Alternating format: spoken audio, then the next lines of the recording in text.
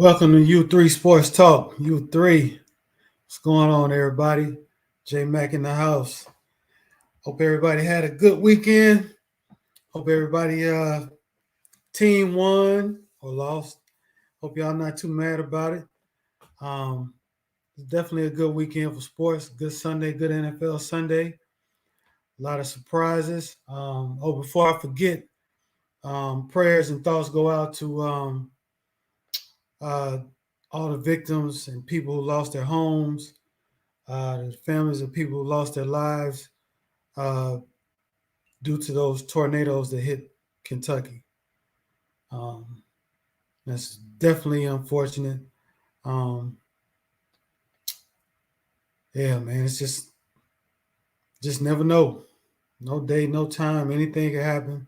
Just never know. But we got to keep pushing, and hopefully everybody's putting their resources together in those areas.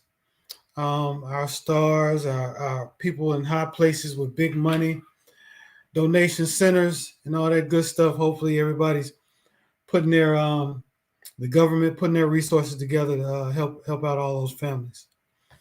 So salute. Um, yeah, like I said, yesterday was pretty interesting. Got into some divisional play. Um, we got a big one tonight. We got the Rams versus the Cardinals. I want to know who y'all got. I want to know who's gonna come out in this game. We're gonna see Matt Stafford, who hasn't been playing too well lately, or are we gonna see Kyler Murray go down with another injury? Hopefully not. Hopefully everybody's healthy. Hopefully everybody is on their A game, so we can have a great game. Speaking of A games, I can tell you who was not on the A game yesterday, and that is one Oakland Las Vegas Raiders. Yep. Remember a few weeks, not too long ago, everybody was talking about KC. KC was garbage. Well, looks like they turned things around 6 in a row. So I don't know how you explain that other than they're gelling when they're supposed to. Right when they need to, they're gelling. We had another game last night that was pretty much expected. Tom Brady in Tampa Bay. They put a number on the Bills, even though they almost let the Bills come back and win. Yeah, the Bills, they just don't have it. They just don't have it. If you're viewing us for the first time, please don't forget hit the like, subscribe, share. What we do at this channel, we debate sports on all kind of sports. Right now, it's football season is heavily dominated, so this is what we're on. We got a lot of football fans that view this channel, so we keep it interesting, we keep it fun, and we do predictions. We chat about it, we debate about it, we argue about it. We keep that energy up here at U3. And just for those who don't know, it's unfiltered, unscripted, and unapologetic. That's what U3 stands for. It's not one person. It's not three person. It is U3, the brand. So now that's out the way. Please hit the like. Somebody's getting cooked tonight. Tiffany, I'm not going to kill your team, even though in the last 7, they've only won 3. Lamar Jackson went down yesterday, but the reports say that he may play next week. They still have a 1-game lead over the Cleveland Browns, and they split. But there is concern there. So if you come on the panel tonight, I would like to hear your thoughts on the panic level for your Baltimore Ravens. I tell you, I remember last week I gave my top 5, my top 10, and I said the Buffalo Bills were hanging on by a thread. Well, they out. I've seen enough. They're out. They're out. Bye-bye, Buffalo. Even though, they still have opportunities to make some noise, but they are in jeopardy, serious jeopardy of not making the playoffs. Next week could be very, very big for them. Um, so, but yeah, I was impressed with KC. I'm gonna tell you who gets my game ball for the day, the whole day yesterday, and that is one Aaron Rodgers. I don't know how many games y'all have seen this year, but this year Aaron Rodgers is throwing the football. I mean, the plays he's making, he's the way he throws the ball, it's like he's just toying with people, just playing around out there, full of grown men out there. He is just playing pitch and catch, like he is the only professional on the field. Him and his receiving corps. I mean, go back and look at those highlights of yesterday's game. I mean, he's threading needles. He's making quick releases, quick throws. That's why Green Bay is my number one team in the NFL. Also, got to salute Dallas Cowboys. Got a good win yesterday against Washington. They almost gave it away, but a good win nonetheless. Yeah, it's getting interesting. It's very getting interesting. So, salute to Robinson, 24. Salute Nicholas Brown, David Green. Salute Chat. Salute Tiff. Salute Taj. Salute everybody. I'm about to open up this panel, so y'all come chop it up with me. We're gonna get it in. We're gonna do more updates on this game than we have in the last few weeks because this game is more important than a couple of bad games we saw in the last couple of weeks. But hey, let's get it. Shout out to Cisco. He's out there doing his thing. He may do a pop-up tonight at some point. But yeah, I just want y'all to come in, bring that energy in the chat. Got a question for y'all in the chat. What team is the biggest surprise thus far this season? It could be the biggest surprise on the downside or the biggest surprise on the upside. For me, the biggest surprise is definitely the New England Patriots. They did what I didn't think they were going to be able to do. Well, you know why defenses can't get to them too, because if they get anywhere close to them, there will be a flag.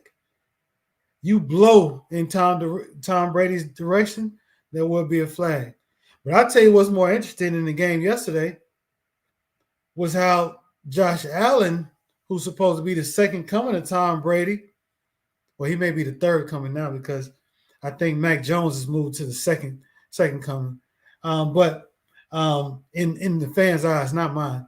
But yesterday in that game, Josh Allen, it took him damn near three quarters to figure out that all Tampa Bay was doing was blitzing him. It was coming from all over the place. He couldn't get the ball out fast enough. So, and Buffalo got exposed. Their defense got exposed. Yeah, well, I'm surprised too because Tom Brady's 44 years old. Shit. If you can't get to a 44-year-old, but he is a great quarterback. He's smart. He's shifty. He gets the ball out, and he doesn't have receivers going 40, 50 yards down the field so he can extend time to get away from people to throw long passes. He'll kill your zone, and if you give him a little bit of time, he's going to get rid of the ball. But he did have a 9-yard run yesterday. Yeah, that could have been a pass interference. It probably was. I've seen it called before. I've seen it wasn't called before. I don't like calls that make excuses, but the Bills dug themselves too big a hole. That's just too big of a hole. Saw some interesting stuff today in the NBA. I was listening to a few panels, and few arguments about Steph Curry and how he's not the greatest shooter of all time. We'll get into that. We can chop it up on that. I'll give my thoughts on that. It was pretty interesting on that panel I was listening to. People were getting cooked. Just leave it at that. I'm not going to bring up names because it's all love. I like listening to that channel, so I'm not going to really bring it up. But I just thought it was a pretty interesting debate. To me, Curry is probably the greatest shooter of all time. I mean, damn, what shot can he make from three? And Ray Allen was one of my favorite players and still is of all time. Of course, he didn't shoot the ball as much as Curry. And the host of that channel bring that up, and he's right. However, Ray Allen can't shoot from anywhere like Curry. He can't shoot. Ray Allen couldn't shoot those threes with like half a second of the time. Well, he could because we saw the clutch shot he did. I mean, don't get me wrong, but I mean just like regular season in game, just coming down the court, just throwing shit up from 50. Oh yeah, Ray Allen at UConn was the man. He beat that AI with a last second shot. Everybody remember that? Ray Allen is clutch. You know, whatever definition of clutch you want to put, he was clutch his whole career. He missed a lot of shots in his later years in Boston and in Miami, but he hit some tough shots as well. All right, enough of me babbling about Ray and Curry. We got plenty of time for NBA. As this football season winds down, we will be ramping up our NBA talk, and we will be one of the best NBA talking channels that you can have. So without further ado, they're getting ready to kick off, and I'm about to open up this panel. Link is in the chat. Cardinals get the ball first. You know, I actually have the Cardinals winning this game. I'm not sure I trust Matt Stafford. He's looking like the old Matt Stafford, just padding stats. Not really never been a fan of Matt Stafford, but we're gonna see. We're gonna see what he can do today. We're gonna see. Salute, Taj. How you doing, bro? What's good, J Mac? Man, you got it, man. Salute, man. How you doing, man? After your Giants, man. Man, I'm not even thinking about them boys right now, man. I mean, like we're hurt right now. Yeah. I mean, if you was drafted next year, not the organization, what would be your primary need that you would address? Our offensive line, not even close. Yeah, offensive line all day. Absolutely. Salute, Tiff. How you doing? Salute, Todd. Salute, J Mac. Salute, Tiffany. I ain't gonna say nothing. Yeah, I don't care what you say anyway. I ain't gonna say nothing. But I am gonna say something. Because look, Tiff, I mean, we've been talking about this every single week. You cannot be happy with what you've been seeing. You can't be. I never said I was happy. So that means we've been telling the truth about them? Man, Lamar got hurt, man. I mean, what do y'all like? This is like the injuries weren't an issue in the beginning, but you're really starting to see when every week somebody gets hurt. Like Calais Campbell, like he's not even playing because he's hurt. Yeah.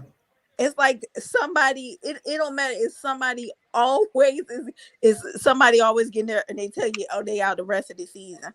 Like, I don't know what John Harbaugh is thinking. Oh, you gonna tell this dude, oh, he gonna play by next Sunday. Yeah, I didn't understand that. You gonna force him to play? Yeah, I didn't understand that either. You know, if you leave it up to the player, 9 times out of 10, the player is always going to say, yeah, I'm gonna be ready to go, knowing he's not. You know, at some point you have to have a competent staff to be like, no, sit your ass down. Because I actually like Humphrey, or not Humphrey, but it's Hunt. It's not Tyler Humphrey. Huntley. Huntley. He For the has not backup played QB. bad. He has not played bad. And those Cleveland Browns almost gave y'all the game again. Exactly. It was the last Came back. man. They If they came would have came back. back and won that They game, came back. Yeah. I think the play calling that last when they got the ball back after the onside kick, I think that was the first one this year. When they got the ball back, I was like, yeah, all they got to do is go 30 yards. And it was thanks a lot, Greg Roman. Thanks a lot. It was horrible. It was horrible. Why didn't you just continue doing what you was doing to score when you just scored the time before that? I think he just got tight. I think Greg Roman got tight, and then you had the penalty. So yeah, Cleveland, no faith in them, and I don't want to hear anything about Baker Mayfield is back and all that BS. No, he's not. He still sucks. He still sucks. But what did y'all get a chance to watch more than one game yesterday? Oh yeah.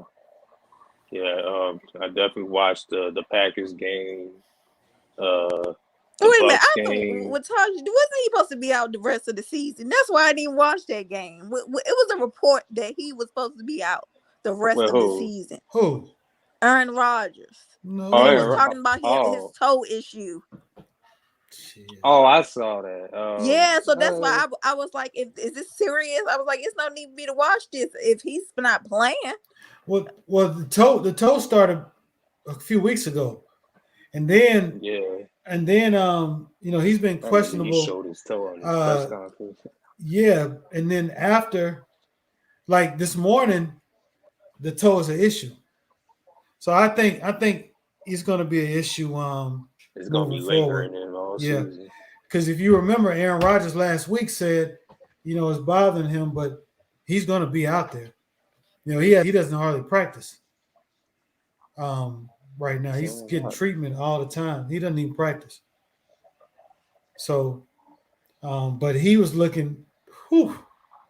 He looked damn good yesterday. Toe or not, he looked damn good. The way he's throwing the ball and him and Adams, they're a hell of a connection. Salute, Khalil. Salute, bro. Just throw it to Devontae Adams. That's it. That's their whole offense. Is just throw it to Devontae Adams. Yeah, but hell, they can't stop it. I would do the same thing too. How many plays you play Madden, right? I play Madden. Yeah, how many times if you have something that's working in Madden, how many times do you not run that play? You run it to somebody to stop it, right? Hell yeah. And then those two, that's his go-to. And we've seen several games this year where Rodgers to Adams. You know. Salute, brother Amari. Well, Cisco's happy. He got hit. Shout out them 49ers. Thank you for that one. Thank you. Even though the Bengals gave that away at the end. Okay, I ain't gonna lie. Bengals. That's why I never could put them so high in my top 10. I don't think they made it past 9 all season for me because you win one game, lose the next. Win a couple, lose the next. Win one. That wishy-washy. What do you mean? You talk about they lost 2 in a row. They just lost to the Chargers. They lost to 49ers. I swear, if they lose to Broncos next week, it's over. It's over for them. I ain't gonna say it's over because we probably end up losing. So I'm just saying. Who y'all have next week? The Packers. Oh yeah. That's the only saving grace if they lose, and really, that's like the saving grace. Yeah, Tiffany, who y'all got after that? I fear the Packers more than I fear the Rams, because the Rams aren't been playing that hot lately. Their saving grace was they beat the Jaguars. Otherwise, they would have been losing. No, they've lost the last 2 out of 3. I'm with you on that. Because if they lose tonight, come on now. I don't think they're gonna lose. Well, yeah, I think they are gonna lose tonight. Because I think everybody's back for the Cardinals, ain't they? Yeah. See? Well, Kyler Murray just missed. Yeah, he just missed. He just missed somebody wide open. Yeah, wide open in the end zone. So you got to shake that off. What y'all think about KC? Hey, the Raiders just gave up when they came through the door. Nah, I think the Raiders were fool's gold, man. Yeah, no, but they've been through a lot this whole season. I'm not even going like that. That was a lot. Yeah, no, stop. Your coach, they've been the wide receiver. I mean, that was just like stop it. What do you mean stop it? Raiders. That first of all, that story was not that bad of a story. With them firing John Gruden. First of all, that whole story was BS. Whole story. I mean, we're not even talking about something that's current. We're talking about something that happened umpteen thousand years ago. No, the Raiders do what the Raiders do every year. They play well, get to December, and just say, "Nah, we're gonna take lead. We're gonna take our Christmas lead." You know, they all went shopping this whole month. Yeah, if I was the front office, I'd go shopping too for some more damn players. You know, because this is what the Raiders do. So I don't want to hear it. The Raiders get no excuse from me. They get no sympathy from me, and they shouldn't get none from you. Raiders fans don't give your Baltimore Ravens no sympathy. Well, I don't think nobody gave us no sympathy this whole daggone year from the beginning. Yeah, we did. Yeah, we did. I mean, look how long we kept them in our top, as high in our top 10, despite all the injuries. But your boy ain't playing good. Even before he went out, he ain't been playing good. Okay, and I admitted to that. Okay. Yeah, see, so Lamar, he's got to do some soul searching. He ain't gonna be soul searching. How you gonna do soul searching when you gonna put him out on the field to even get more compromise next week? He's gonna play for the long run. I'm thinking about the long run. Like I can care less about this. See, if you're gonna force him to go out there, and if he gets even more injured, you really wasn't thinking. You care about your job. You wasn't thinking about the long run. You talking about Harbaugh? I'm talking about them, period. If they make him go out there, you wasn't thinking about the long run. You were just thinking about, oh, let's just win it. And no, you shouldn't. You should be thinking about the long run. I would at least sit him out for next week. Well, and see how it goes. Yeah, but here's the problem, though, Tiffany. They're 9-4. Like they're leading their division. So the problem is that means that they have a chance to, go to the playoffs and do some damage. But if they lose the next 2 in a row, and these other teams win, now what's helping them is Cincinnati lost. The Bengals lost. The Bengals lost. And the Browns are probably going to lose next week. Maybe. Who the Browns play? The Steelers lost too. So the Steelers lost. And we'll see about the Colts. Like the Browns play the Raiders next week. Yeah, the Browns can beat the Raiders. Where are they playing at? Where are they playing at? Yeah, they can. Because of that defense and running game, yeah. Because we'll still be in December, and I got Cleveland winning next week. So there's another compromise, right? I'm with you. Sit him down for the Green Bay. I don't think they're gonna beat Green Bay anyway, even with Lamar Jackson. Sit him down and get him right for the rest of the for a playoff run. But they're not. I mean, I'm just We'll see. saying. But We'll see. I think the smart thing to do would sit him. I would sit him. I don't see why they would play him. Get Huntley some more time. See what you got with him. And who knows? Anything can happen. It's any given Sunday, and this could be.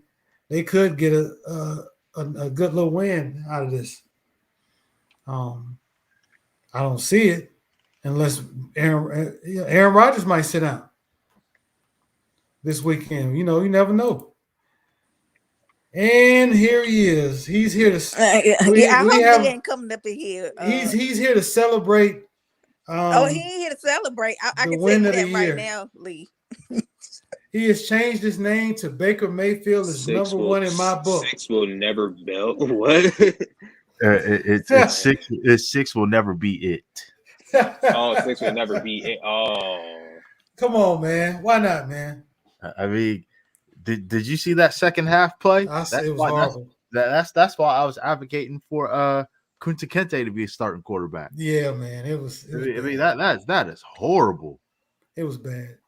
And it kind of carried over too, to their defense too. I'm just like, okay, here we go again. Just think if the Ravens didn't go for 2 for no darn reason. Sorry, yeah, thanks, Lee. The second week, John Hall decided to go for 2 again. I guarantee you, if they just kicked the field goal, they would have won a game. They won a game. They would have won a game. Yeah. I don't know what is up with him the last 2 weeks with this going for 2. And it ain't working. Look, I don't care what anybody says. I know Lamar's not going to win the MVP, but in reality, he is the MVP. He is the whole offense. Better yet, he's the whole team. I mean, Lamar every week he has to be. He's the whole organization. You're right, Taj. He has to be Batman, Superman, Super Saiyan, Goku, Brawly. He has to be Thanos all in one in order for them to win. And even when they do win, they still struggle. Yeah. Man, I feel bad for Lamar. I mean, but that was a freak injury too, though. It was. Oh, really? I really grabbed somebody by the ankle. Oh, sure. But same time, Tiff, I know you've been saying this forever, but man, Greg Roman, he's got to go. Lee, you saw that last drive where we had an opportunity. That was the worst drive I've seen, and it's not like he had. It shouldn't even been a no-brainer because they just scored. They just scored. And J Mac, you remember when I told you guys about Rashard Bateman this past summer? I tried to tell people, and now they want to get him involved when it's almost too late. I tried to tell people about him. Dude, yeah, because they waited a long. He right, Lee. Greg Roman waited a long time to get him involved, and he's been back. Yep. They just ain't never really target him. They was giving the targets to Hollywood and other players. Right. And look, Hollywood Brown is not a bad player, but I tried to tell Anti and everybody else this. He's a gadget receiver. Gadget receivers are not number one receivers. Right. They're just not. Your number one receiver. At this point, it's already established. Rashard Bateman's the number one receiver. Believe he was supposed to be. That's who they was raving about in training camp. That's who they wanted to get, but he got hurt. That would happen. Like they wanted him to be the number one. They said they was impressed by him. Yeah, like he was the best out of all the receivers in training. Yeah, it's not even close. He's that good. It's not even close. He's the best receiver there. It's not even close. I tell you what. One thing I was upset about Greg Roman was that first down play. The first down. Okay, I understand. Taking a shot, but you got to know your personnel. Right. Yeah, Hollywood Brown had the man beat, but look how fast Huntley released that ball. Yeah. It's like he didn't give that play no time. Yeah. You got to know your personnel. I would have tried to run the ball first down. Get some positive yards. Get something going. Yeah. Just to take a shot. You wasted a down. Now you're on your heels. Now every down you don't convert, it gets tighter and tighter. And when it got to fourth down, I was like, nah, they're out of it. That was a Nothing terrible. you can do. That was a terrible call too. Yeah, Terrible play terrible. call. Even if it wouldn't have never made it to the first down. Never. That was You know, terrible. And you know, so and there's nothing to be there's nothing to hold home. There's nothing to hold home on when it comes to the Browns, because if it wasn't for Myles Garrett strip sack oh man, recovery touchdown, the Browns lose that game. yeah. Myles Garrett is man, boy. And that defense, yeah. Yeah, that defense That ain't no defense joke. won that game. Yeah, and people are talking about, you know, Kevin Stefanski as a coach. I've been shaking my head at those clueless fans saying, wait a second, he's not a bad coach. The problem is his play call, because he's the play caller. His play calling ability is limited because that darn quarterback is limited. So there's only so much he can do. And what do you call it? They're going to do a complete overhaul in the wide receiver position too. This coming draft. They are. It's just inevitable. It's just inevitable. And teams now know the Browns' game plan every week. We're gonna run the football and we're gonna run the ball out of the air. We're gonna run the air out of the ball. Yeah. That's pretty much it.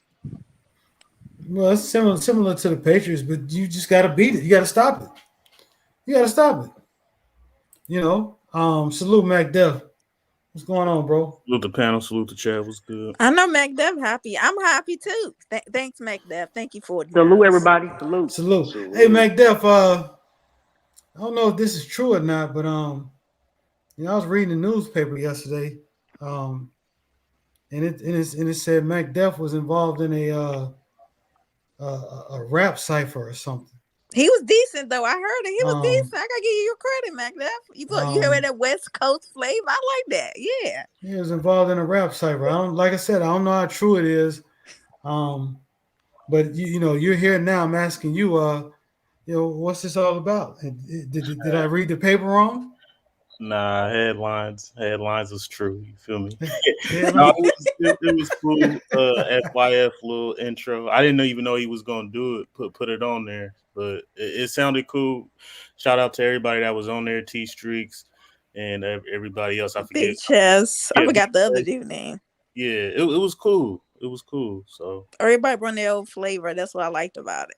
Yeah. That's I'm what's surprised up. you put it up on there. So it was cool. He sent me the track. I didn't even think he was ever really gonna put it together, but he did. He kept his word, and you know, I'm just happy that everybody liked it. Cool. Yeah, salute to FYF. Yeah, I'll go check that out. Yeah, I checked it out last night, man. I liked it, man. I actually thought it was very cool, man. It's always cool to be involved in different ways other than just, you know, talking shit on the panel, but you know, building these communities. It's always cool to be able to showcase something that you do. Shout out to Khalil. Yeah. You know, you sound like 50 Tyson.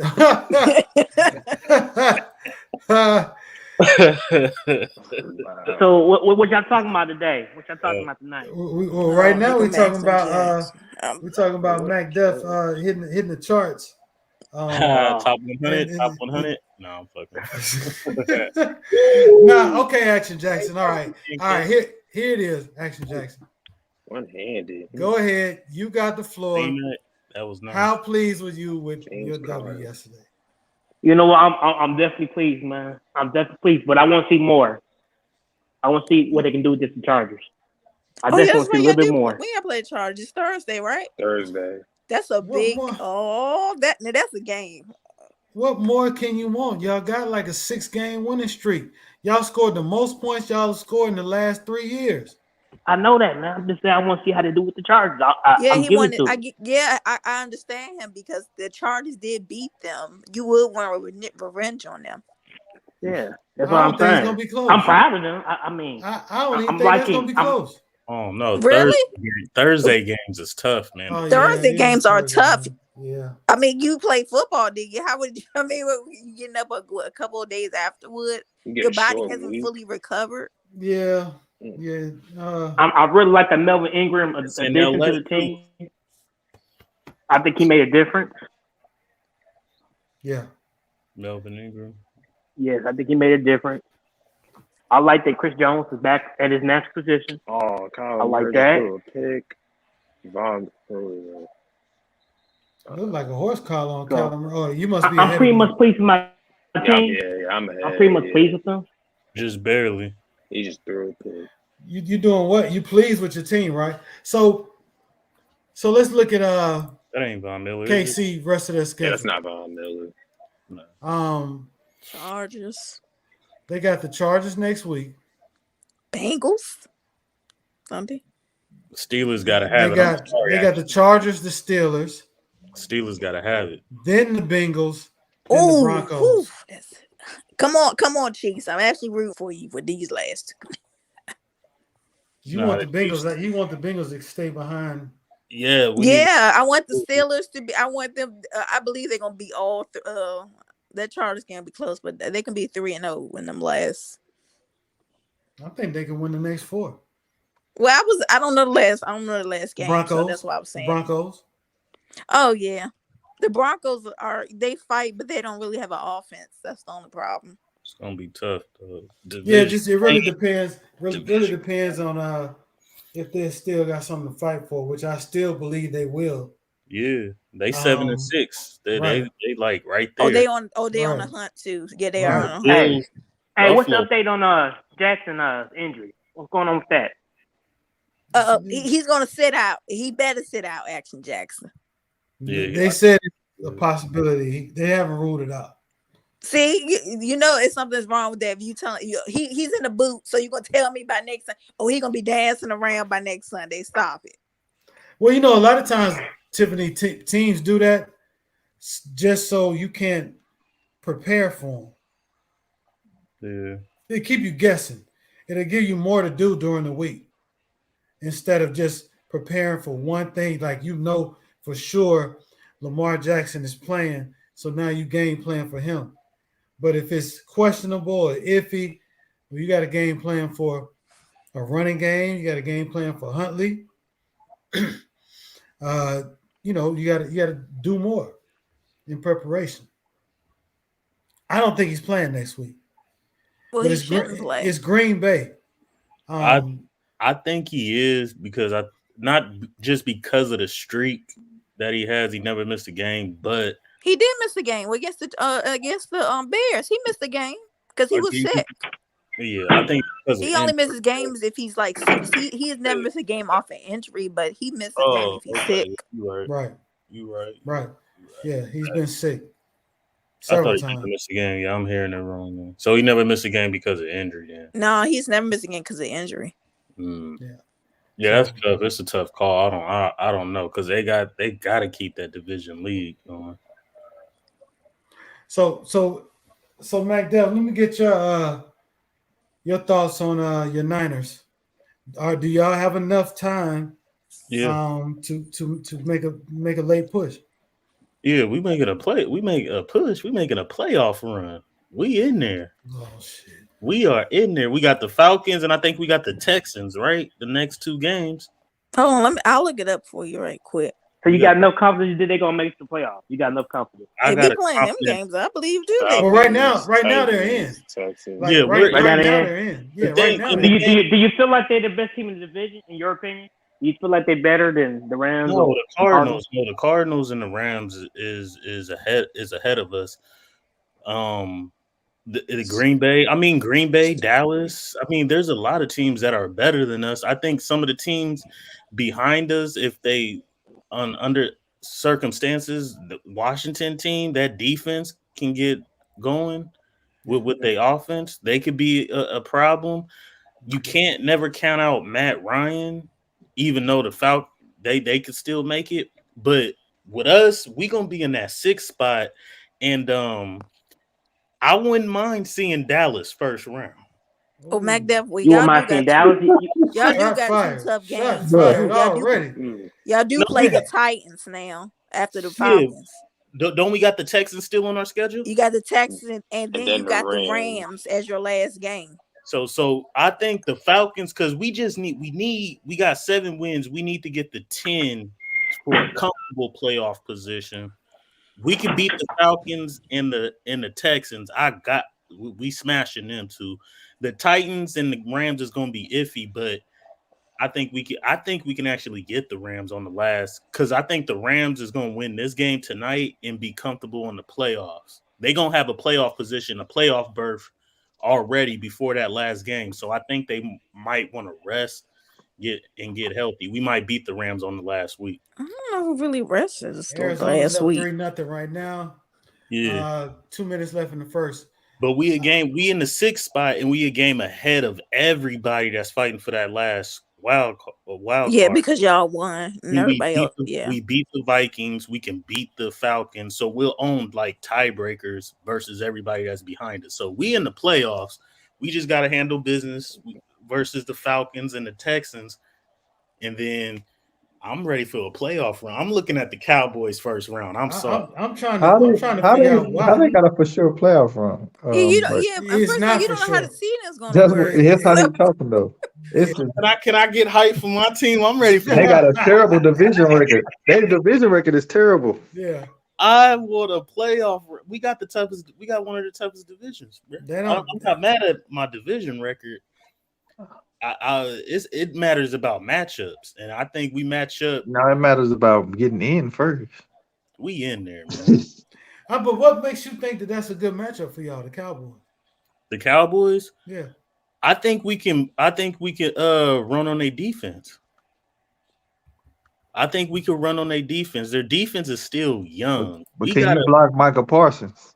Because that ain't gonna be the thing to do. Michael Parsons. And I'll say no. Okay, keep it real. Yeah, I'm gonna keep it 100. I ain't for the cap. I'm gonna say no. Ooh, that's a late hit. I'll be up. And this past game, this is a game with our whole defense healthy, and our offense played so hard, but we supposed to blew them out. Really, to be honest with you. Yeah. But our offense was terrible. Yeah.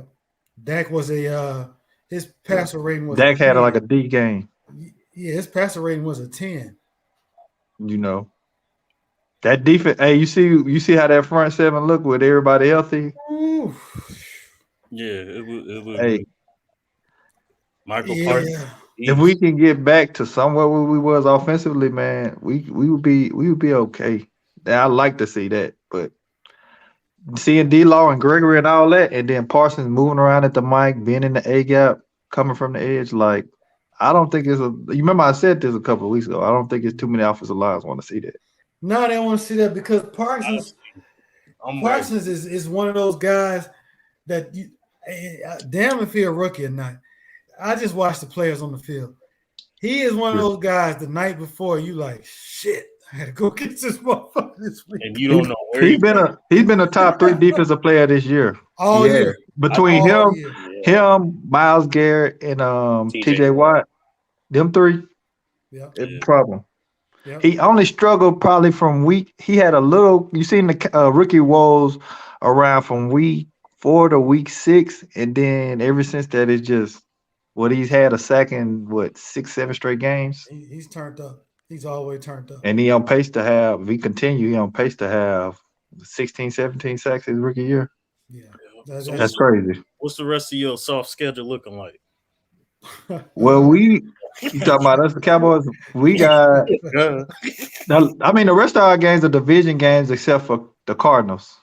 Oh wow, that was a tough game yesterday. Believe it or not, Washington. Washington. Hey, the same team that beat the hell out of Tampa Bay. Yeah, they did. I think they getting they act together, but I think it's going to be man. I've said this: the Redskins have been winning, but they didn't look nothing to be scared of. It's the Washington football team, South. Get them right, okay? No, Tiffany, don't change your heart. No, don't change how you were talking. Totally different. What do you mean? Thursday, yes, you were. Die for them. What are you talking about? You had your caps on. You had your cap locks on. I did have my caps on, and they did make a comeback, but we lost. They better get together by next week. I want them to make the playoffs also. Hey, Taj, you still in here? Yo. So next week, Giants, Cowboys, right? So this question is to you and South, because South, the Cowboys have a couple of things against him. Smith is going to be out again. Tyron Smith, yeah, he's going to be out again. Our biggest problem is we still can't run the ball. If we could have ran that ball, that game would have been. I don't know if they really score more than 10 points, but we can run. We still can't run the ball. That's the biggest concern for me. Yeah. You could make a few mistakes, and the Giants could come out of there with a win. Nah, we gonna lose. Nah, we gonna lose that. We gonna lose that all season. Hey, Taj, I was trying to hype you up a little bit, but they gonna have Taj starting that quarterback because we don't know who else out there. It come down to this though, J Mac. Who's gonna deal with Michael Parsons on their offense? Like our defense is healthy. Even though our offensive line is struggling, our defense is healthy right now. Oh my God! Yeah, defense is playing some of the best football in the league. That defense is no joke. If we can get a little running game, man, we can cause some problems in the playoffs. We got to get a little bit of running game back. Y'all can run the ball against us because like we're bad against the run too. Damn.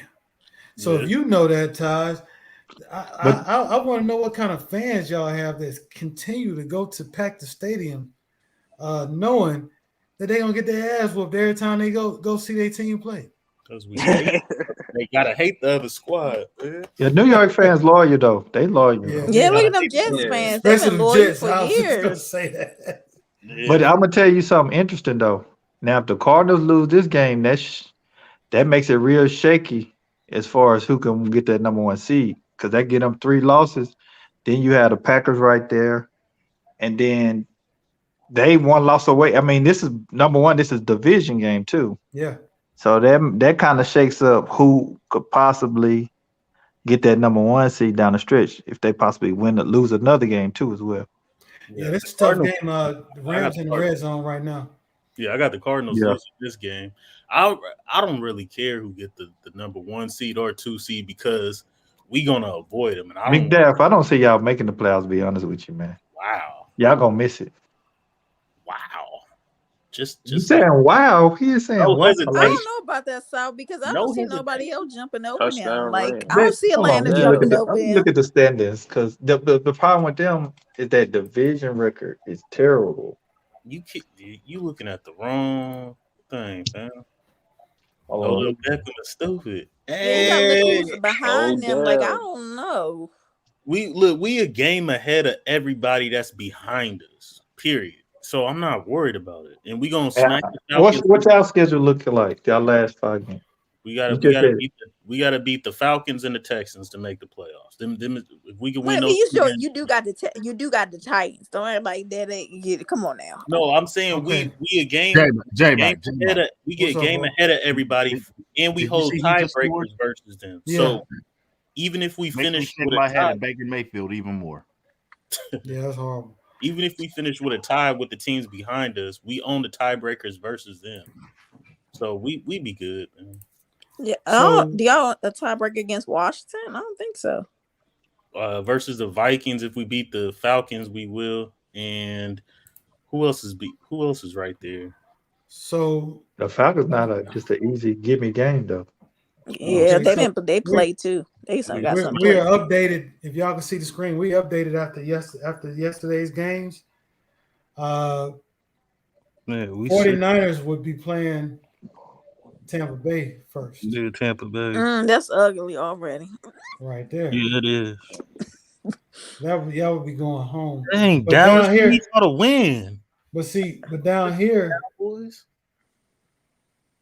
we're looking at the 49ers. Oh, and the Rams will be at Dallas. You definitely don't want to face the Rams. Why not? Shit. Okay. We don't know how. I think that's a game. The thing about that game is that's probably one of the few games where it's probably more pressure on that team than this. Being how they've been kind of assembled, it's a lot of pressure on the Rams in the playoffs. He is worried about it because they're in the win mode now. They traded a lot of assets to win now. Nobody's in more of win now mode than the Rams. So pressure gonna be high. You are the Dallas Cowboys. The pressure is always on y'all. No, that would be one of the few games where there's more pressure on them. Not really. Not You don't really, think Mac so? Def. No, hell No, no. out of the Rams, when you talk about us playing against the Rams probably have more pressure than any team because a lot of moves they made. Bringing in a veteran that you got to pay for a second and third round pick that you're gonna have to pay at the end of this year. That means you want to win now. They brought in Von Miller at 32, 33. Yeah. Yeah, it's win now mode because a second and third round pick. That's a lot for a non-quarterback. That's a lot. Yeah. Aging player, aging edge rusher. In his contract year? I don't think. Come on, that's. I'm sorry. I mean, I'm talking about the game. If they was facing Tampa Bay or Green Bay, yeah, but they go whoop y'all. I don't know. Stafford might. I don't get your logic, bro. But you just said you need to get your running game together. You gonna try to do that versus Aaron Donald? Bro, they've been one of the worst run defenses this year. But what I'm saying, this is what I don't get about you. You got a tunnel vision when it comes to Cowboys. We do. Cowboys one of the teams that have pressure, but it's easy to make a case that the Rams probably have more pressure than any other team with some of the moves they made over the past 2 years. I give you. I don't get why you can't be objective because of the that. hype train. Yeah, and it's hype. They've been Super Bowl favorites going into the season by many people. Like, I don't get why just because it's involving the Cowboys, you can't see the logic. No, I'll give you the Rams if you want to say there's more pressure on them. But I mean, Dallas is Dallas, and I mean, you did pay your quarterback how much? Well, everybody has to pay their quarterback. That's a fact. Everybody got to pay their quarterback. Like, what is wrong with you? So you could bring up paying Stafford, and there's pressure on them. You acting like we doing something that other teams don't have to do. No, I'm just saying. You made the same argument for Stafford, and it's all of a sudden a big. No, deal. they not just brought in Stafford. They traded for. Didn't you just hear? They brought in a 32-year-old guy for second and third round pick. Man, they got trade draft pick. Odell Beckham. And these are late in the year moves. They've been making moves before the season started. Yeah. They've damn near made about as many moves as the Patriots. Nobody is doing that remotely close as the Rams. You trade a second, third round pick for a veteran guy in his contract year? Like, nobody's doing that. I'll tell you what, though, the Rams don't give a damn about no draft picks at all. No, they don't. So if they don't win this year, you got to pay Von Miller or let him go, which you gave up 2 first-round picks for. I mean, 2 top picks for. Like, Rams is I understand they giving up picks, but Aaron, I look at their team. That there's going to be pressure on them because of the moves they made, but it's going to be pressure on them. They're going to have to start paying people. You know that, McDuff. Yeah, you just can't keep trading people, and people going to take pay cuts. Yeah. They could pay him. They could pay. Oh my goodness, man! You don't think dude has ton of vision? You don't think they're going to pay Matthew Stafford? Oh yeah, I mean he's their quarterback. Okay, so you don't think they're going to keep Odell Beckham and Jalen Ramsey? They're going to keep their stars and just rotate other players around them like they've been doing. That D line has changed ever since Aaron Donald got there. You used to have Floyd. You used to have Brockers. You used to have. You ain't gonna have all this depth. You got to keep, top a lot of players you have to pay. Have depth. That's exactly right. They don't have depth, but they just move everybody around. I mean, they're building their team how they want to build their team, and they building a win now, bro. They traded off assets to get veteran guys to see if they can run now. Nobody has put that much. Stake on winning now than them. That's why the pressure will be higher for anybody who plays them because of how they were projected to, be a Super Bowl contender and the moves they made. McDuff, how many times we gotta keep explaining? I don't think it's like Super Bowl or. No, they got a 2-year window. I think it's 2 years. That's it. This year, next year. I don't know. Because we said that how long ago was the Super Bowl versus the Patriots? 2018, I think. Look, if they don't produce, what South is saying also, if they don't produce with all these new gadgets they got, when come contract time, guys ain't gonna get paid. They're gonna be gone. Either you're gonna get rid of your depth or you're gonna get rid of those star players that you don't want to pay. You can't have it both ways. Yeah. I think we've kind of seen the scenario. What they're doing is they're paying their star players and they're just moving everybody else around them. They're gonna keep Aaron Donald. They wanted to keep Gurley, but he was hurt. They keeping Cooper Kupp. They keeping Robert Woods. Like they're just moving. This is a double effect because they trading off as draft picks. So okay, you can't draft young players, and then you getting veterans. Now if you don't win, this is a very dangerous territory because you're not developing no players that you don't have to pay major contracts, and then you got veteran players. If they hit a wall and you pay them, or if you don't decide to pay them, that's dangerous territory, man. I think the political side, what you're talking about, I understand. When you trade off assets, how can you build depth on your team? Are you developing players? You got to think about the future. You're just in win now mode. If you don't win now, then your franchise is gonna go to kaputs and you got to start all over. That's the political side that you guys are looking at, and I understand that. But to me, they've already showed that they're gonna pay their star players and just move parts around them. You can't pay them.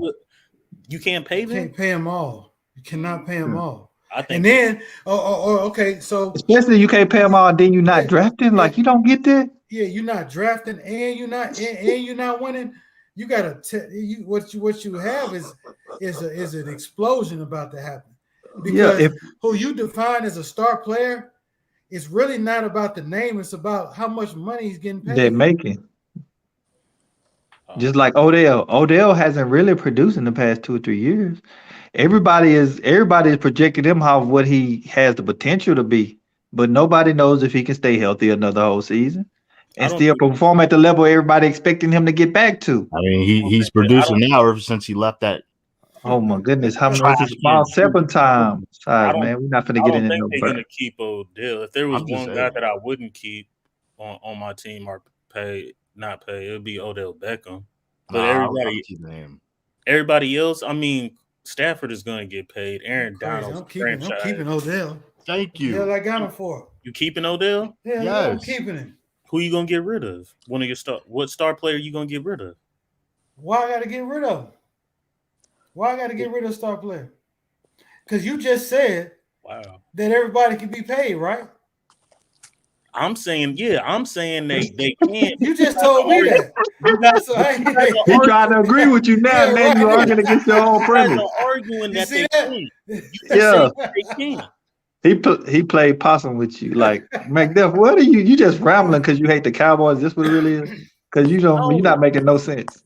I'm saying that they can pay everybody because that's what they've been doing, and they've been moving pieces around. Yeah, they can pay everybody and not have nobody else. You guys are saying that they no depth. Well, here's a problem at depth because what you're going to have is who's going to sacrifice your star players with the names or your offensive and defensive linemen. Yeah. You're going to have skill position players and no offensive line. Yeah, they got a whole line. You can't pay your O-line and your skill position players. You can't pay everybody. You can't. I don't get it. They've been doing this. You don't get it.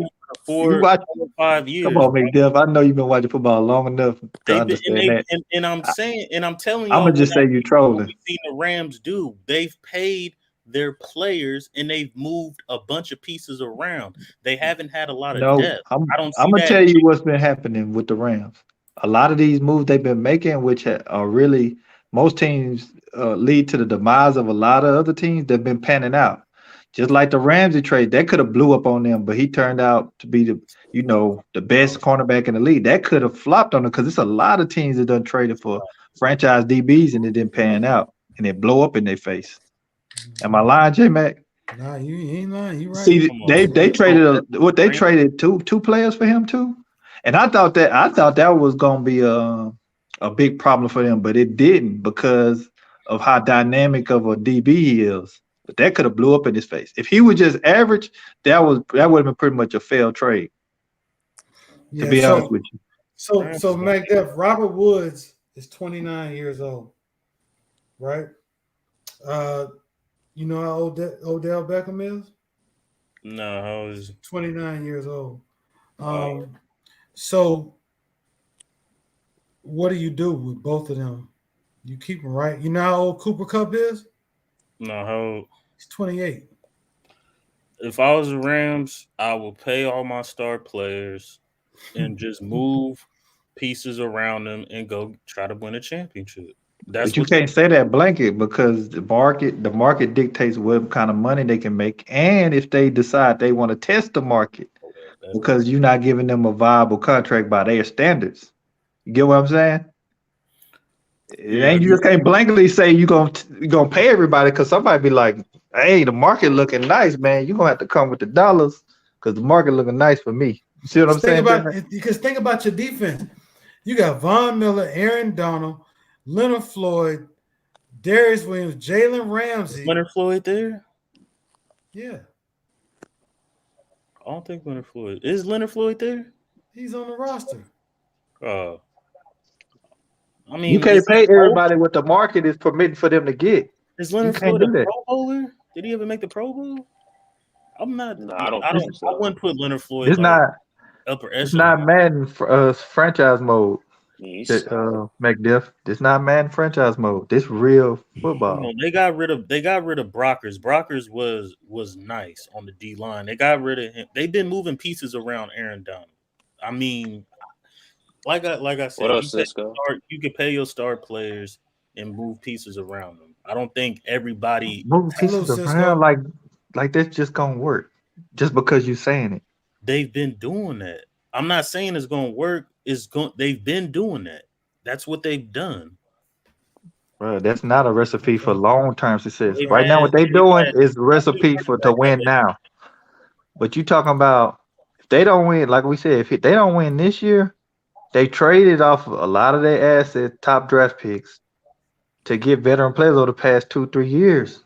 They're not built to lose and still come back and pay everybody. That's not how it works. It's not Madden franchise mode. Some people are gonna test the market. Some other teams gonna buy out some of your better players because the market price is better and you can't pay them as much because you got other guys to pay in free agency. So Odell Beckham, if he leaves the Rams, will the Rams still be a Super Bowl contender next year? Yes. Yes. Okay. Okay. But I think they're gonna pay him, but it doesn't matter because hold on. Let me retrace that. Let me retrace that because I'm saying yes in a sense that how people will hype them up. Like now they got a lot of hype, but if they disappoint this year, ain't nobody gonna be picking the Rams. And that's not to mention what if 3 to 5 of them people on the O-line, D-line go somewhere else. Now you got to reconstruct that. You done gave away your second and third round pick.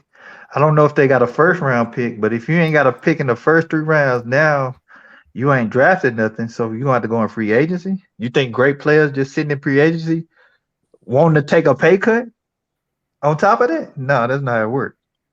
So you think whoever's going to be playing on the Rams is going to have to take a pay cut? No, what I'm saying is all the moves they made is to win now. If they don't win this year, it's going to be even tougher next year. Because they ain't developed. It's no young draft picks they developed. One thing I can't say about my team, it could be an argument we not as good as the Rams, but going into free agency, if we lose a player like Randy Gregory, we got young draft picks to replace him somewhat. Rams don't got nothing like that. They just traded 2 of their draft picks for a 32-year-old pass rusher. So on the defense, that they have to pay at the end of the year. So on the defense, if I keep Aaron Donald and Jalen Ramsey, I can move 9 other pieces around them and still be a good defense. That's not how it works. Yeah, but you can. They had to be viable players. But what's been the problem with them in the last 3 years, McDuff? What is the knock? No. What is the number one knock on the Rams? Their quarterback. No, it's their depth chart. I said quarterback. Everybody knows that when one player gets hurt in a starting position on the Rams, they got to look way down there to find a replacement. Jalen Ramsey. Yeah, you're right, J Mac. They're top heavy. They have talent. They're very top. Yeah. When Donald goes out, who's next? Yeah. Who's next? But come on, who's going to replace Aaron Donald? Now, look, check it out. Like, okay, let's go to the Cowboys. The Cowboys got multiple players on defense that can sub. And they young draft picks that we ain't having to. We're not having to worry about them giving them a contract. So we could lose a guy up front because we drafted pretty well past 2 years. So okay, that guy can go, or we could possibly pay him. But the Rams don't got that luxury. They done traded off draft picks. And they got older guys they got to pay. That's a double effect. Bob Miller got to get paid. He in his contract year. That's why it was smart for the Broncos to get rid of him. Yeah, and they got a second and third round draft pick. It was easy for them. That was easy for them to do. Okay, I just said if I keep Jalen Ramsey and Aaron Donald, everybody. There's 11 players on defense. Exactly. I don't need all pro players on my defense if I got. But you need serviceable players. You just can't throw anybody on there with two other people. What are you talking about? Are you the GM for the Lakers? Hold on. You can't even name everybody on the defense. You just throw anybody. Are you the GM for the Lakers? Oh shit. You guys said Leonard Floyd. Is Leonard Floyd? He can move just like Brockers move, just like everybody. He was a free agent. He just got signed this year. That linebacker from Georgia. And then he left as well. I forget his name, but he was a middle linebacker, number 52. And he came out of Georgia and he went to the Rams, and he was nice with Aaron Donald, and he moved. They've moved pieces since Aaron Donald has got there. I don't see why the rhythm is. You want to change what they've been doing and think they're going to fall off. Yeah, they've already fallen off. What have they done? Since they went to the Super Bowl, what have they done? They've been to the playoffs, and I think their quarterback has been the issue. That's to me, that's what their biggest issue was their quarterback. And Stafford ain't playing the best football the last 3-4 weeks. Well, we're in the playoffs. If y'all make it. Nah, the Rams is gonna make the playoffs. Now, if they make the playoffs and lose in the first, second round, okay. Rams now you got 10-3 against the Cardinals. You got a lot of veteran guys that's looking for that third contract. I guess you expect them to take pay cuts or to not test the market. Because I don't know if you realize this, McDuff, when players have good seasons, they normally test the market to see how much money they make, especially when they're close to their late 20s, early 30s to get their last contract. It's normally about their last contract. That's how it works. The Rams would be all right no matter if they go my way and sign all their star players, which I think they're going to do, or it's not even logic, bro. You're not speaking with no logic. Or they can go either way, South. They can. You know how hard it is to sign. I know the Bucks were able to do it, but you know how rarely that happens. All right, and that doesn't happen a lot. If you're debating me that way, and what I'm still saying, we're talking about the Rams team.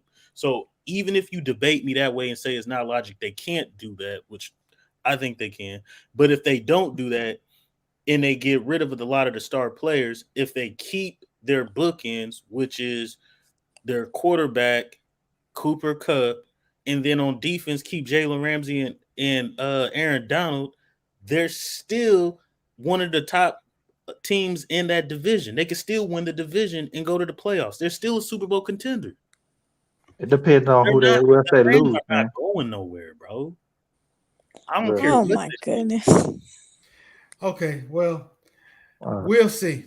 Right now, the Rams are up 10-3 on the Cardinals. Let's switch to another team. Talk about my team. We're going to the playoffs. Okay. No, we just talked about your team. Nobody want to keep talking about We're going to move over to Tampa Bay. Because I, for one, think it's pretty impressive to have a record that they have this year after winning the Super Bowl last year. Super Bowl hangover did not affect them like it has teams in the past. They have an opportunity to be first team in a long time to back-to-back win. Hold on, I got to cut you off. You see this Tecmo Bowl version they showing? Kyler Murray. Yeah, he ain't no. They wild for that. I just see that. He ain't no Bo You Jackson. see that, J-Mac? Nah, I missed it. Oh, okay. You can continue though. I apologize. But I missed it. The GOAT is going to be a Super Bowl contender. J-Mac, you are right about everything that you said, but you missed out one thing. Pass interference. Well, what pass? Yeah. What is wrong with these refs this year? It just seems like it's not this year. It's this every year. It's every year, but it just seems like they've gotten progressively worse this season, though. But this is professional sports, Lee. You got guys that, are going to get the whistle. Oh my God! And you got guys that know that are not going to get the whistle. Stephon Diggs got held 3 times yesterday, and all of them were clear pass interference calls. Yeah. None of them were called. Not one. That was awful. I just think this referees get to a point in certain games where they're not going to bail you out with the calls. There's only one player I've seen them consistently bail out with calls, and that is Tom Brady.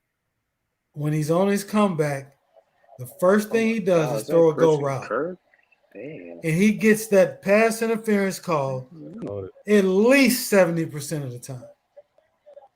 Yeah, my thing is just be consistent. If you're gonna call pass interference for Mike Evans, call it for Stephon Diggs too.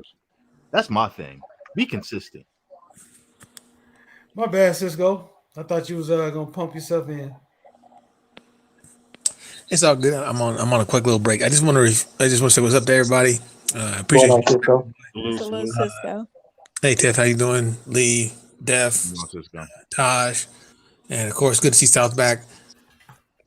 Just want to real quick though. I'm going to refute South's statement as far as if you don't pick in the second or third round, you're not really picking nothing, and you don't have anything serviceable. Half of the actual league is made up of undrafted free agents, like my cousin. So there is serviceability there. And then 2, about the pass interference calls, there was an atrocious pass interference call against the Ravens in the Browns game where I forgot who the receiver was literally dragging the defender down with his arm, and he was called for pass interference. Yeah. So, hold on, I didn't catch you, Cisco. You saying that you could easily build teams off free agency, or you saying you're saying if you don't have anything within the first 3 rounds, you don't have anything serviceable.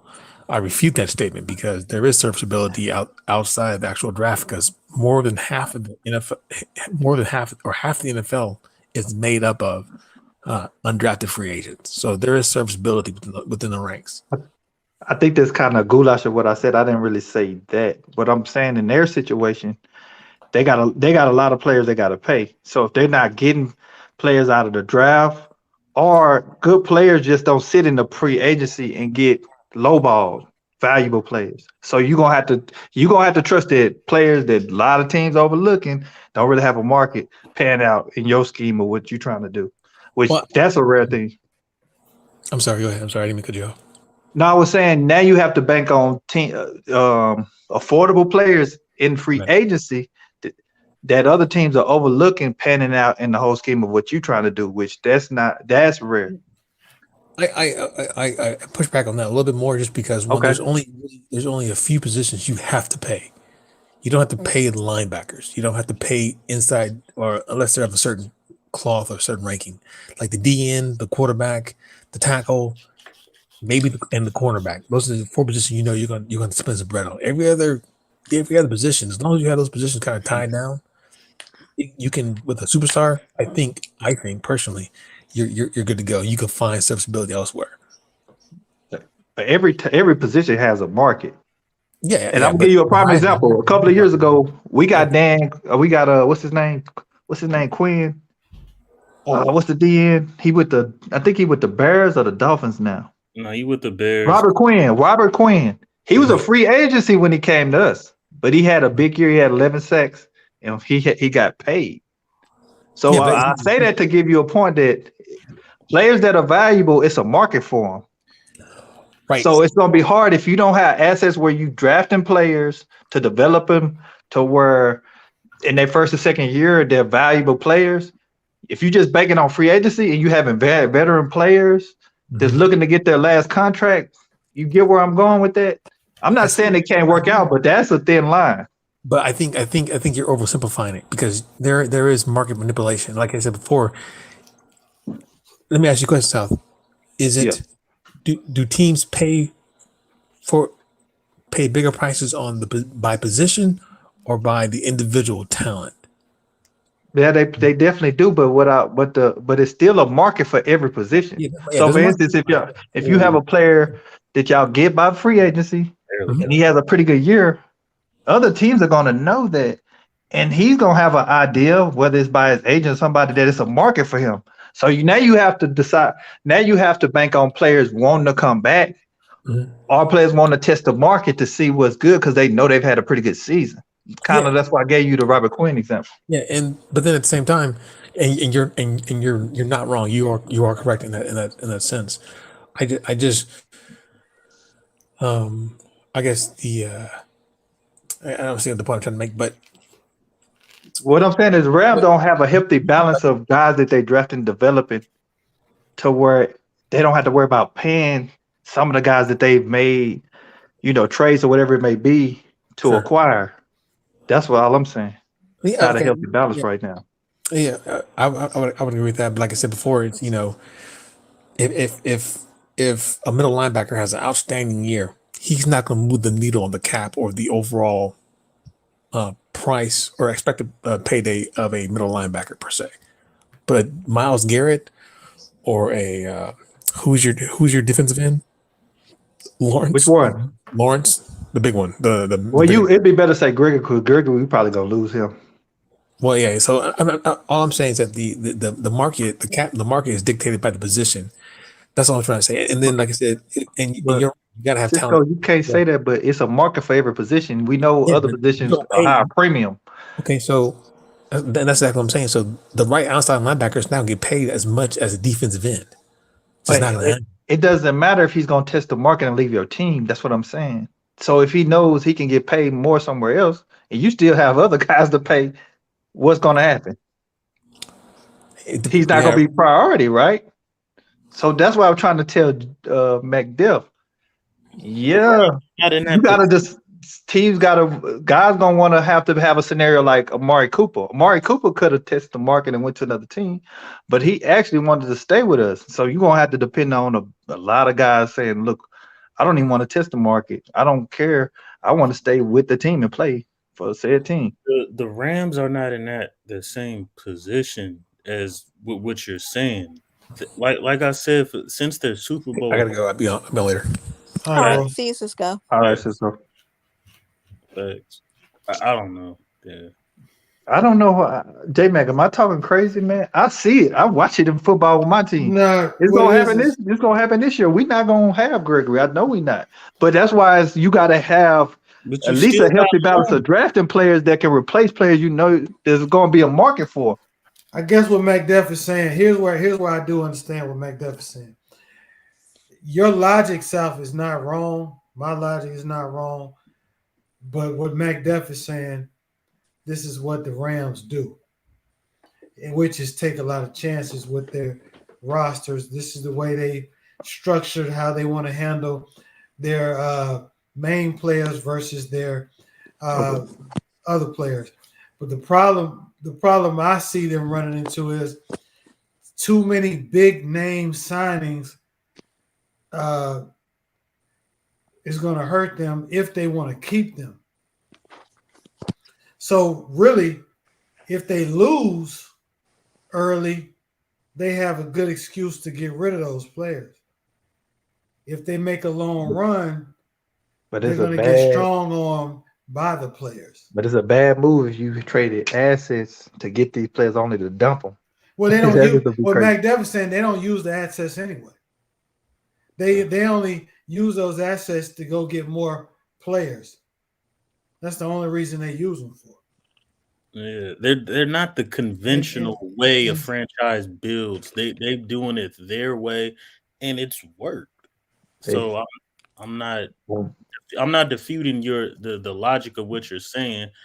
That's fact. But I'm saying in this particular team, I don't think that logic applies with them because they've proven that they can move pieces around and just build around their star players either by free agency the only thing that I'm trade. kind of confused. I know they've had some success with some of the moves they had the past 3-4 years, but moving forward, I don't see that being possible. If these guys, you see, that's what I'm saying. See, this might be the crossroad for them. Yeah, because Aaron Donald's not getting younger and he's not getting better. Yeah. You know how he's got how many years he got left? And Von Miller is 33, 32, and you traded a second and third round draft pick, and you got to pay him. Now, if he goes into the offseason, no matter what the outcome is, to say, I'm gonna test the market and see if somebody else want me. Now you might possibly lose him. That might be you might not care if you win a Super Bowl. I don't think they care if they lose him. Yeah, because he's an older player. He's not the same no more. They might not care, but they might do if it was off for not getting the ultimate goal though. No, it's not. The ultimate objective of getting him. So they'll still be Super Bowl contenders, and their defense will still be top notch next year. I don't know if it's gonna be sustainable, man. They still won't have no depth. Yeah, no depth, and possibly losing more players. Because I think you kind of using the argument as if players are just gonna say, I want to stay here. I'm not gonna test the market. I'm just gonna sit. And I've never over the past years I've watched football, I haven't seen that. Guys believe even that they won the Super Bowl. You know what I'm saying? My argument is that they're just not building. They're not running their franchise the conventional way with draft picks and development. They'll sacrifice depth to keep the move pieces in, and if some of those pieces are star players that are just good for rental for 1 year, then that's what they're doing. They're running their franchise off of trades and free agency, not draft picks, and I'm fine with that. I see that being that's they've been doing. I'm trying to see. They've been doing that for the past 6-7 years. Mm-hmm. Since they Super Bowl. I don't know about that because they drafted Gurley in golf, and then they got Sean McVay, which they caught him in a hot spurt where he was a hot young coach. Yeah, I don't know if they can keep replicating that. So. They didn't draft Brockers. I forget what No, they before actually Gotham came, they drafted their front four on the defense because they had one of the better front four defensive line from Quinn. They drafted Quinn. They drafted Chris Long. I mean, I'm trying to see. I haven't noticed them. They drafted Chris Long. Did he? I thought he got drafted by the Bears. No, that's his brother. That's his brother on the. No, them guys they had when they had that little decent front four, they drafted them guys. So they haven't been doing this for us. Linebacker. Yeah. They haven't been making moves like this for a substantial amount of times. I think it's just worked in a little 3 to 4 year window, but I don't think it's long term. It's a long term recipe for winning year in year out. I think this is a crossroads for that. I mean, I don't mind being wrong, but I just don't see it being sustainable. What is score? What do y'all have score of the game? 10-3, right? 10-10. Okay, 10-10. Yeah, we a little bit ahead of you. Okay. But I don't know if they get they'll be all right. I know Tampa Bay is going to be all right with the moves that trades that they made. So I think they following a little bit of the blueprint too. So we'll see. That's the Tom Brady way, though. Yeah, that's the Tom Brady effect. This is the Tom Brady thing. And Matt Stafford is not no Tom Brady. I just think that they're well. See, they have a good depth chart. McDuff, Tampa Bay does. Again, they're a top-heavy team. The Rams are a top-heavy team. What's dangerous about the Bucs right now is they running the football. Right. I could see if they were like the Patriots, which has an excellent development they're an excellent development organization. They don't rely on top-heavy stars. This year they went and got some guys that can play. That's just the bottom line. They went and got some guys that are coachable and that can play, and they bought into the system. And it's probably about to get their ass a damn high seed in the playoffs. Definitely a first round bye. You know, so I see Matt Stafford just do You trying to do that? They driving. Yeah, I don't trust him. So you got I got Packers I still got the same NFC Championship game as last year. I think the Packers and the Buccaneers are the two best teams, man, in the NFC. So you must be, if you got that, then I guess we're gonna have the same outcome again. And Rodgers did be disappointing me. I don't know. He always disappoints. No, Aaron Rodgers, Tom Brady can't keep winning. Tom Brady got to lose one of these, man. And I think Aaron Rodgers could get him in a rematch. How you gonna say a man can't keep winning? He done been the 10 of them. He should have stopped. Can't keep winning a long time ago. Yeah, he gotta lose one of these. I think Aaron Rodgers will get him this year. I would go. I don't know, but he should have got him last year. I said the same thing. I said the same thing about. They want to die for 2 yards for the end zone in the NFC Championship. I didn't get that. Yeah. That's a bad look right there, boy. That's a bad look. All he had to do was dive. He in there. He slid on 3rd and goal. Shit, I think he really walks in there. Wasn't nobody over there. Yeah, he should have ran. Yeah. Should have ran. I was like, whoa. They really shouldn't even been in that. It's like somebody playing Madden and mess around and hit squares. Yeah. Hit the wrong button. Trying to die. They shouldn't have been in that predicament. To be honest. You know. Yeah. All right, we'll get the Truths team, man. Are they frauds? Or do they really have a shot? The niggas is real. I mean, this is how I feel. Okay, you can have them, like, they're good, but it's I feel like when you get to the playoffs, it's all about matchups. Like, who's going to be their matchup that could beat them? Because they're going to get a first round bye if you're the number 1 seed. I'm talking about after the fact. Because, I mean, somebody can go there and beat them in New England, depending who it is. I think the Chiefs might get the 2nd seed.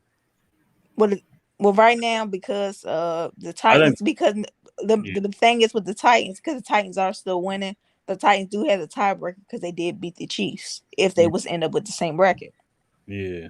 So that's why. Yeah, that's why.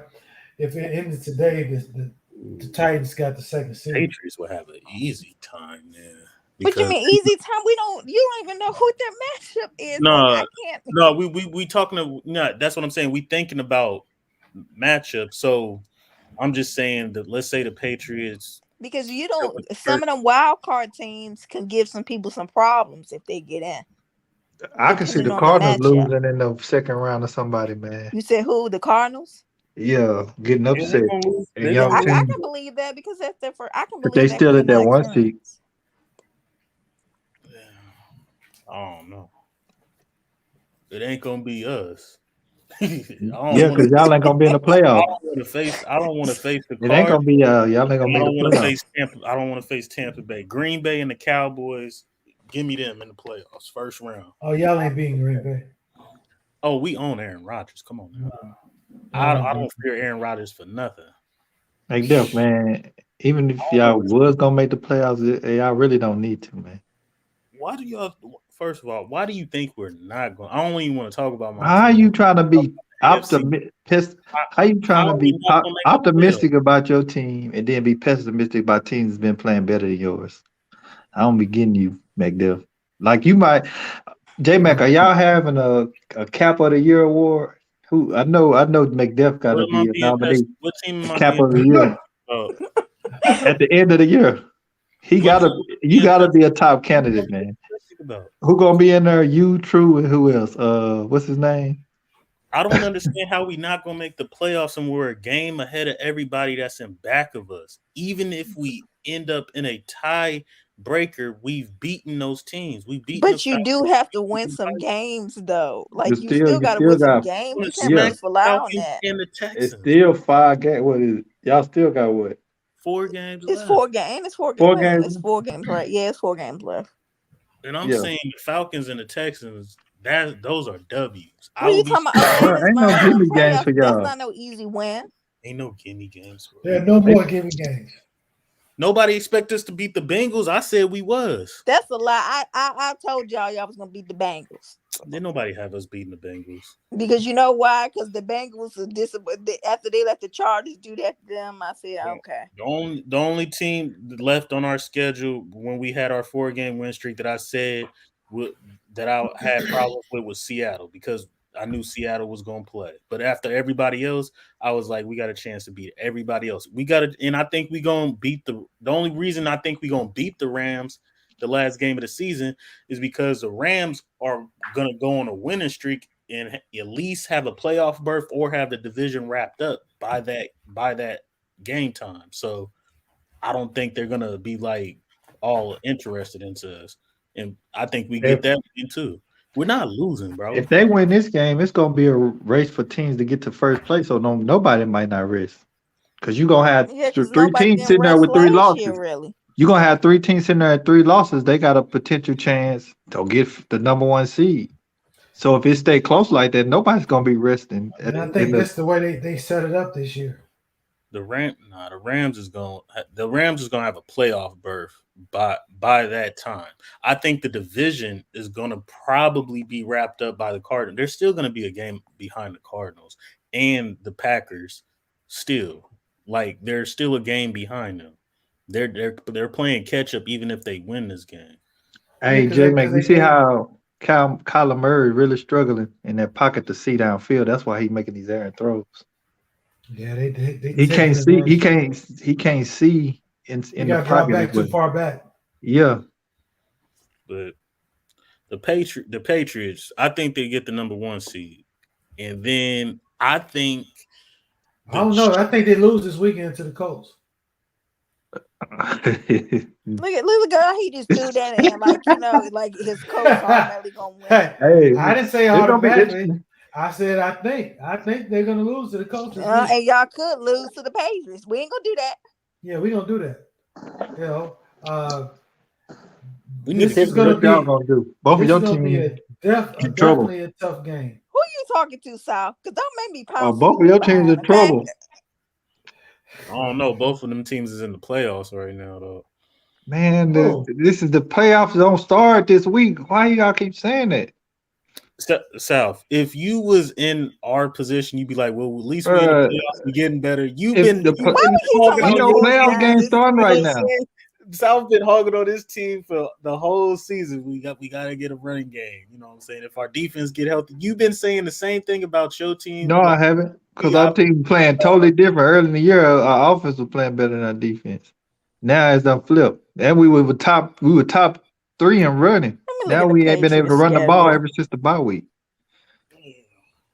Well, the Washington football team is by far the worst team that has a playoff berth right now. Yeah, you see their differential. Their differential is horrible. It's pitiful. I don't like the disrespect, but I'm. And y'all would. And you would have to play if Washington made it, they would have to play Green Bay first round. Yeah, Green Bay and Lambeau. Oh God! I rather would have been. Might well stay home. Really? That's why they might well just stay home. He said, "You ain't got to travel though." Yeah. We all got COVID. We can't come.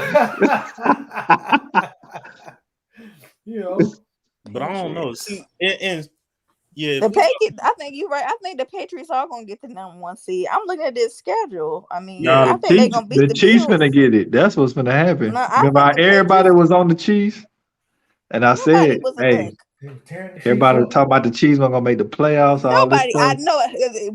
People were saying that. Did not say it on here. What? You see how people? What are you talking about? I was one to believe they always gonna make the playoffs. There's some cap going on somewhere. The only believers in the Chiefs when Patrick Mahomes was going bad was me and Action Jackson. We basically said was they're gonna make it, but he has to stop doing all them turnovers. He was doing a lot of turnovers, not like he wasn't. The Chiefs gonna mess around. If you was paying attention to my picks, I didn't pick Kansas City to lose any of those games. I think the Patriots #1 seed. Because the Patriots, I'm looking at their schedule. It really, the Colts. They could beat the Colts. They could beat the Bills. Them frauds. I don't believe in them Bills. I don't know. I was wrong about the Bills. Yeah, the Bills. They just crumbled on me. See, I can admit when I'm wrong. Everybody else just cap to the cap gun, go run out of cap. Well, they shipping and buying bullets. Yeah, because look at your division, South. Stop it. No, I'm talking about on my other picks. I said the Bills are going to win the division. I was wrong. I'm looking wrong. Oh, I eat my crow. My top 10 looking horrible. Hey, but I said it's been a wild season, but I mean the Ravens it's not looking good for Ravens, but they still in the hunt. But the AFC North is a mess, man. I brought this up 2 weeks ago. I mean, it's a mess. Yeah. All them teams. Yeah. They win, they blow out somebody 1 week, then they get blown out the next week. I'm like, what is this about? Baltimore's leading barely, like I said, by 1 game. The Bengals is the most up and down. But you know what's dangerous? They got the worst division record. That's what's crazy. Yeah. So they can't have no tiebreakers in the division. Yeah, we ain't gonna have no tiebreakers in that division, so it ain't gonna happen. How it can't? Everybody within a game. You already split with Cleveland. Bengals leading now, ain't it? The Bengals gotta be. Yeah, but that's the thing. The Bengals. Let me tell you about the thing. The Ravens. The Ravens but they don't beat anybody else outside of their division. Yeah, because you remember Bengals been losing and winning, then losing and winning. Yeah, like they don't. Oh, okay. They 7-6. I thought their record was tied. No, 7-6. Baltimore still has a 1 game lead on everybody. Okay. Because they lost to San Fran in overtime in Cincinnati, that they should, they came back, and I thought they were going to win. Been that close. I was so the Bengals had a bye this week. They on the bye week? I don't think so. No, they played the Chargers last week. No, they don't have a bye. I think they play. No, they played the 49ers last week. Yeah, they didn't play this Sunday. They did play this Sunday. Yeah, they beat by San Francisco. Yeah, they played the 49ers. Oh, okay. Okay, my bad. I don't know. I think the Chiefs could beat the Patriots. Out of every AFC team, the Chiefs can beat the Patriots. That's a lot. The Chiefs might mess around and go to the Super Bowl again. Each other, so I don't even want to put this stance if they get the #1 seed because you don't know who they're gonna meet. They might go to the Super Bowl again. That's gonna be crazy. Oh, the Chiefs. No, I'm just saying, it ain't really crazy, but it's gonna be. I'm saying it from a sense of how people would talk about them, and they finna come back and mess around and get the #1 seed at the starting 3 and 4. Oh, they're about to win. That's what I'm saying. That's gonna be crazy if they come back and get the #1 seed. They're gonna win their division. No, I'm saying if they come back and get the #1 seed after starting out 3 or 4. I'm taking you that. They better win on Thursday. Look, right now, their record is 9-4, and so is New England. With the Patriots, and then in New England and Kansas City have games that could flip flop this weekend. Yeah. So, Tiffany, get your pom poms. Pom poms for who? Go ahead and root for the Patriots against my Colts. You know what I'm saying? I'm not even a Patriots fan. I'm just saying. I'm just hearing the energy. What y'all looking like in the wild card? I'm just hearing the energy. I don't got nothing against the Colts. Okay, personally, I was just saying you up there saying automatically. No, you don't know that. Automatically. When I pick a winner, I pick a winner. Yeah, okay. What y'all looking like in the wild card? The Colts, where y'all at? Yeah, we 6 seed. Better than the Browns. But we would be playing. Here's the problem, though. We would be playing them damn Chiefs, and we would have to play some excellent defense because, like Lee's favorite player, Baker Mayfield, we have a guy named Carson Wentz who I'm not sure even Lee would trade for. Nah, I would, because at least he can hit a slant route. I'm over here watching OBJ right now, and I'm just shaking my head at Baker Mayfield even more. It's a hate crime, J-Mac. It is a Carson hate. Wentz actually haven't been that bad the past couple of games, though. So I can't say that. That's what I'm saying. It's late in the games to get me. It's late in the game. He got no confidence in his quarterback. See, that's Yeah, what he kind of like Kirk Cousins. When you look at his numbers don't look bad, but when you watch the game down the stretch, it's like what is going on? You mean like last Thursday when he almost gave that game up with them picks to the Steelers? Yeah. You got that right. How you like Heineke, Tiffany? Because I've been to so many places people capping because y'all was on that little 4-game winning streak. I was like, come on. No, really, Please. South. I've been said that they need a franchise quarterback. I don't like any of them. Go draft somebody or go get somebody. Seriously. I think he played good last year. I don't care. He ain't no franchise. He a solid backup though, man. He ain't no starter. Yeah, he ain't no franchise quarterback who won't lead me somewhere. I don't know. Who would y'all like to have? I don't know. You need to do something. Yeah, y'all take Baker. Let's ship him over there to Washington. And what? I wish they would. Ship him over there to Washington. I tell you who else has been playing good ball, and I hope that he continues to build on this year. Don't say it. That's Justin Fields. Justin Fields, he's not having that terrible rookie season like everybody. He's not, J-Mac. It's just that what's around them, Lee. It's just outside of Allen Robinson and Montgomery. Who does he have? I mean, Mooney's okay, but he's more of a 3 than a 2. Who does he have? Yeah, that's what I'm saying. That's why I'm not even worried about the record. I was just saying, him as a quarterback, he's pretty poised. Man, that coach and that GM is gone after this season. Should be clean house. The Warriors. Ugh. They didn't clean house so much. Their house should stay clean. That's all they do is clean house. That's all they know how to do. Anytime you mention the Bears, it's a new name in the front office. Man, listen. They defense. They got Velcro on their office chairs and desks. Well, definitely Matt Nagy and that GM is to blame. I think the defense getting hurt and banged up all year is kind of what threw them just like, okay, it's a wrap. Khalil Mack out for the season. They had other players missing. Keem Hicks. Their defense just got smashed this year with injuries, and that just threw everything the season out the window for them. I'm starting to question their training staff. Hey, you can say the same thing for the Ravens training staff, J-Mac. Yeah, but yeah, you can. Well, what I mean is, what y'all mean? The Bears start off relatively healthy though.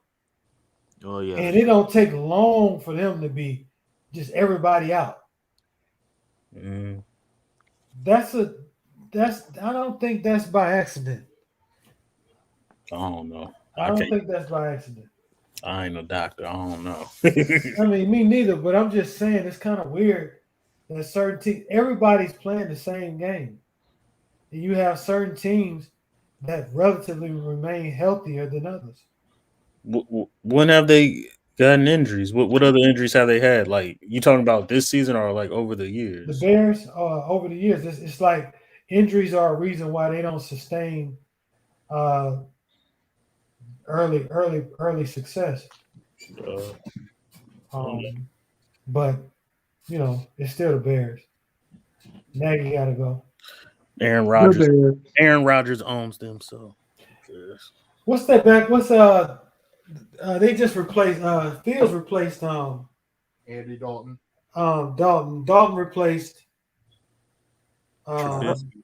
Trubisky. They went to the playoffs last year. I wonder if Trubisky could play for the Cleveland Browns. I take him over Baker Mayfield. I don't know why you keep saying He'll take everybody over Baker. Yeah, that's okay. Go ahead. I'm not gonna argue, man. Yeah, you got it. Mac Dev, let me just say this real quick. J Mac's gonna laugh at this. So Odell's played 3 games with the Rams.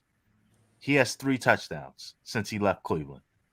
Baker Mayfield, since Odell left, has 1 touchdown. That's bad. Mm-hmm. That's bad. That's awful. It's definitely not good. That's awful. It's definitely. What if y'all still win the division this year? Because y'all only 1 game out. That's what I'm saying. I was thinking about that yesterday. You think about that? I was thinking about that. It's gonna be hard to get talking shit about your team because y'all 1 game back. No, I'm not talking trash about the team. It's the quarterback. He ain't. Nah, I know you not, but I'm just saying. What if y'all mess around and win the division? Because I did. They was the one who was supposed to win. That's what everybody was hyping my issue. What if the sole reason why is Baker Mayfield? Oh, that ain't gonna happen. That ain't gonna happen. After I see Tyler Huntley play his behind in the second half, that ain't gonna happen. Hey, J Mac, the rapture will take place before that ever happens. Stop it, Lord Jesus. Stop it. Niggas ain't ready. I mean, goodness. I'm just saying, Lee. You're the Cleveland Browns. You better hold on to Baker. This is the only hope you got. You ain't got no backup plan. This is the first playoffs and winning seasons y'all had. Y'all might as well just celebrate him. Give him his flowers, man. Absolutely not. See, that's the problem. That's the problem right there. That's the problem right there. It's that, well, he's better than everybody else you've ever had. Yes. So what? That doesn't mean anything. Are you going to win? They really don't. Right. That might be U3 cap moment of the year. McDuff talking about Baker Mayfield being an MVP running. Oh, Lord. The 2021 cap. Oh my God. Don't remind me. That's gonna be in the nominee, ain't it, J Mac? That's gonna be the nominee. Trophy gonna be an actual Coca-Cola bottle cap. Oh my God. One of them old ones you had to take. The ones you had to take at you get from the vending machine, you put a quarter in, and you get a real big ass, thick ass bottle. And then when you take that bottle, you need like they have built-in cork things, and you have to pop that cap right there at the machine. If you walk off without capping your bottle, then you got to you might well archive it. Yeah. I went to sleep on that. Big Dad, you're gonna be nominated for a lot of stuff at the end of the year. Cap moment of the year, cap of the year. Back to the Browns, bro. You're right. I'll take home the award. That's great. Be aggressive, Mike Def. Don't just settle because he's mediocre. Don't just settle. The good teams don't settle. I mean, look at the Rams. Grant, Matthew Stafford, is he all-world quarterback? No, but he's good. But he's better than Jared Goff. The Rams didn't settle. I mean, look at the Chiefs. They didn't settle for Alex Smith. Better yet, the Chiefs are the example of not settling. They're the poster child of the National Football League. He didn't settle on Alex Smith, so they wasn't Tampa Bay. Even though I didn't like the same move. thing. Tampa Bay, Colts. You got to be aggressive. You can't just settle and say, "Well, he's the best we've had in 20-something years, even though he's average. Let's just stick with him." No, it's not mediocre. I'm not saying that, and you're right, but I'm not. That's not my argument. My thing is cheer for the guy.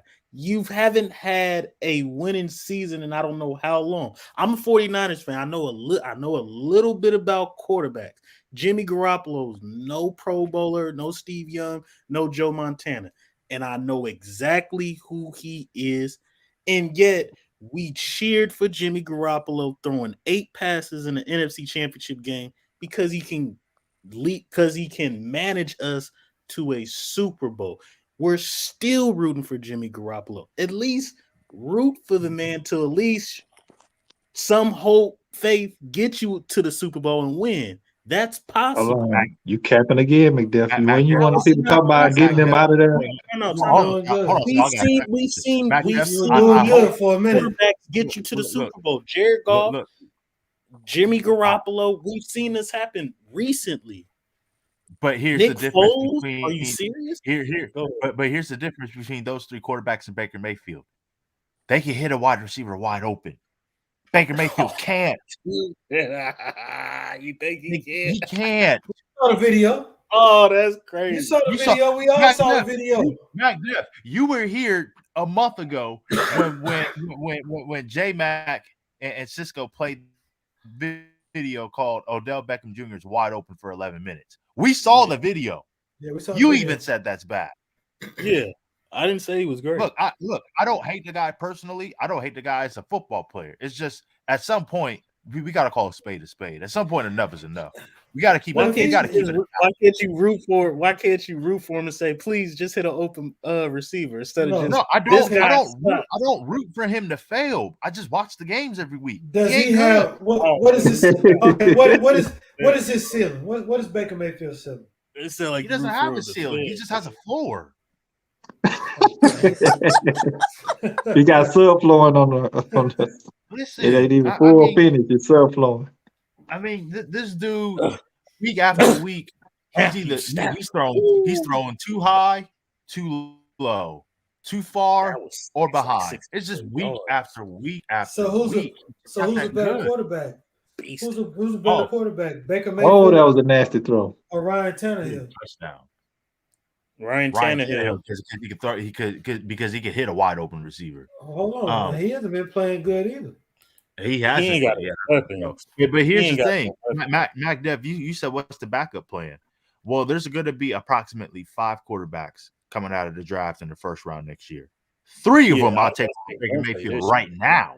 I was about to say, don't say this year. So you got this coming draft. 3 of them I'm taking over Baker Mayfield now. Hold on. You're gonna take Pickett from Pittsburgh over Baker. No, not Pickett. Not Pickett. Malik Willis, definitely. How? He's not ready. For sure. He's not ready. Willis is going first round pick. But he's raw. I will give you. He's raw, but I would take his. But he's more talented than Baker Mayfield. I would take more talented over limited any day of the week. He's just a little raw, but I'd still take him. Desmond Ridder, he's more accurate. I take him. There's 3 quarterbacks. There's 3 quarterbacks I'm taking over Baker Mayfield now. Okay. And this is not even in this draft. This quarterback draft class is just okay. Man, if you do all this talking and y'all win the division, man. Yeah, you can. That's what I'm saying. Here's the thing.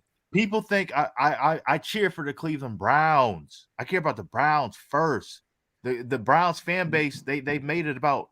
They've turned the Cleveland Browns. So how much more complaining you gonna do if y'all win the division? A whole lot. I'm not complaining about Baker the Browns. is not going for the last time. I don't think you guys' comprehension skills is very good.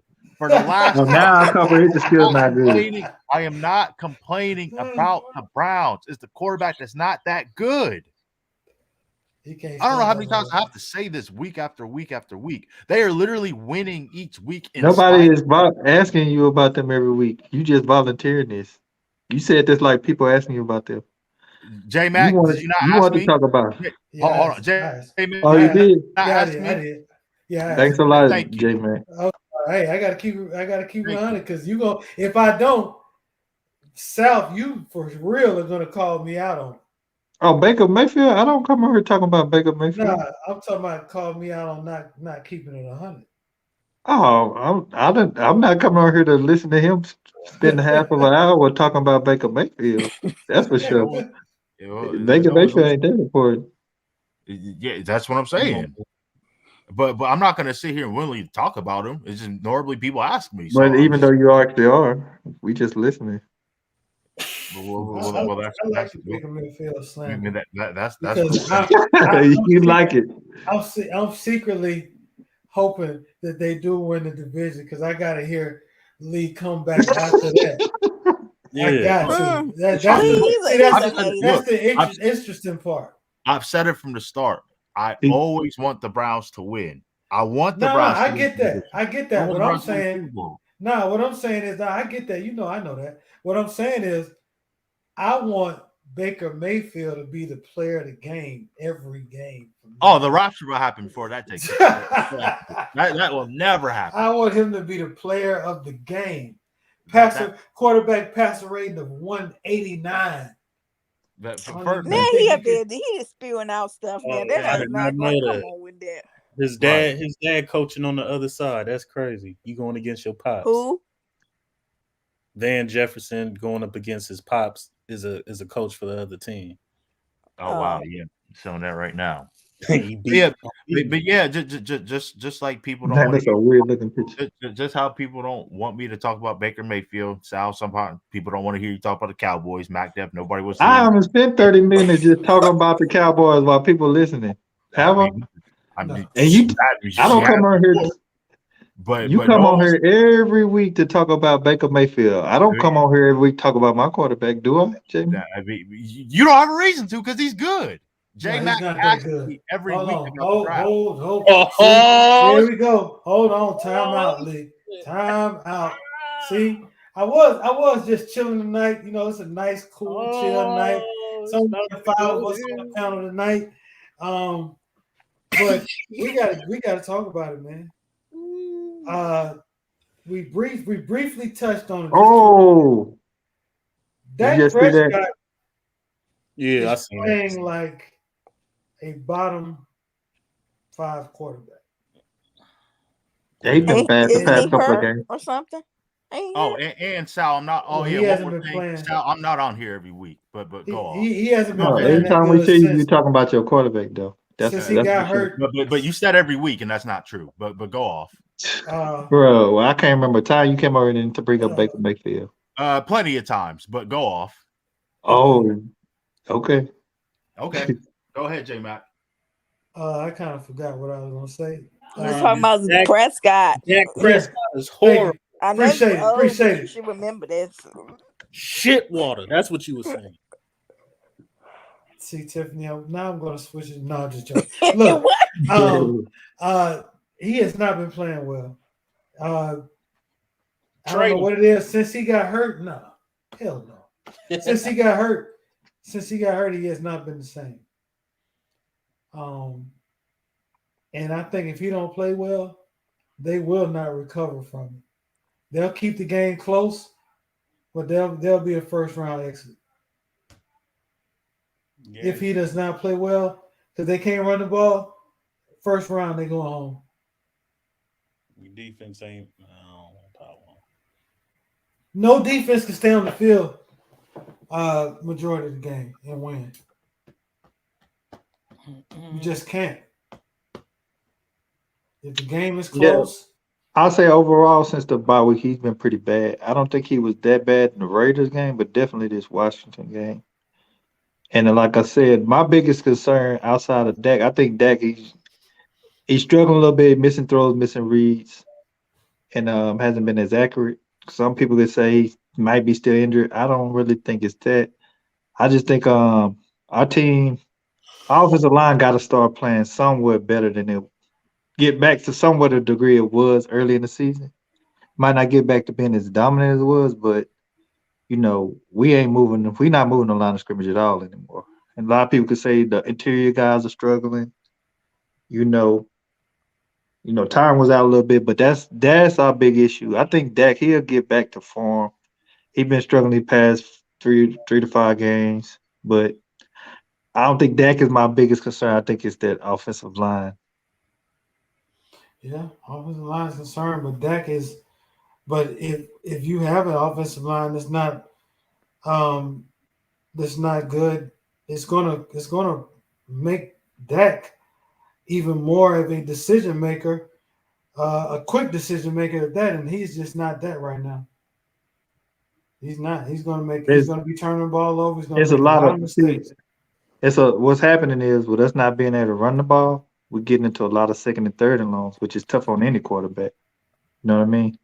Or you got to keep right. If you can't run, it is very hard on a quarterback. You can't run at all.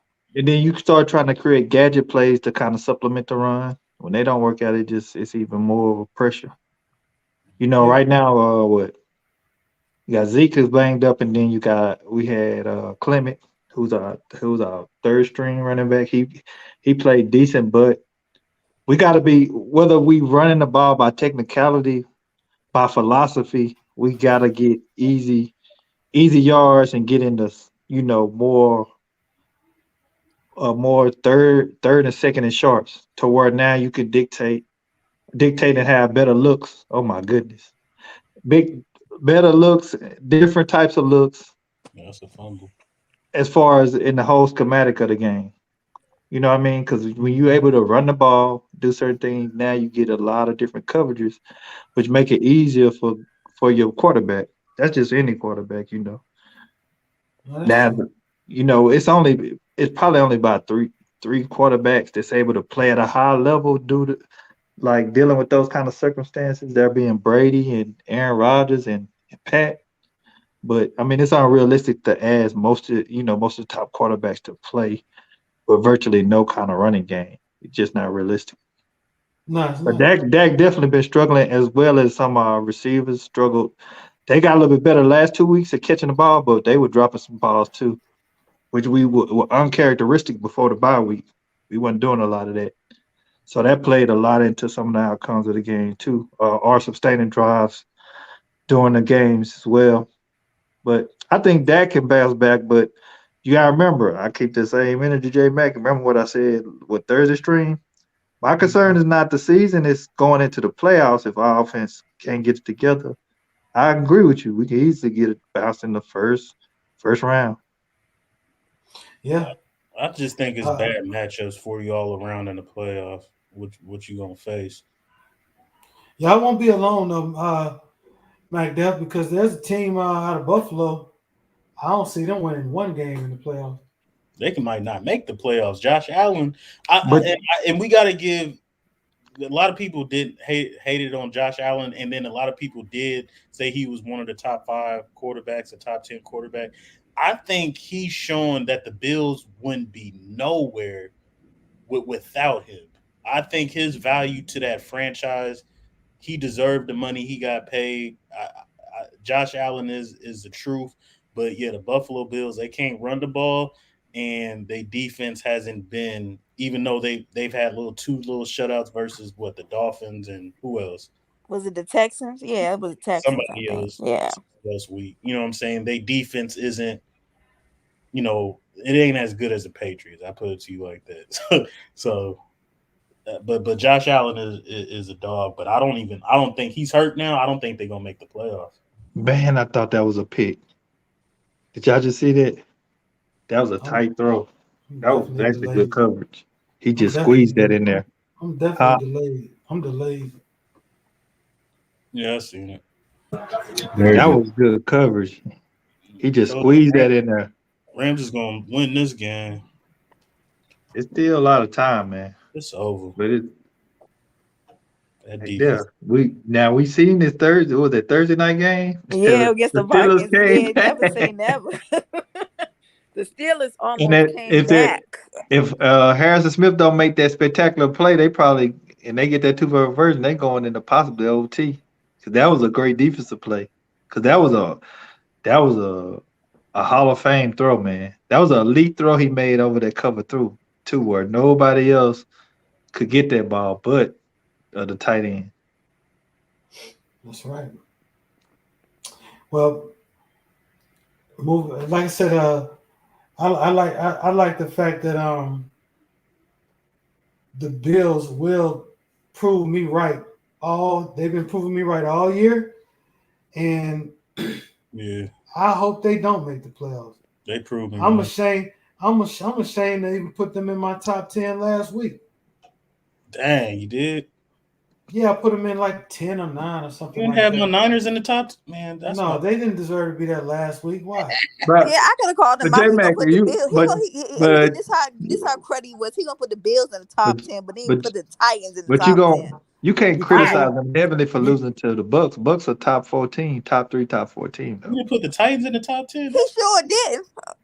Hell no, I didn't put the Titans in the top 10. And look at them, they He's a little still biased winning. about his team. That's why. Played. Yeah, he made sure he beat his team, and then that was slick how he did that.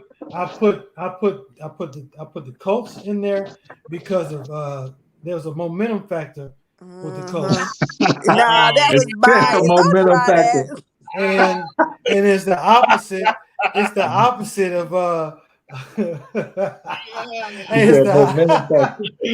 the opposite. That's crazy. He said minimum. Nah, for the Titans, I just think that the Titans, without Henry, they're now back down to earth. I think they're not a top 10 team. Okay. But y'all are at 76. Yeah. Don't try that. They did beat some twirly teams without Henry. We ain't gonna do that. We beat some teams too. We barely lost the I think J-Mac was capping on that a little. We barely we barely lost to Tampa Bay. But you lost though. We barely lost to Tampa Bay. Lost. We should have won that game. This ain't no almost when we also say that we should have won. We came close. Look, to be satisfied, I had them sorry behind Ravens. He was talking crap. You might need to drop who let Lamar Jackson literally came back on his home let's get on Lamar Jackson, J-Mac. Let's talk about Lamar Jackson. What's going on with him? I don't know. He's not playing good football I think they're gonna force that man to play. How they forcing people to play? Ain't nobody forcing players to play. What are you talking about? What do you mean? John Harbaugh said he gonna play. He said I expect him to play on Sunday. They gonna force him to play. You hear this, J-Mac? I hear it. Ain't nobody forcing him to play. He probably been worrying the heck out of him about playing. I wouldn't tell him. I would say, rest, son. I will let you sit out, and we gonna let you sit out. We need to rest. We play the following week. Because he's the type of person who forces he forced himself. When he was sick, he tried to force himself to play before they found out he really couldn't play. We won 4 out of the last 5 games. Who are you talking about? My Colts. Still talking about the Colts. Who cares? Okay, I just that was when if they lose on Saturday, you ain't gonna say nothing on Monday. That was just I'm glad it's on Saturday. We got things to do. Okay. That's why this is station identification. We will win on Saturday. We won the last 4 out of 5 games. Somebody don't lie to talk and they don't even know what's going on. Okay, so they was top 10. They was top 10. The top 5 NFC teams is better than them, right? The top 5 NFC teams. Then you got the Patriots. Then you got the who else in the AFC? You got the Patriots that's better than them. You got the Titans that should be above them. You got the Chiefs. I think the Chargers are better than y'all. Hell no. What? The Chargers go up and down. That's the only thing with them. Yeah. They're an inconsistent team. They definitely don't have better defense than us. In Baltimore. They better. What's up, True? That's crazy. They do not have a better defense than us. Who? The Chargers. They better than y'all. Hell no. What's up, but True? you still was capping, J-Mac. You should have put the respect and put the Titans in it. Teams right there. True, tell this fool that the Chargers are not better football team than the Colts. They're not better than the Colts, bro. Y'all wild. You wild. No, we was making a point that he disrespected the Titans. They're gonna keep him out. They definitely got a better quarterback. Titans gotta get healthy though. Be fair. That's all I was saying. Nah. He made sure he put his Colts in there. But he a coach. But he a Colts fan. I mean, what else he supposed to say? I mean, see, I'm gonna be that way. I'm gonna be honest. I am honest. You don't be honest. Hold on.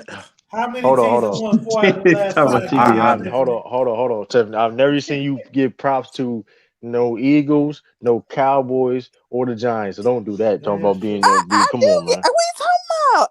No, you don't. No, you don't. Come on, man. She's trying to really argue with you like she really do. Come on, man. Shoot, I don't. I cheer for Prescott when he got his money. I cheer for black quarterbacks getting their money. We talking about teams. He ain't talking about no quarterbacks. He Exactly. said about teams. He didn't name quarterbacks. He named teams.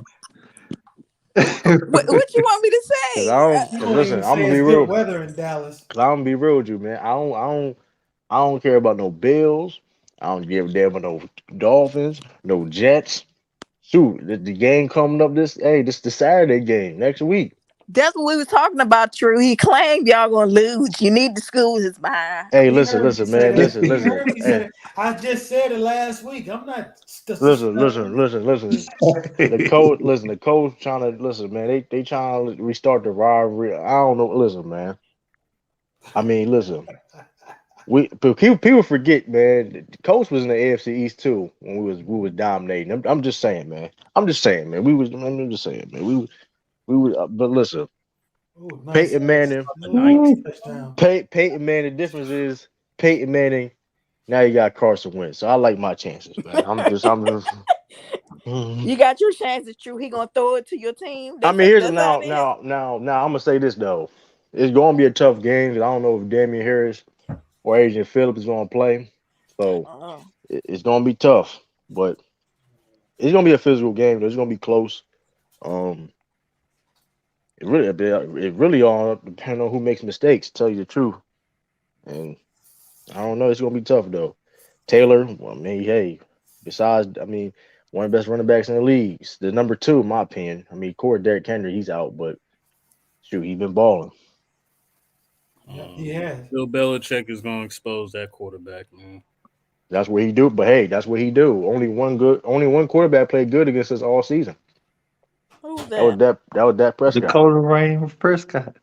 That was Dak Prescott. Oh, really? So we had going with the full say his whole name. Ain't gotta say his whole name now. Exactly. They wanted to know though. I didn't know. I was like, who then? I forgot the Cowboys did. Okay. Who had the worst passer rating of all quarterbacks yesterday? Dakota. But I'm gonna say like True say, who got that? We got that dub, didn't we? Against them Deadskins. That is true. They called the football team, and you watch it, South. Okay. But see, that's because Heineke was damn near worse than than Prescott. So y'all got a little lucky. Bills play against Carolina. I need Carolina to pull up upset next week. You root for? Come on, True. I know we ain't doing. I mean, the Bills probably will win that game. They should win that game. No, I mean, Carolina could win that game though. No, it's not going to be easy for it ain't going to be easy for the Bills. Carolina got one of the best secondaries in the NFL still. I mean, they record says. I mean, they record, but they still got decent. They got solid defense. Yeah, they had good defense all year, and then when they added Gilmore, he been balling. Yeah, quietly right. And that being said, the Bills struggle running the football, and they like throwing the ball. I mean, hey, we'll see. It's looking like the Rams gonna win this game, but yeah, they are. I'm gonna give y'all a quick rundown of the schedule next week. Just to get an idea of how crazy this thing finna be. I'm mad they put us on a Saturday game though.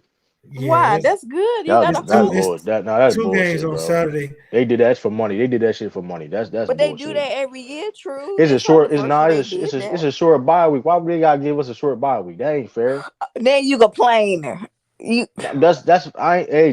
Mac agree with me. That's bullshit, man. But they do that every year though, so I can't complain about it. It's all good though, man. The more obstacles, the better. So that'll put. They gave y'all a short bye week. They'll put Arizona at 3 losses if they lose tonight, right? Yes, yeah. Green Bay be first spot. Green Bay would be number 1. Yeah, but Arizona got next week. They got an easy dub. They play Detroit next week. Never say never. Oh, we got a good I don't give a fuck bowl next week. New York versus Miami. Nah, the Jets. That's something to play for. The Jets versus and Miami's still playing though, so we. Oh, you said Jets. You said Jets versus Dolphins. Dolphins still got. That's gonna be. I got Dolphins winning that game, but you never know. That's a divisional game. You got Dallas versus the Giants. Nobody care about that. Yeah, don't nobody Dallas versus what? The Giants. Yeah, I mean, Dallas Dolphins. I mean, Jets out the playoffs. Jets officially out the playoffs. Here's another interesting. Washington at Philadelphia. Yeah, that is interesting. I don't know who's gonna win that game. I'm gonna take. I said the Eagles are gonna have 8 or 9 wins. I got Washington, Philadelphia still feel like they could make a playoff run. Yeah. Or a wild card. So I gotta go with the dang Eagles. They garbage, bro. They can run that football though. What about Tennessee and Pittsburgh? That gonna be Pittsburgh. That'll be a game.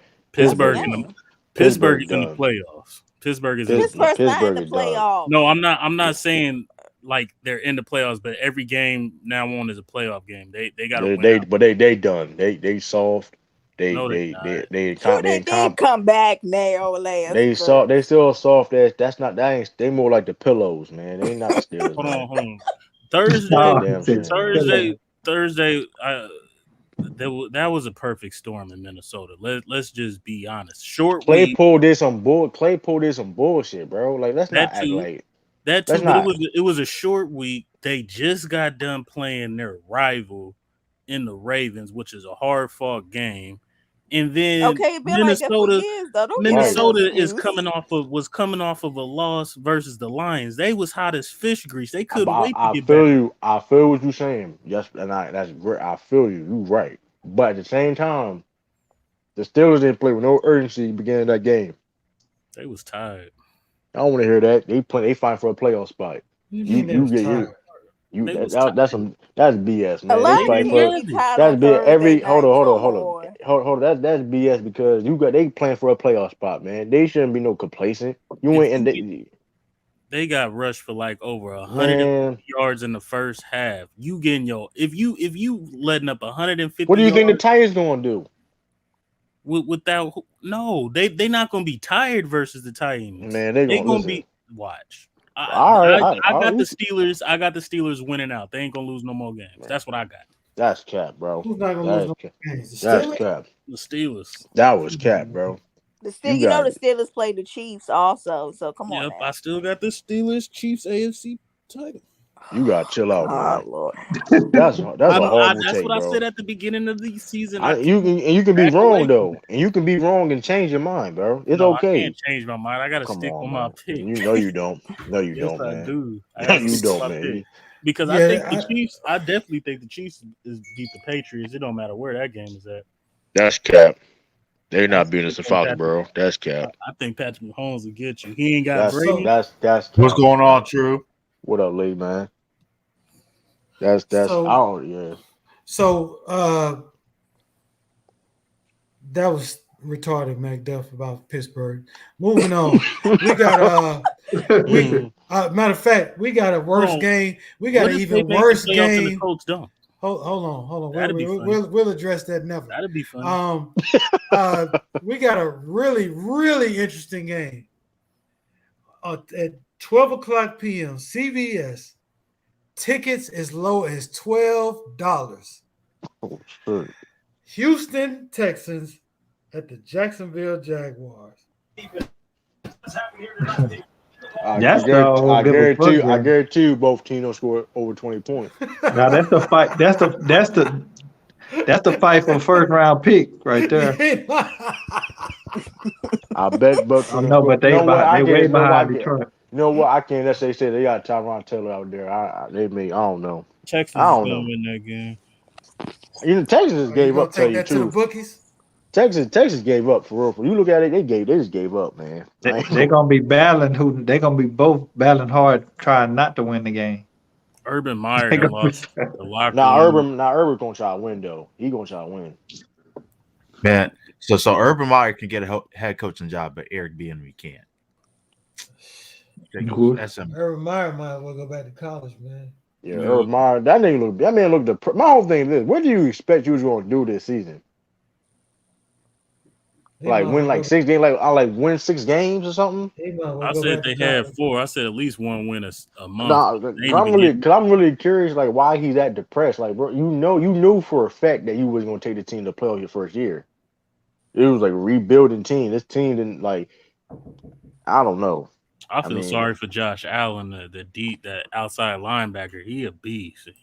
If he played on the real Josh Allen. If he played on another team, shit, contender, the real Josh Allen. Give me 1 second, y'all. 1 second. Somebody should try to trade for him.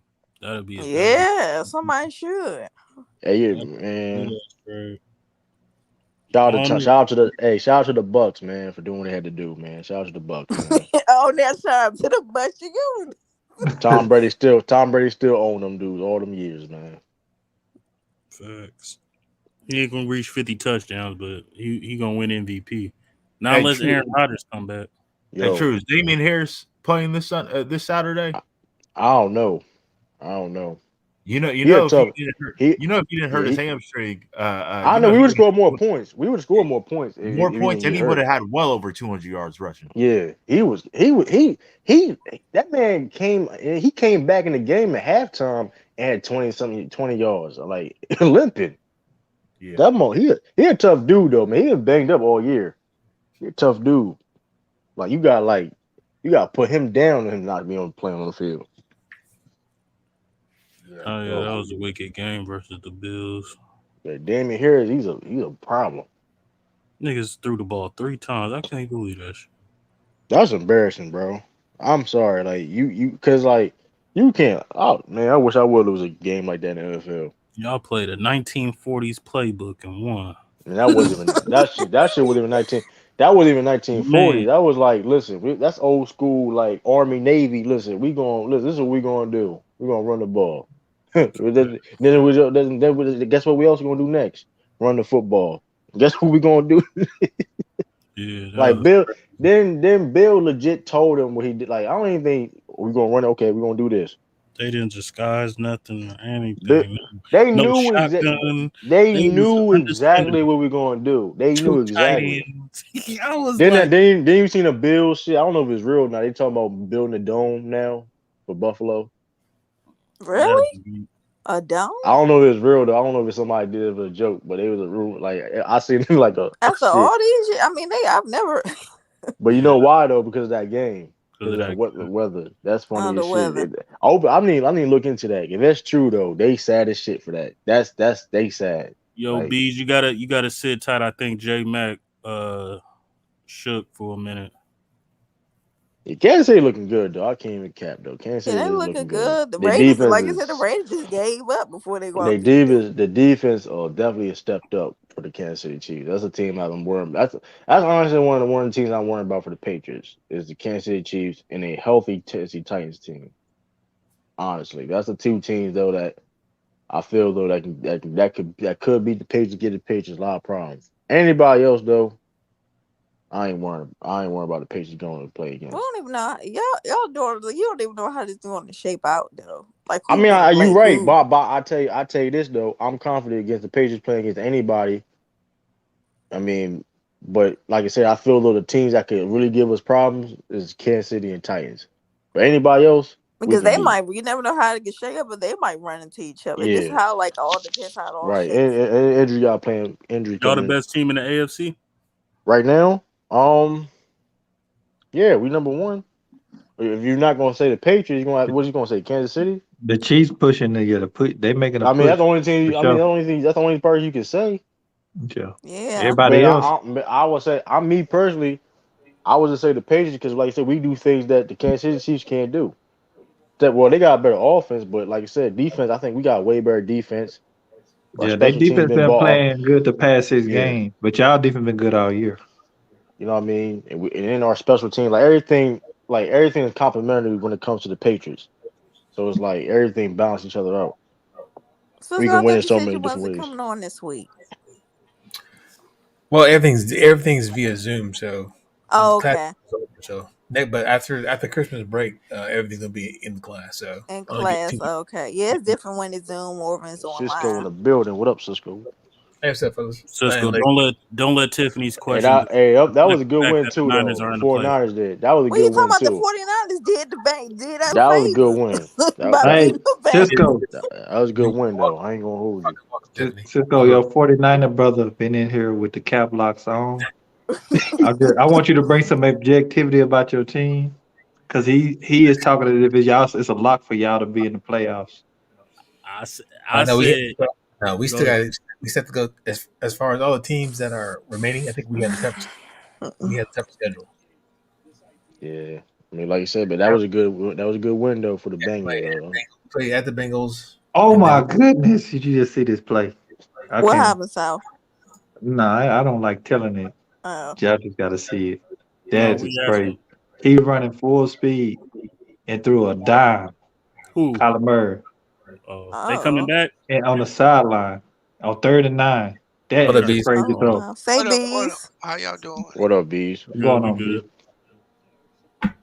You don't think the reason, Cisco, I think we a lock to make the playoffs is because somebody got an echo. I'm looking at the Falcons. I think that's a dub, and I'm looking at the Texans. That's a dub, and I think nobody else is gonna have 10 wins. That's behind us. I don't think Washington is gonna have 10 wins or even 9. I don't think the Vikings are going to come back. I think they dead in the water. I think all the teams that's behind us, we can fall to the 7th seed and still make the playoffs. We can fall a seed. So I think we a lot. Yeah, I think we a lot. At the same time, we still have the worst division conference. So we don't want to tie with anybody, right? All right, because we do have the worst division record. Hey, let's go. What up, J Matt? What's up, Bees? What's going on, bro? Bees in the building. Not much, bro. Yeah, I've been dealing with these day, bro. Well, one more motherfucking 12-hour shift. Nigga. Oh man, you just had a couple of them this last couple of months, huh? Yeah. They throw you in a fire, man. They throw you back in. Bro, hey, I just sat down, bro. Okay, so the rest of the night. Yeah. A whole day. Nigga was trying to stay awake. That's what I did all day. I found the end of the internet 3 times, took 2 naps. Hey, found the end of the internet. That's wild. Well, hey, that's I've been on those on those 24-hour shifts, bro. Wow. Yeah. Oh man, you be feeling like, oh my God. I mean, a 24-hour shift, before you actually do it, you wouldn't even think it's possible. They actually had your ass up that long. Shit. Oh, man, I remember Cisco. How's everybody doing? How you doing, South Mac Dummy Lee? Oh, shit. What's going on, Bees? What up? I'm good, nigga. Hey, right now, Bees. Hey, Bees. Right now, I think McDuff is top nominee for 3 U3 Cap of the Year awards. Oh yeah. I don't know if anybody gonna beat him out. What did he say today? Oh my God. No, we just retracking. Like one of his takes that's probably gonna be a nominee is Baker Mayfield being in the MVP race. That was wild. I remember you said that was crazy. I said he's gonna get a vote. Hey, we ain't finna be spending no time talking about some old shit, bro. That was crazy. Hey, McDuff, I'm gonna give you a shout out. I heard your little cipher last night, man. You came with it. Oh, good looking. Appreciate that, boss. Yeah. Thank you. I mean, your flow is 20 years outdated, but you came with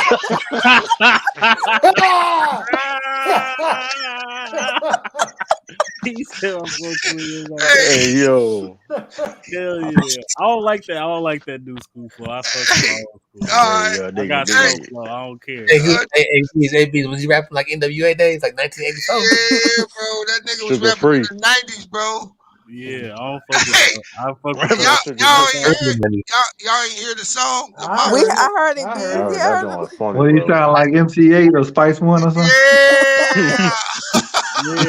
Yeah. I'm old school. I don't give a fuck. Lamont was like, yeah, he put a He came with a little West Coast swing on it.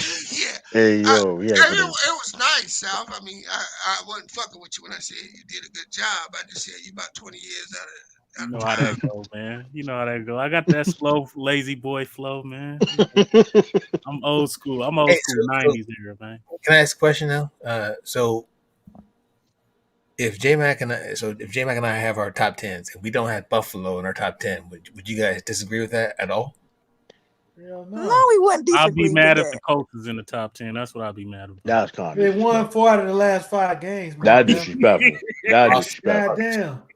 How many teams have done that? That's hard to do, man. Hey. As long as Denver, Cincinnati, somebody like that was above them, I wouldn't care. Yeah, I ain't tripping about the Bills not beat up in there. They done.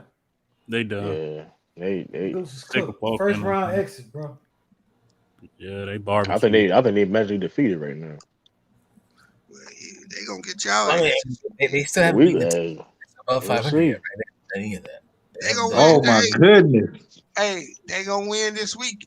And they playing shit. They playing they play the Panthers Carolina. now. They on Sunday. Yeah, Patriots play the Colts. Balling, man. The Steelers gave him away. That boy balling, man. Who? Connor. You know he used to play. He got. You know what it is? They got line. They got line. Oh, man, he catching one hand balls, all type of stuff, man. Yeah, I think he lead the league in touchdowns, or something. Yeah, all total. All purpose touchdown. Yeah. Kyler Murray a little rusty tonight. He missed a lot of. Aaron Donald he missed the first quarter touch. He missed the opening drive. He can't see in that pocket, man. He's short. Shit, I ain't never stopped him before though. So a lot of stuff he missed. I mean, you got to think. You got them dudes in the trenches.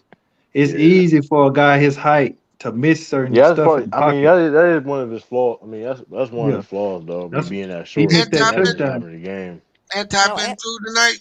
No, he hasn't been through. He's still sick, Beans? That nigga still sick? No, I texted the nigga the other day. He said he was doing better finally.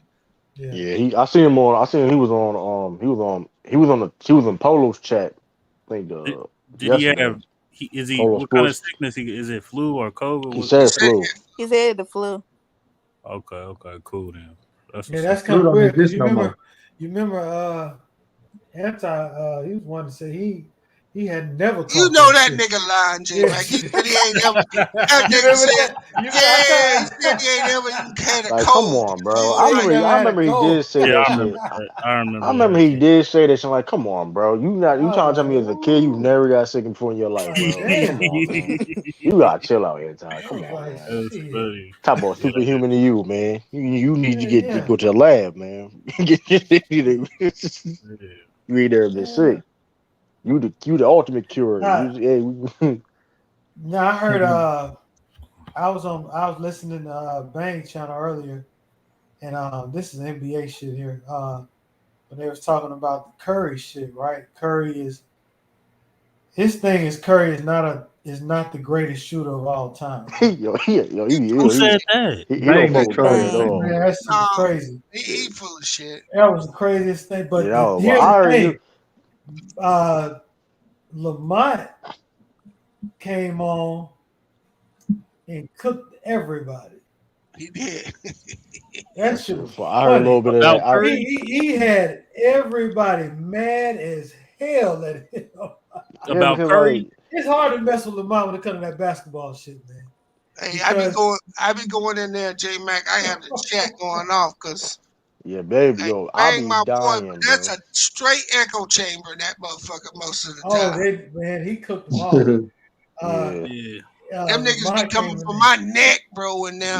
When B's in there, when B's in them in there, I'll be fucking crying, Bees do have it hyped up in there. I ain't gonna hold you. Bees do be having it hyped.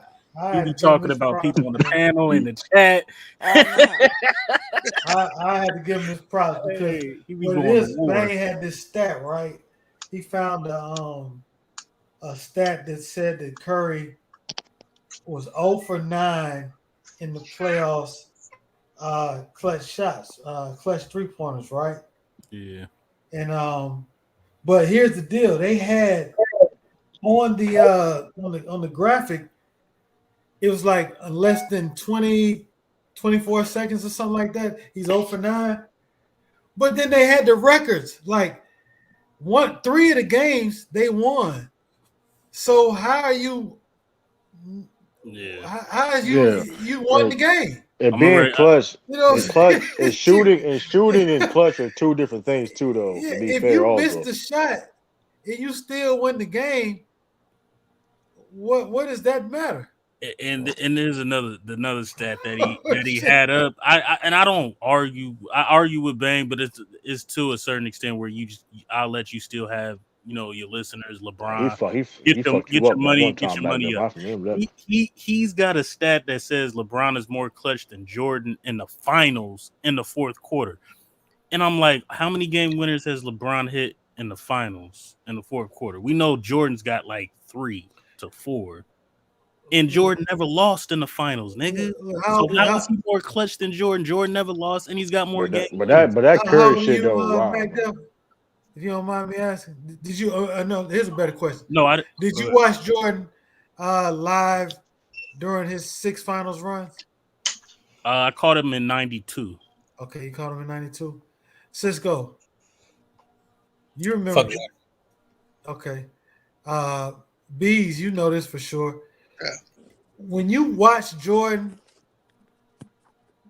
and you watch LeBron in these finals, I know where you nobody's going to pick LeBron over Jordan in the finals game. Never. It ain't happening. When you watch Jordan, it was a feeling like, man, I can't believe he's going to do this.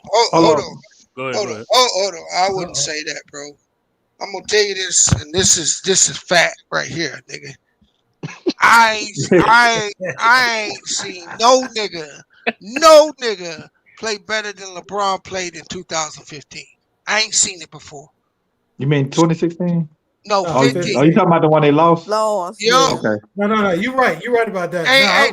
Jordan ain't ever played that great. No, I ain't arguing that. No, I'm not arguing that. I'm talking about and that's for real. I'm talking about late in games in those finals. Then they say he should have won MVP. He was not.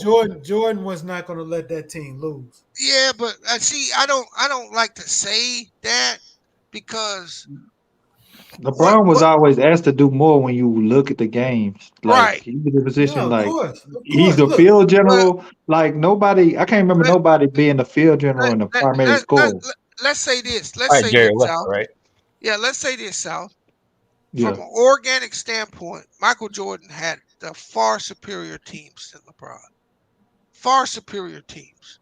So when you say he wasn't going to let them lose, they wasn't either, bro. They was one. They were a top 3 team without him. Top 4 team without him on the team. Yeah, I'm not even gonna argue this. No, because there's no argument, J Mac. Yeah, I'm not even arguing. I ain't gonna even take the position. Bees, you gotta. I watched Jordan finals. Jordan was in the system where he was the primary offensive guy. Yeah. They ran sets to him. LeBron is the field. I watched LeBron be a field general and the primary scorer. That's crazy. Yeah, even with the Heat, like that year, the 2013 year, he led their team in scoring, rebounding, and assists the whole season. And then he pretty much had to do it in the playoffs. Like that's crazy for them to win. They wasn't a deep team. Huh? That 2015, what Bees is talking about, games 2 and 3. Yeah, that was wild. That was some of the best shit I ever seen too. Yeah, that's why when he said that, I just went on and That's better than '93 Jordan. And then I'm gonna be straight up with you. I didn't think I was a LeBron fan until I saw him in 2015. That's when I started because what I saw him do, I hadn't really seen anybody do that, man. Yeah.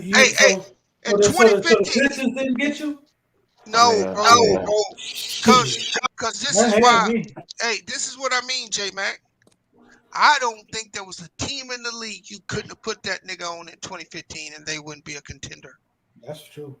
I agree with that. You could have took him and put him on any team and they were an automatic contender. Could have put that man on Shanghai Sharks. And I ain't ever said that about no player. That's true. That's very true.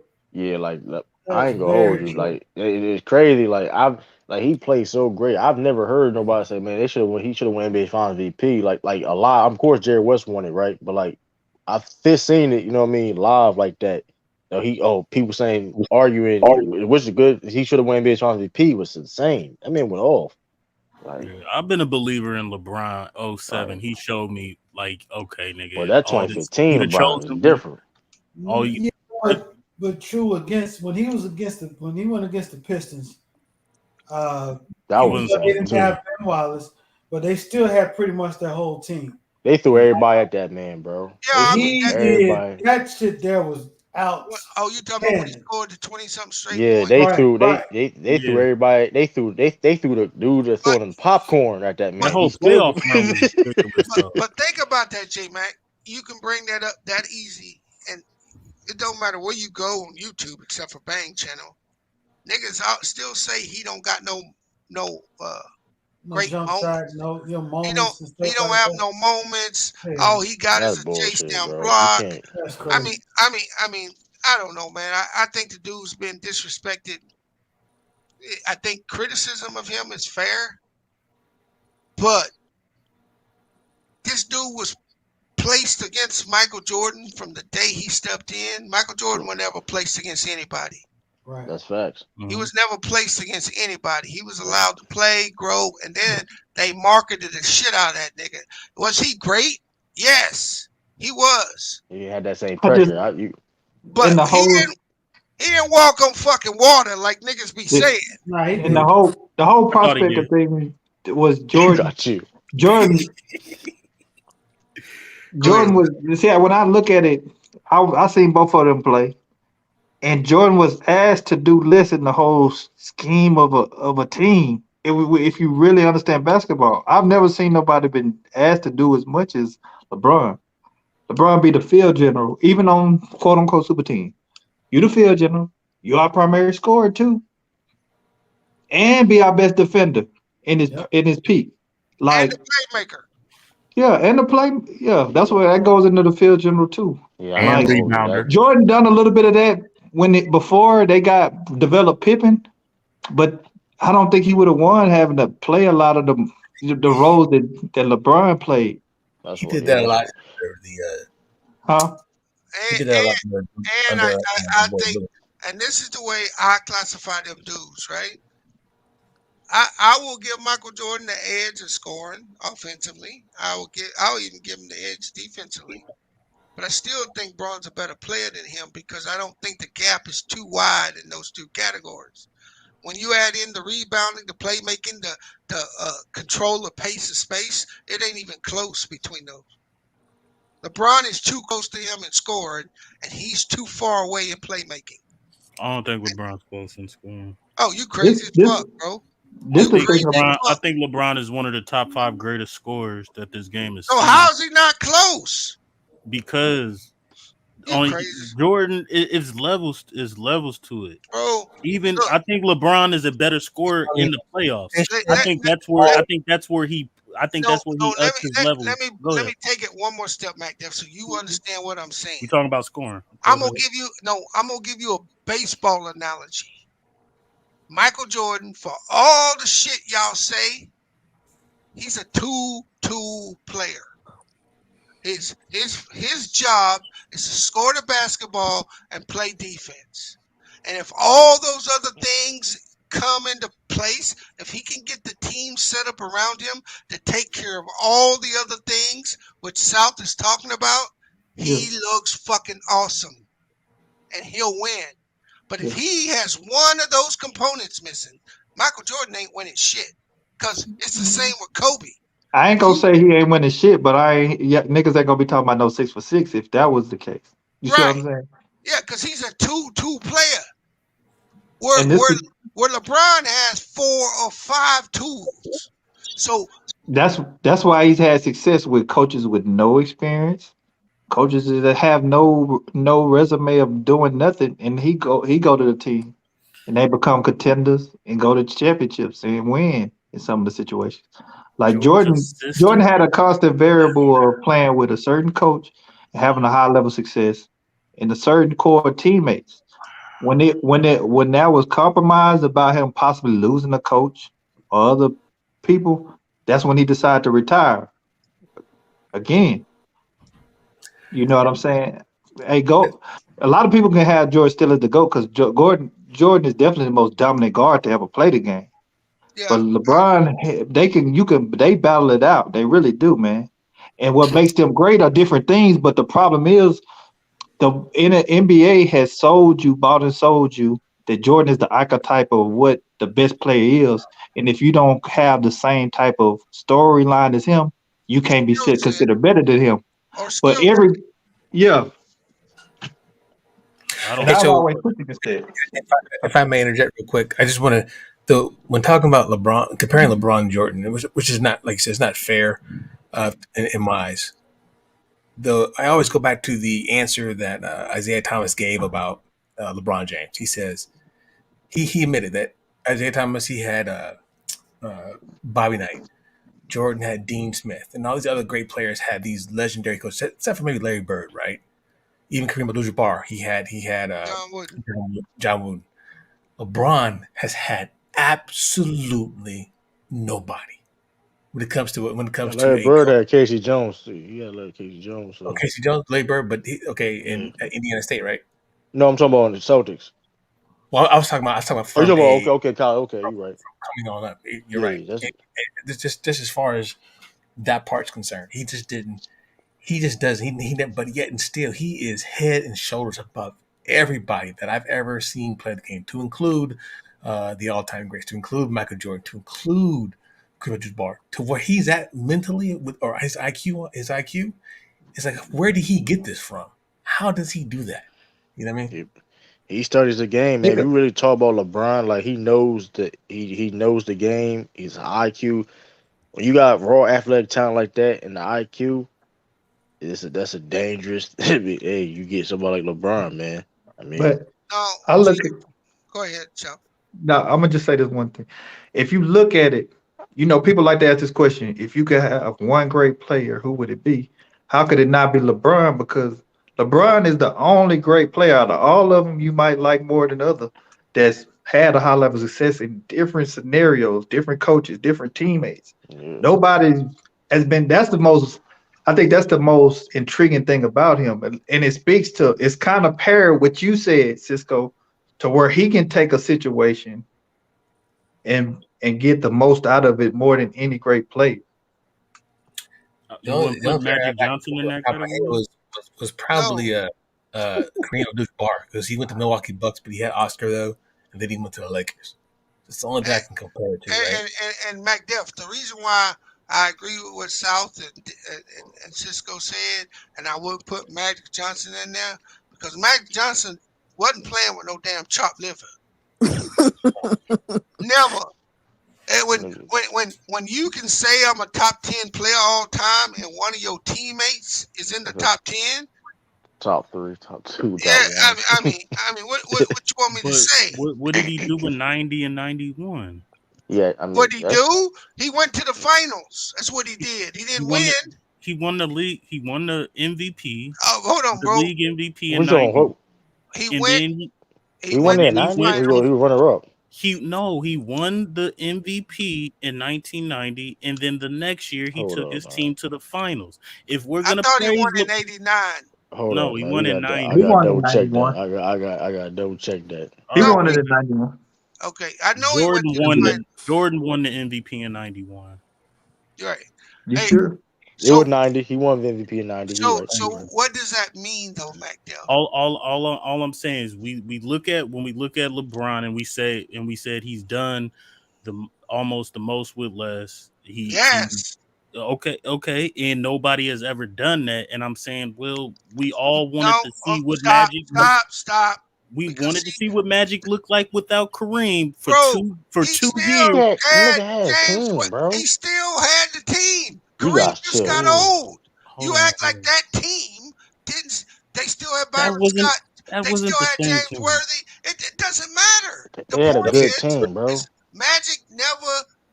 no fault to Magic because you don't. He didn't go to another franchise. So what? He still didn't. He didn't have the same team. He retired early because of HIV, bro. Yeah, that's what I'm saying. We only had a sample size of Magic without Kareem. In those 2 years, he won the league MVP and he took his team to the finals. Okay, so in 2 years he won. That's great to me. And he took his team to the finals. That's great. Got you. So you want me to project that out that he would have done that for 9 more years? Not going forward in the 90s, but if we're gonna say could have Magic been just as great without Kareem? Yes. I'm just speaking to the coaching dynamic of it. We're gonna take somebody. I'm finna quiet McDuff. We're gonna take your guy Kobe because you think Kobe better than LeBron. I know you do, right? You know had those arguments. We just gonna use Kobe. Take Phil out of the equation. I mean, what do you think Kobe career looked like? One of the greatest scorers, and I think he gets maybe 1 or 2 championships. Now you talking about LeBron, who took 5 different coaches to a championship? I don't overlook. Exactly. You're exactly right, but I don't overlook his time in Miami. I don't overlook his. I didn't speak about just one time. I'm talking about his career. 5 different coaches. Two or three of the 5 never had even coaching experience up to that point. Think about that. You don't overlook Miami with Pat Riley. You don't think Pat Riley did? Pat Riley wasn't coaching, nigga. It don't matter. He act like he didn't fool LeBron. No, that's not necessarily true. I'm listening. He had a. No, true. See, this narrative that LeBron needed to go to Miami to learn how to win, that's bogus. Because if that was the case, LeBron wouldn't have had the best team in the East in 08, 09. LeBron wouldn't have went to the finals in 07. He didn't have all that. He was still winning. Did he win? Right. Did he win the championship? No. The best team always wins the championship. So this whole notion that he had to go to Miami to learn how to win, that's bogus. He had to go to Miami to counter the Boston move that was made after he went to the finals in 07. Exactly. Without Boston doing what they did, Bron don't ever go to Miami. He had no choice. It was like he knew what it was. He had no choice. Like shit. Well, hey, you got the big 3, and you got a young Rajon Rondo out there. I'm not mad at him. I'm not mad at him making the decision. The only thing I'm mad about the decision is he didn't come to the Chicago Bulls. That's the only thing. We're not talking about the decision. But I'm talking about this narrative that you putting out. That's not my narrative. He had to go get with Pat Riley to learn how to win. That's not my narrative. The nigga had been to the finals, won an MVP, 2 MVPs, and led the league in wins. Before he ever went to Miami. My issue is not saying that he had to learn how to win. That's not my narrative. And a gold medal. You guys are saying that he didn't play for any Hall of Famers. And I'm saying, even though Pat Riley wasn't the coach on the bench, you cannot overlook Pat Riley in that time that he spent with Miami. What did he taught LeBron? A great organization. Okay, what about Mike Brown? Going to the finals with Mike Brown as your coach, who can't beg nobody to make him head coach right now. I'm not 22. Bro, I'm agreeing with everything that y'all. I'm agreeing with everything that y'all said. Are you going to overlook Miami and Pat Riley? Head coach job. But I understand your premise right there, but then you almost have to say that for almost every. Or I shouldn't say every, but I understand your premise, but it still took the players to execute that, right? Because he was there when Dwayne Wade was that year prior, and they weren't winning anything, right? In Miami, they got put out in the first round. Okay, so enter LeBron, enter Chris Bosh. Yep. Hey, and also, Cisco, let's not forget that LeBron went upstairs and begged Pat Riley to coach the fucking team because he didn't want to play for Eric Spoelstra. He didn't believe in him. He bumped that nigga. and Pat Riley wouldn't fire him. But Pat Riley didn't coach that team, McDuff. Yeah, he was. Is Michael Jordan assistant player? Yeah. He's a system player. He only has his system with one. He only had his highest level success with one coach and one system. LeBron has been the system wherever he go. This is what I'm saying. Wherever he go, even at 37, he's still the system. There's nothing wrong with that. I'm just saying it's just the reality of it. Listen, So the reality is Jordan won with Phil Jackson, and I think Phil Jackson was more important to Jordan's success than Scottie Pippen. But to say that Jordan was a system player and couldn't win with another coach, there's nothing wrong with being a system player. First of all, when he was coming up and he didn't have Phil Jackson, he also didn't have an all-star caliber player next to him. But you can say that about LeBron. But hold up, Mac Dell. But what was that's my whole point. LeBron didn't win until he had all-star players around but Mac him. Dell, I'm gonna tell you the difference between LeBron James and Michael Jordan. And here's the thing, bro. Here's the thing. Michael Jordan. The reason why Jordan struggled all them times them first years, he came in the league. He didn't trust his teammates. What did LeBron James known for doing? Trusting his teammates. Hold up. Compare LeBron James. LeBron James got drafted to the Cleveland Cavaliers. Even that's the difference. Michael Jordan was all about him, me. I'm just going to do everything. So LeBron. So hold on. So LeBron. Nobody's beating the 86 or 87 Celtics. It doesn't matter if Jordan trusted his team. They weren't beating the Celtics. But you still gotta try to at least play team basketball, bro. You can't do everything by yourself. You only give him more props for passing the ball and losing than trying to score and lose. Jordan lost too when he was all by himself and being selfish, playing selfish basketball. So what are you saying? So you're saying he would have won if he would have passed the ball to his teammates? No, I'm not saying he would have helped. It would have helped. Yeah, and that's McDuff. If you could pick, McDuff.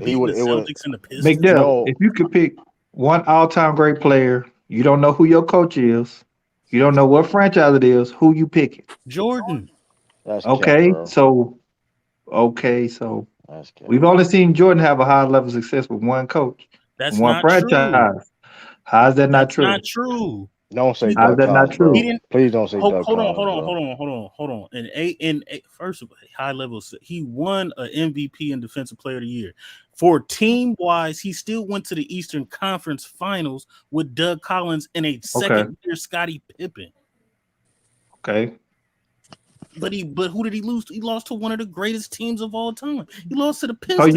That's fine. You picking Jordan over a guy that took 5 different coaches to the finals, no matter who the coach been.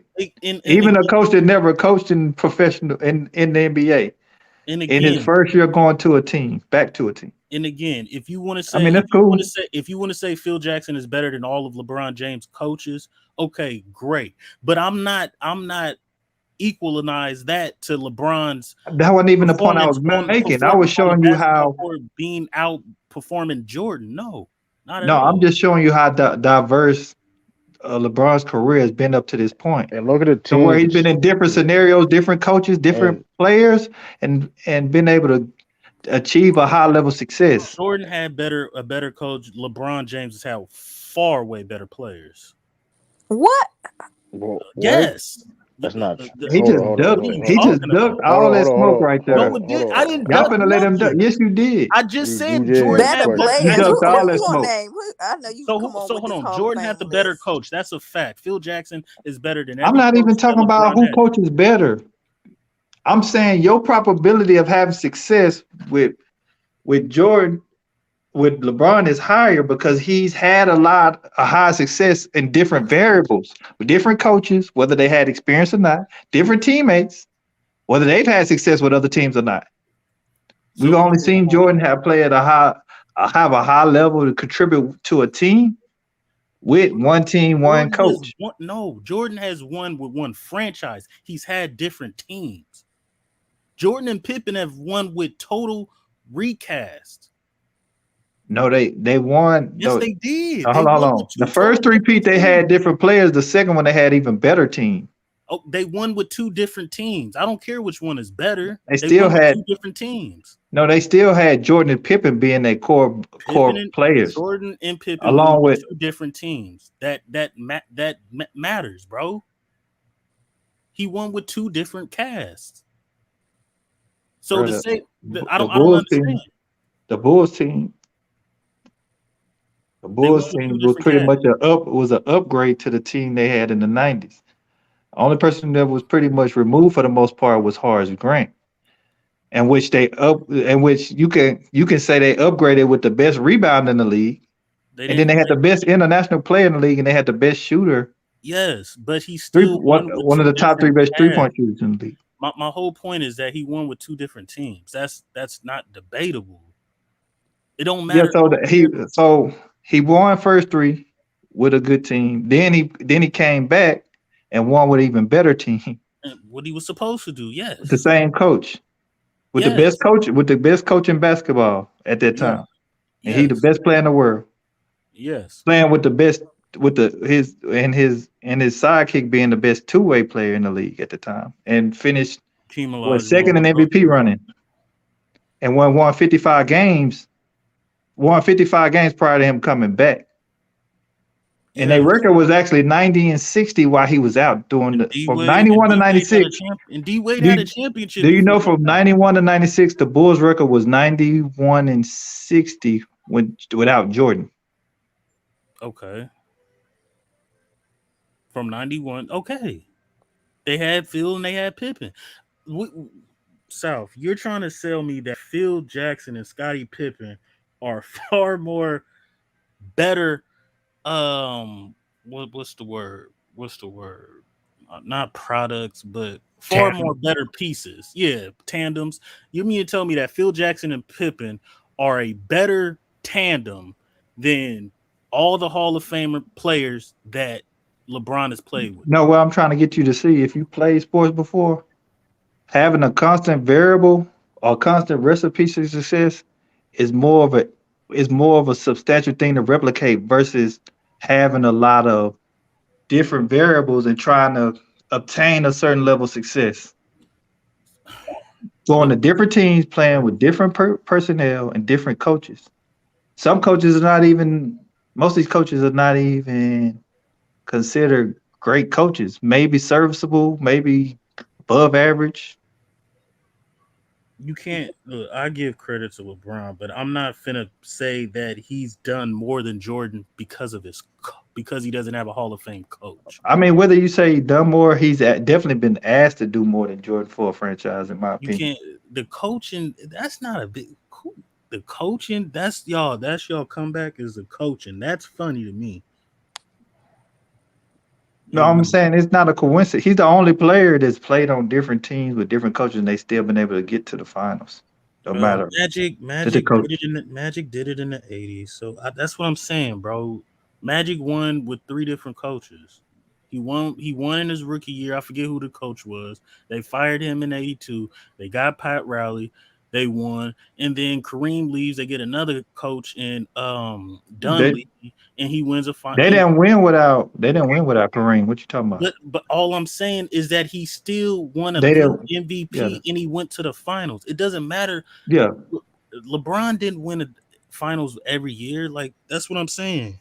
He still showed success with different coaches. He won championships with 2 different coaches. He won with 2 different teams. Jordan won with 2 completely different teams. He just had Phil and Pippen there. LeBron has won with different teams, but the component has been LeBron James. He's been pretty much the common denominator in that.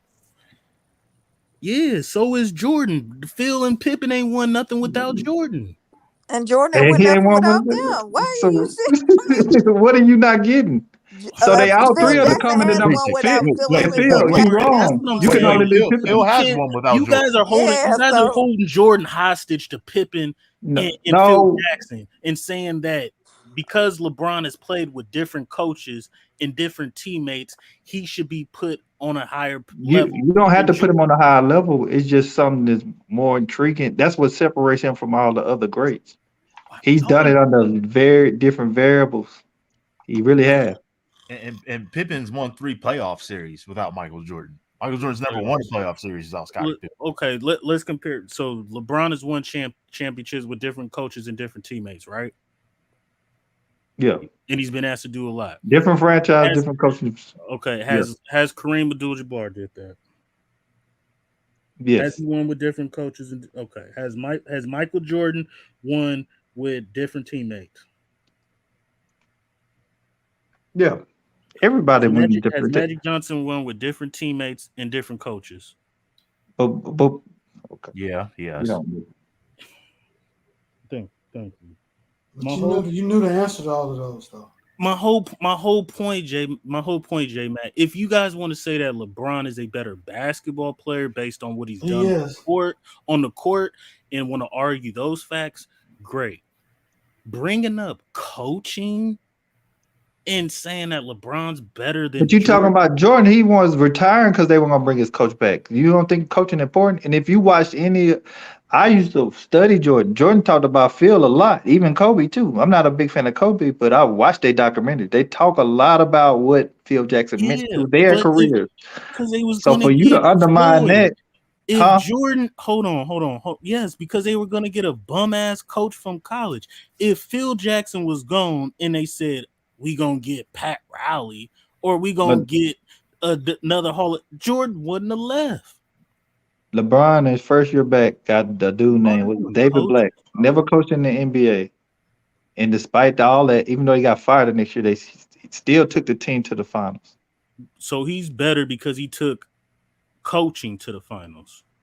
No, I'm just saying. What I'm saying, no matter what coach you give LeBron at his peak prime, you can throw anybody in the equation, and they're contenders for championship.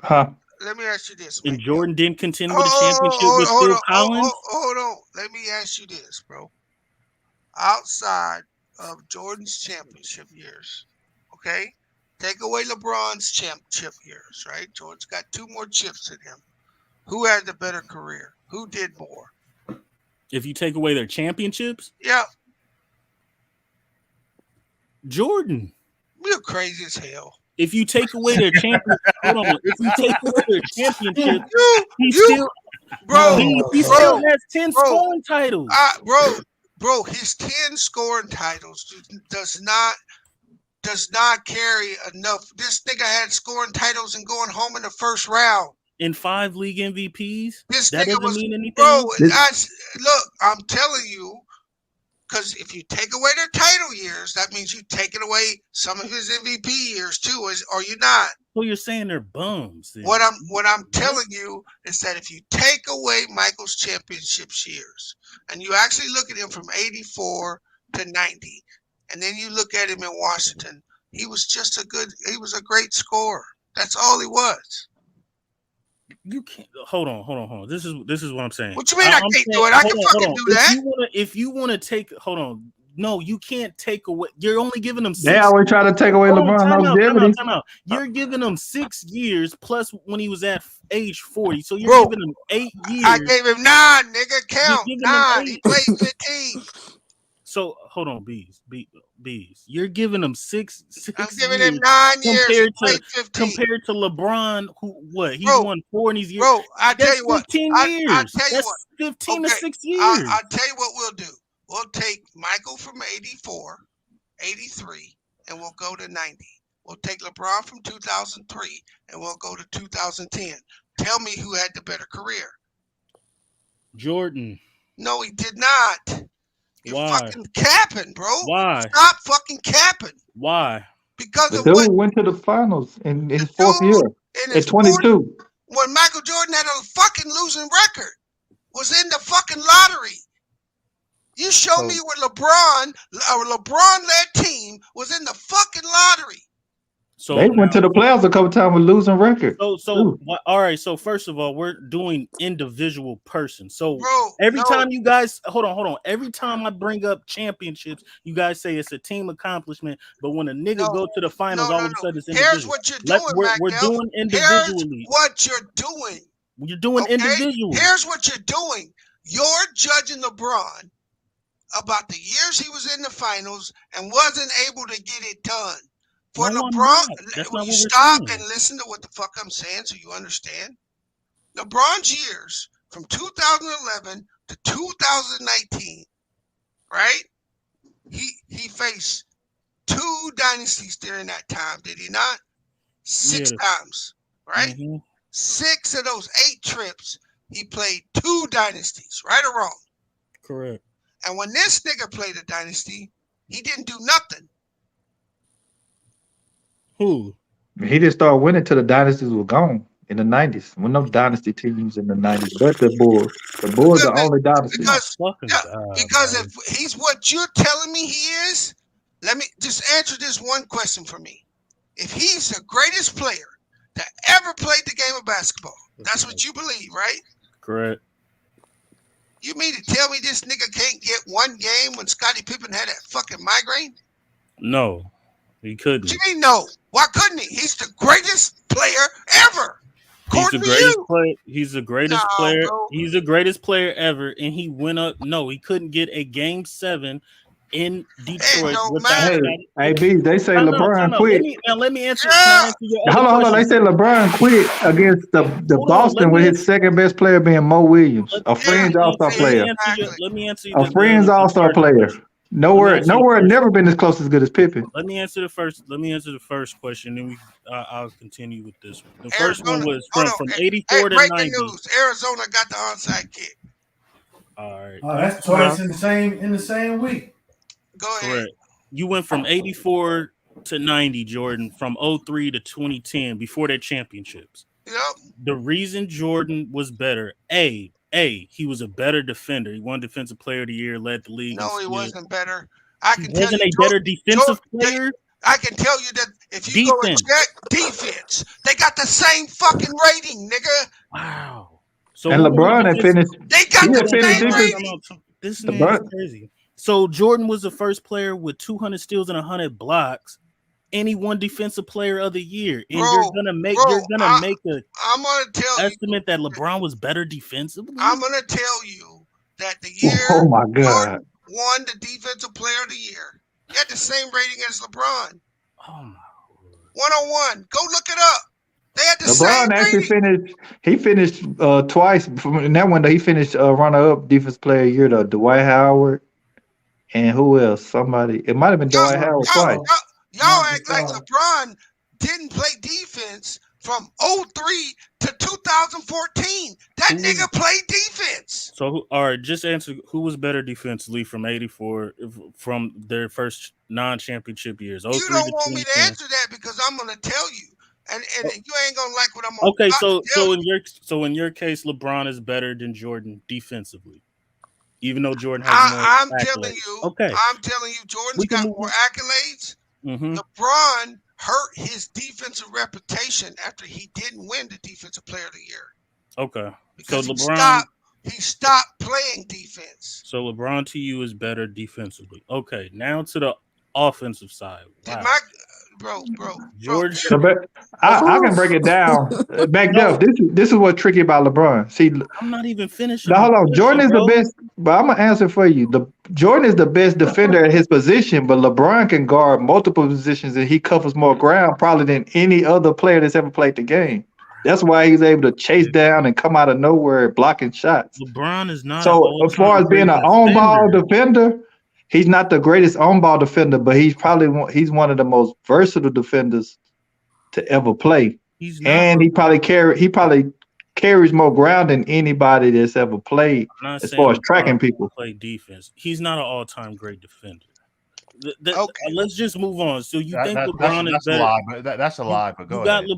You got LeBron as a better defender than Jordan in their first. Bro. Let's move to offense. Here's what I'm going to tell you. Here's what I'm going to tell you right now. Bro. You tell me the other all-time great players this nigga guarded. I'll wait. Jordan? Who? Your foot don't fit on no branch. Isaiah, hold on. So Isaiah Thomas. Oh, Dumars don't. What do you mean, no? Is he all-time great? Yes. No, Dumars is. He's not. No, he's not in the Hall of Fame. Yes, he is. He's not an all-time great. Oh my God. Tell me the all-time great. I just told you too. Dominique Wilkins is not an all-time great. I didn't say Dominique Wooden. I said, tell me the all-time great players this nigga guarded. I'm trying to. And what you did, and what you he didn't guard them. hold on. did guard No, he Dominique didn't. Wilkins. No, he didn't. No, he didn't. Jordan Hey, don't guard big forwards. Jordan don't guard big forwards and like that. No. You guys are naming. You know how you know naming he's by capping, position. No, you know what, bro? Because that's what he guarded was his position. Yeah, you gave me a point guard and a small forward. You didn't give me no two guards because there aren't any. You guys are crazy. There aren't any two guards, nigga. Hey, excuse me, J-Mac. So Ron Harper. You know, brother Ron CA3 was trying to get in. Oh, they are. Ron Harper wasn't an all-star. What happened? So they were trying to get in. I see the chain. They was. Oh no, I wasn't. Bees, you're basing this off of the two guards. The two guards wasn't deep when he played in his prime. Time out. Let me finish. Let me just finish what I want to say. You want to sleep? You want to say LeBron is better than Jordan? Sorry about that. I'll let you have it. Go. Bro, I asked you, and I just named three people that he didn't guard. He didn't guard any of them. So who did he guard on Detroit? He guarded Hershey Hawkins and niggas like that. Who did he guard on Detroit Pistons? Joe Dumars. He didn't guard Isaiah Thomas. And that's one of his toughest. That's one of his toughest guards, a 6'3" guard. And this dude could jump out the gym.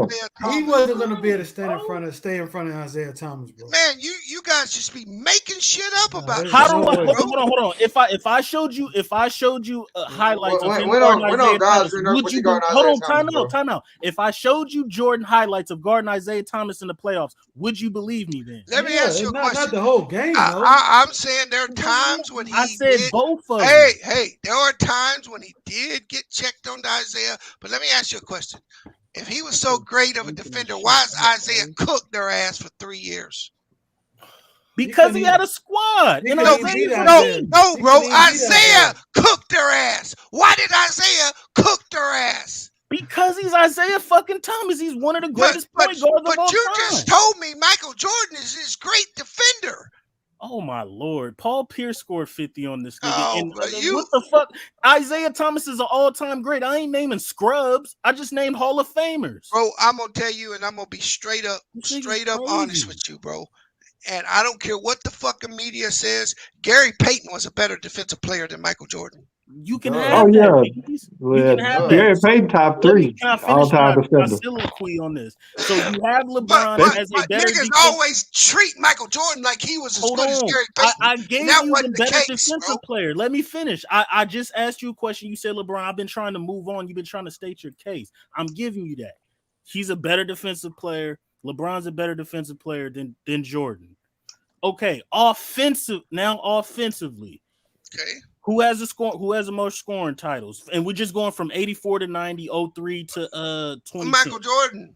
Okay. Who averages the most points per game? Michael Jordan. Who averages the most points per game in the playoffs?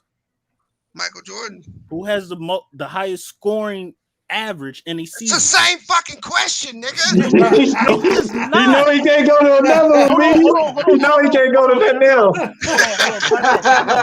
Bro, gonna be everything else. I'll give you a stat. I'll give you a keep stat. talking about scoring. That's all he does. Who had the most points in college?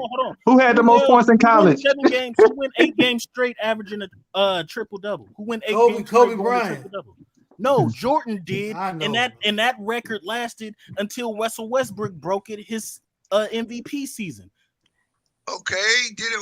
So since you guys don't know when I already named Jordan got the record no more. Then that's what you're saying. Yeah, I'm saying Jordan don't have the triple double record. So you saying Russell Westbrook is better than him? Then Russell Westbrook broke. No, I'm saying the damn record lasted. We're talking about LeBron and okay, Jordan. Who's the oldest player that recorded triple double?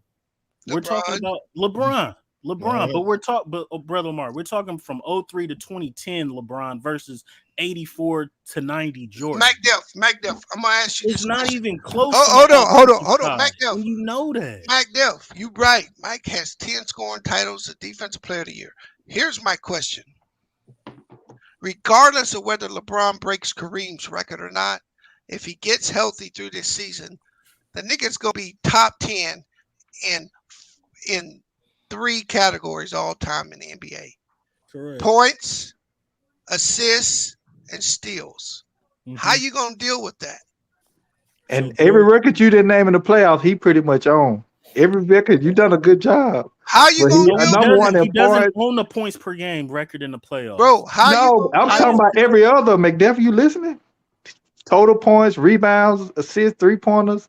That's He not gonna every own record. all that. He definitely doesn't have 3-pointers. What are you talking Yeah, about? he In the does. playoffs, yes, he do. Steph Curry. Yeah, yes, he bro. do. No, he don't. What 3-point record in the He playoffs? most 3-pointers in the playoffs. Most made. That's gonna be The most 3-pointers That's gonna made. might be broke this year by Curry.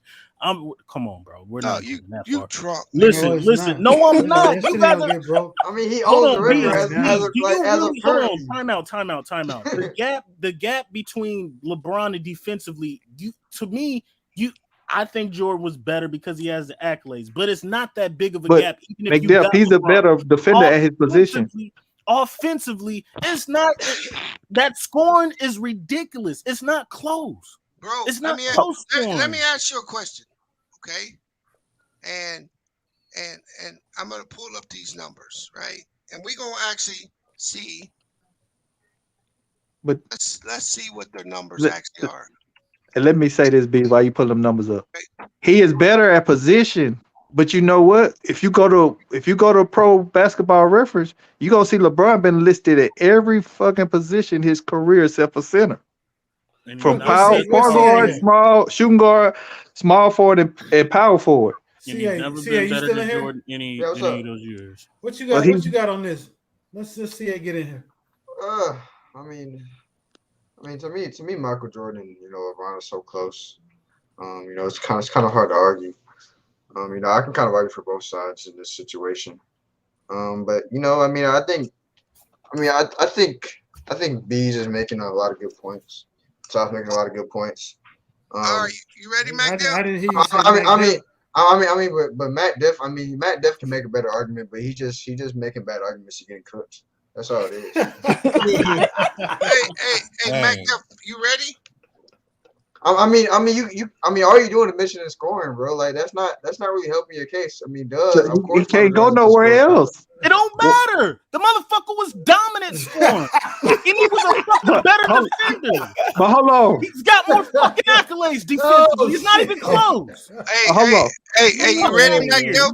You ready, Mac Def? Bees, you're not even rebounding. Bees, you're not concerned.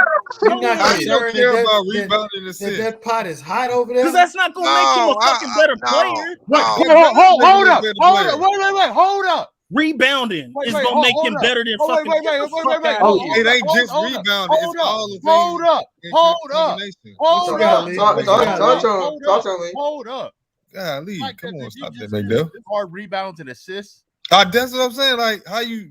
Hey, J Mac, kick him out.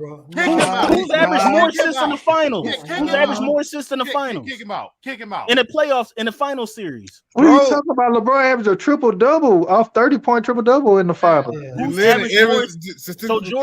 So when Jordan averaged 11 assists, has LeBron averaged more than 11 assists in the final series? Hey, let me ask you this, Mac. No, pretty damn close. Hey, but the answer is no. But Jordan Mac Def. Yeah, one time. Go ahead. Since you like to talk about the finals, why is the only category Jordan leads his Bulls in the finals is scoring? His teammates. Go ahead. His teammates. Why does Scottie Pippen lead him in all other categories on the floor? Because he was supposed to do his fucking job. That's why. Pippen is a great. Jordan was asked to do less. Pippen is an all-around great player. Hey, Jordan was asked to do less, like I've been saying, when they counted the most. Hold on. That's So why Jordan, I want to come in here. Defensively, because I want to push back on one thing McDuff said about the teammates. I don't believe Jordan had overwhelmingly better teammates than LeBron James. Why not? No, I said LeBron had overwhelmingly better teammates than Jordan. No, that's what I'm saying. If you're gonna say that, you got to say which squad. Yeah, I don't believe LeBron had overwhelming because the only person that you can really truly name in that top level is Dwayne Wade. Everybody else, because Kyrie ain't done nothing before LeBron, and he ain't done anything since LeBron. Thank you, brother Omari. And that baby back bitch Anthony Davis. Hey, we ain't gonna bring him up. Hey, but I'm finna run the full stats down for McDuff. The Bulls from 91 to 96 were 91 and 60 when Jordan didn't play. That's including when he was on the roster or when he took his little hiatus. LeBron from, I'm gonna start with just his super teams, what they call it. Going from the Heat back to Cleveland to now, the teams are combined 41 and 79 when LeBron don't play. With all this help, with the way more help than Jordan could ever imagine, right? And that's interesting, right? No, it's not. How is it not? Because hold on, first, it's not because first of all, you have to give credit to the Bulls when Jordan left in 93. They put together a even better team. They had the nucleus and they added Tony Kukoc, a Hall of Famer. They added Steve Kerr and they added Ron Harper. They was built to win a championship. Why would you put yourself in the pot? Why would you put yourself in the pot? That's not you saying you're asking me why the Bulls. Hey, McDuff is crazy. The Bulls were a great team. Period. Point blank. McDuff, who's the only player in the NBA other than Bill Russell to win 4 chips in a row? Or the Celtics team, I mean. To win 4 championships in a row? Yeah. Havlicek? No, I'm saying not on the Celtics. Steve Kerr? Yes, sir. So he wasn't no scrub either, was he? Exactly. So when you start saying Braun had better teammates, that's cap. No, first of all, Pippen is not better. Pippen is not better than D Wade. Yes, he is. Pippen is better than Dwayne Wade. Yes, he is. I take Pippen every day over Dwayne Wade. Pippen is better than Dwayne Wade. Yes. McDuff, but let's just say they wash each other out. Everybody else is. I mean, the only other player that's better than LeBron's teammates is Rodman, which is non-offensive, is a non-offensive threat. You're not going to sit here and tell me that Tony Kukoc is better than Anthony Davis. Tony Kukoc is not better than Chris Bosh. Yeah, he is. Why you lying? No, I ain't gonna say that. I ain't gonna say. Tony, this is the thing. You can't do that one. We're not doing that. Hold up. Please, come on, man. Bro, okay. So you maybe for a couple of years. Hold on. You trying to tell me? Are y'all trying to tell me when Chris Bosh came to Miami in 2011, he was the premier power forward in the league? No, he wasn't. What the fuck you trying to tell me? He was a top 5 power forward. Yes, he was a top 5 power forward. Top 5. Yeah, I think he was. Chris Bosh wasn't a top 5 power forward. He wasn't even getting no. He wasn't even making all. What do you call it? All. Yeah. Are y'all sure that? I'm gonna. Yes, I'm gonna raise. He wasn't even making all NBA. I'm gonna just name some names. Hey, hold on. Tell me. I'm gonna recuse myself from the bench. Y'all can. I'm gonna name some names. So you're going to tell me in 2011, he was better than LaMarcus Aldridge? You're going to tell me that when LaMarcus Aldridge was on Portland? Get the fuck out of here. Hell no. Hello, B. You don't even got to do no roll call. In all NBA, all NBA teams consist of 3 teams. So that's 6 forwards. Yeah. So if you don't make all NBA from 2009 to 2012, how the hell are you a top 5 forward in the league? Because every time Pau Gasol made the all NBA team, Chris Bosh had better numbers across the board. That's facts. Hey, bro, I'm just telling you. Hold on, Pau Gasol never won a playoff game without Kobe. He wasn't better than Dirk. He wasn't better than Dirk. He wasn't better than Amari Stoudemire. He wasn't better than Duncan or Paul Gasol. And matter of fact, Dirk, he was better than Dirk. Hey, wasn't Blake KG? Blake Griffin? No, he wasn't even better than fucking Josh Smith at Atlanta at that time. No. Nah, I'm gonna say that. No, I'm gonna say that. He underachieved, B. Josh Smith underachieved. No. Here's because non-shooting hey, game listen. looking ass. Here's what's happened with all those guys. Now, hear what I got to say. Here's what happened with these two guys. Wow. And they both have the same fucking career. One just got 2 chips. One got 1 chip. Isn't it funny how Kevin Love and Chris Bosh both put up these crazy numbers when they were the number 1 guy on bad teams, and when they came to the team with better players, their fucking games collapsed. And I'm gonna raise my hand. What the fuck else were they supposed to do with LeBron James? They're gonna be the same exact players. Let me ask you a question. 0 points in that final game. Yeah, bro. Thank you. I ain't giving that nigga all that credit, bro. He was a bad player. I mean, he was a good player on a bad team that got to jack the ball up. That took them to the playoffs. What are you got talking put about? out in the first round. Like twice. Pau Gasol got put out in the first round. Yeah, he never won a playoff game. If you let fucking Kyle Kuzma shoot 24 times a night, the nigga will put up numbers. You guys are he will. They're gonna be. But he ain't that great of a player. No, this man was averaging a double. Man, you guys. Hold up. Was he better than Zach Randolph at that time? No, he wasn't. They was Chris Bosh was not better than Zach Randolph. No, he wasn't better than Zach Randolph. First of all, was Zach Randolf playing center or power forward? He was playing power forward, bro. You guys are retarded. No, he wasn't. No, you're retarded. Who was the center? Marcus Gasol, dumbass. What the hell you talking about, man? Hold on. Zach Yeah, Randolph you better hold on. get 5 inches off the court. Hey, and then you talking about 12, 13, 4. Blake Griffin was above that nigga, bro. No. Yeah, he was. He wasn't as high as you said he was. Averaging a double-double, bro. What is y'all talking about? Bro, LeBron, hold on, B. In 2013, LeBron led them in rebounding. He wasn't even averaging 8 rebounds a game. When they won the finals, the second finals against the Spurs, they won against the Spurs. LeBron led them in rebounding, averaging 7.8 rebounds. Hey, and that's my point. That was his question. He said before 2011. What these Jordan Dick Riders have done?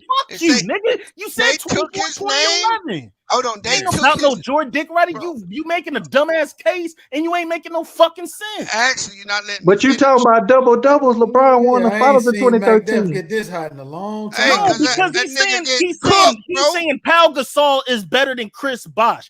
He is. Motherfucking Pau Gasol, number one, never won a playoff game without Kobe. He didn't average a double-double until 2010. Chris Bosh never won a playoff game without fucking LeBron. What's your point?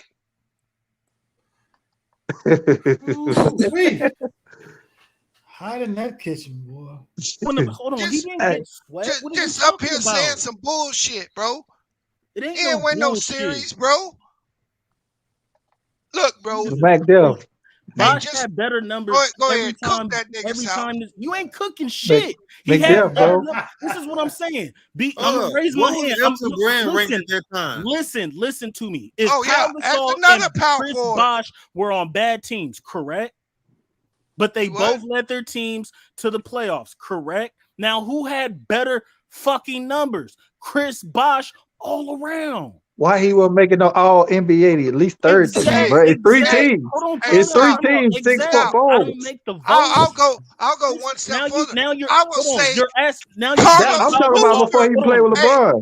South. You're saying Pau Gasol is better because votes, because of because of players and journalists, but on the court, points-wise, Bosh was better. In Utah than that nigga, bro.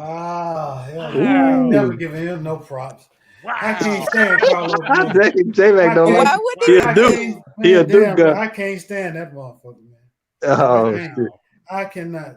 Carlos Boozer, he does more clapping than anything I've ever seen. McDill. Bosh was better. How do they win a championship with LeBron leading them in rebounding in the regular season, and he ain't even averaging 8 rebounds? Is Carlos Boozer in the Hall of Fame? Hell no. Is Zach Randolph in the Hall of fucking Fame? He should be. He might make it. Rasheed Wallace in the Hall? Is Rasheed Wallace? He should be. I mean, just think of Amari Stoudemire in the Hall of Fame. He should be. Well, that's injury. Lamar Stoudemire, he should be. He's still playing, bro. He probably will, talking about, bro.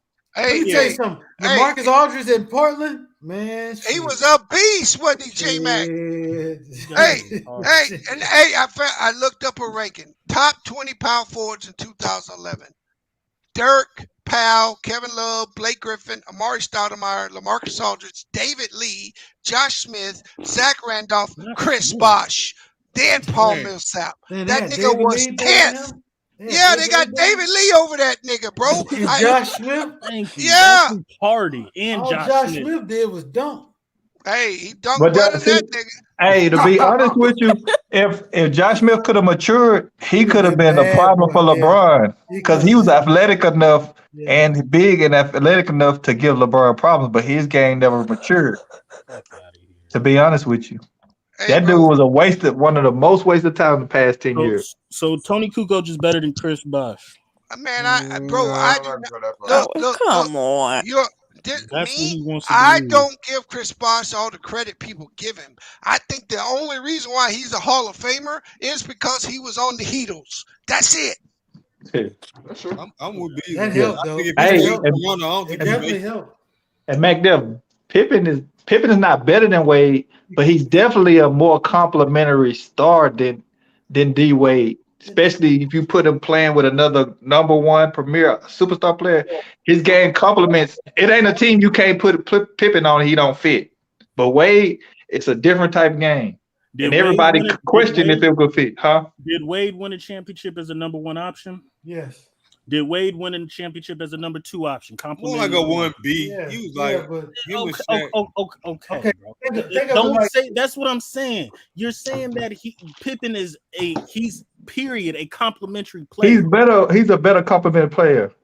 You could put Pippen on pretty much any team he'll fit. Wade, you can't say that about Wade. And let Wade is not you can't put Wade on any team, especially with a player that's better than him, just any other player. Pippen could complement anybody team. You don't gotta make no extra consistent Pippen. Huh? That don't make no sense, bro. He said that don't make no sense. Y'all hear this? Why would I take a compliment? Why would I take a complimentary? Listen, Pippen was he's not just complimentary. He was a top 5, top 10 player. He was a Hall of Famer, top 5 player in the 90s. Man, why would I take phony, bro? Who was better, McDuff? Kevin Love in his prime, his peak as a power forward on Minnesota, or Chris Bosh in Toronto?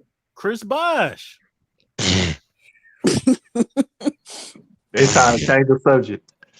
I don't want you to win all the awards, man. I'm trying to save you because it's gonna be a landslide. Cap of the year. Y'all just got y'all opinions. Bad takes of the year. Y'all can have y'all opinions, but the fact of the matter is, when you say Pau Gasol was better, and I'm saying, okay, they played on both crappy teams. They both led them to the playoffs. Chris Bosh had better numbers all around. Hey, no, South. And it's not even close. Hey, McDuff, I'm gonna go with you because you just told me that Chris Bosh had better numbers all around, right? Than Pau Gasol, yes. Right. And LeBron's got better numbers than Mike all around. End of story. In what? End of story. No, End of story. Doesn't. Yeah, he does. No, he doesn't. Yeah, you're done. Thanksgiving's over, nigga. Time out. You could have said No, Bees. You're talking career or season? Because I'm talking when Pau Gasol won first team. Bosh had better numbers all around every single year. Let me suck those titties, baby. Whatever. And no, LeBron don't have better than numbers Jordan. Hey, you said it, nigga. I didn't. Defensively. I just repeated what you said, bro. Jordan has more steals than that nigga. Let me ask you a question. I just repeated what you said, bro. Why you get mad at me? You didn't repeat what I said. Yeah, I did. If your logic works with Chris Bosh and Paul Gasol, it has to work with LeBron and MJ. LeBron doesn't have better numbers. What are you talking about? Hey, hold on, Beast. Started, bro. Yeah. Bosh was so great in the 2012-2013 year. That's the year they beat the Spurs, right? In 7. Yeah. Guess who led their team in rebounds? LeBron. South. He's talking about from before he got with the Miami Heat, not when he was a number 1 option, not when he was a number 3 option. He's just a Yeah, bad. Hold on. Why would I rank Bosch great as a number 3 option when he did everything as a number 1 option? That's what I'm ranking him on. That's why he's in the fucking Hall of Fame, because he was a fucking beast. Well, please, somebody explain that. Hold on, Chris Bosch. Somebody explain that. Hold on. If You a Chris power Bosch forward. South. You averaging 6.8 rebounds. If Chris Bosch started his fucking NBA career from 2011 and then retired, he wouldn't be in the Hall of Fame. Listen, what does rebounding got to do with being number 1 option? You the power forward on the team. You have 6.8 rebounds, and your team still win a championship. That's beyond what you're talking about, bro. You're asking me, is Chris Bosch great? If you started Chris Bosch's career from 2011 when he joined Miami till he retired, he's not a Hall of Famer. 33 minutes a game, 6.8 rebounds. Your starting power forward. If he don't join power forward, right? Huh? If he don't join the Heat, he's not a Hall of Famer. That's facts. If he don't, he's had an average career. That's not a fact. That's not. Hold on. That's not a fact because he still was playing, and he still would have been able to putting up numbers. He still would have been able to put up bigger numbers than he would when my scenario works way better, and I'm giving you 2 fucking championships. MacDelf, I went and pulled up the analytics on him, right? So PER, Michael Jordan leads that category at 27.9 to 27.5. Value over replacement. LeBron leads that category 133.7 to 116.1. Box plus minus. Michael Jordan leads that category 9.2 to 8.9. Win shares. LeBron leads that 236.4 to 214. True shooting percentage. LeBron leads that 58.6 to 56.9. And Michael Jordan leads the usage percentage. He actually had the ball more than LeBron, 33.3 to 31.5. This is why I tell you these numbers. In every category except usage, Michael Jordan wins is player efficiency and real box plus minus. He barely wins. But in value over placement, win share, and true shooting percentage, it's not close. So LeBron is more important to his team winning than Jordan. Yes. Hey, MacDuff, you don't want to. That's easy to agree with, though, MacDuff. All you have to do. Hold on, time out. All you have to do is look at when Jordan is not on the court. How does his teams do versus when LeBron's not on the court? Hell, LeBron can't even get a 5-minute breather up by 10. When he comes back, they're down by 15. That's one of the reasons why he lost so many finals. That's the common denominator with a lot of the finals.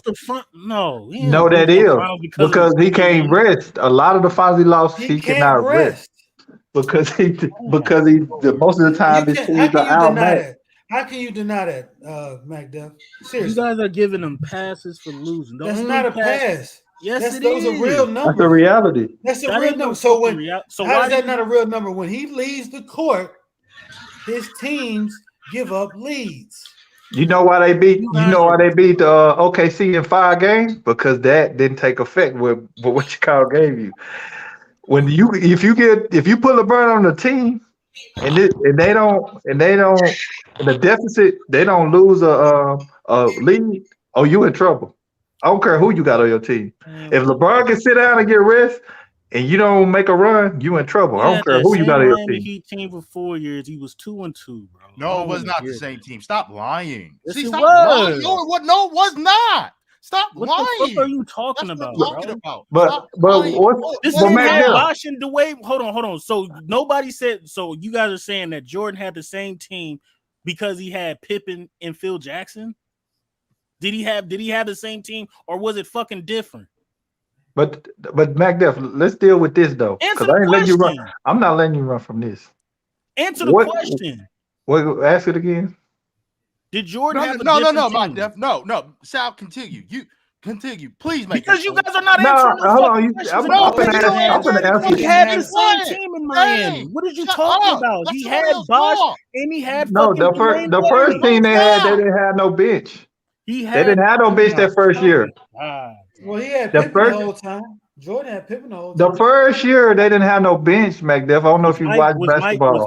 Hold on. Was Mike Bibby on who was a bench? Was Mike Bibby there? You talking about Mike Bibby? See, you lost. We're not even gonna answer your question. You don't even know. You don't even know who's on the team, bro. Was Mike Bibby on that team? That was a young Mike Bibby who didn't even. Man, come on. Man.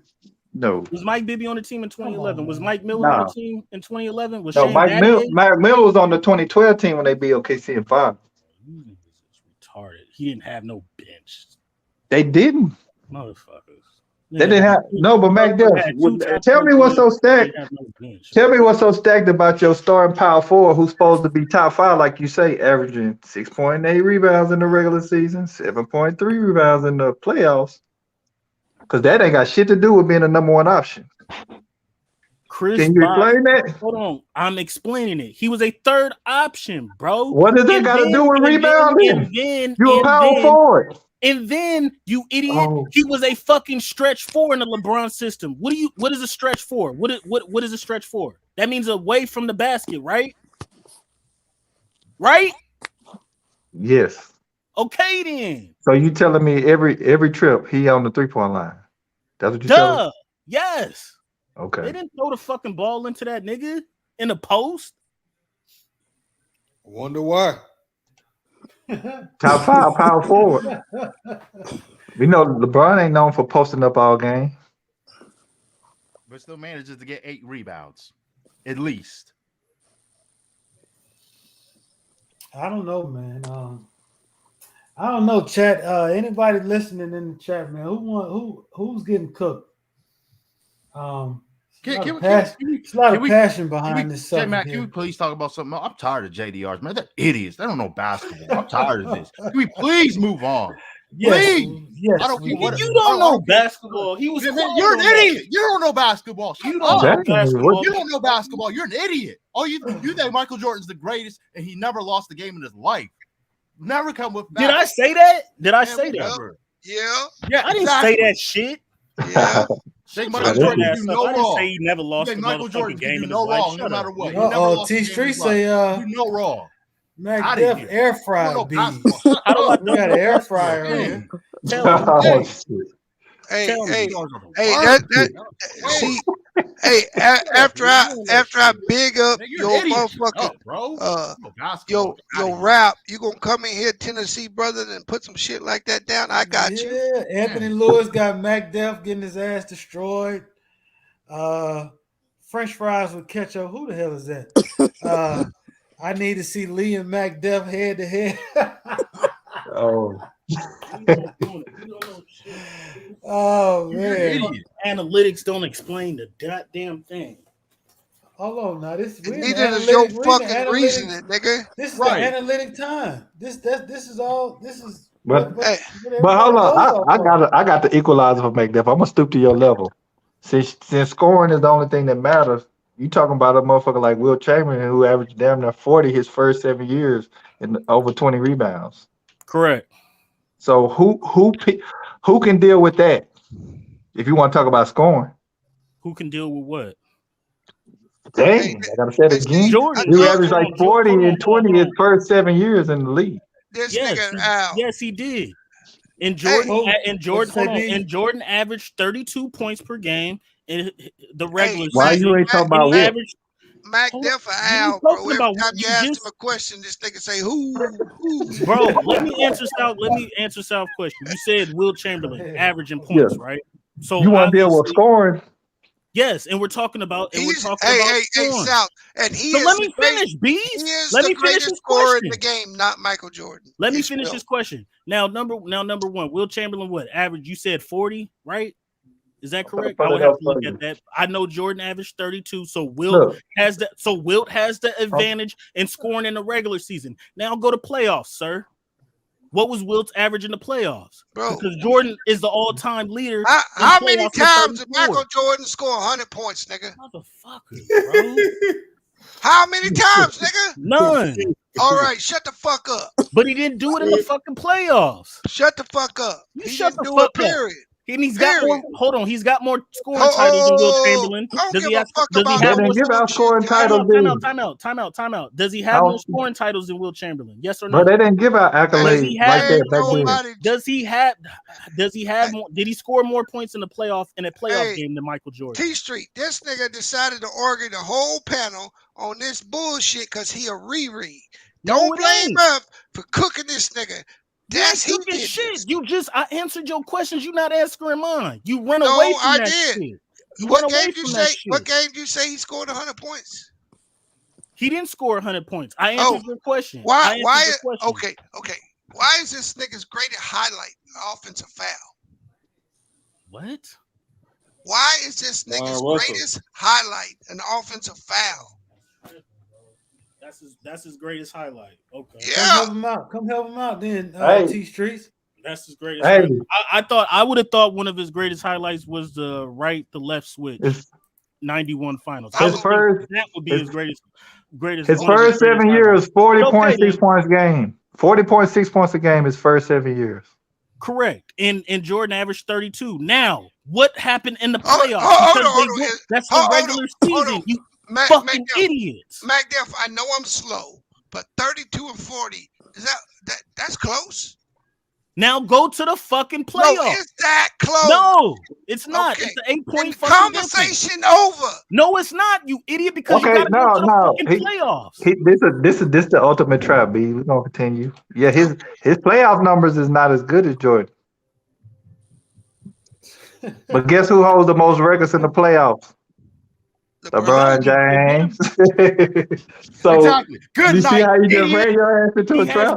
Hold on, just because he has more fucking hold on. Well, no, you said scoring titles. The mic on you. Took off. Yeah, he ran like a little bitch that he is. Dang. Hey, MacDuff, I haven't heard you get this animated in a long that you guys think this nigga's better than Jordan, bro. Why is that hard to think though? Why is that hard to think?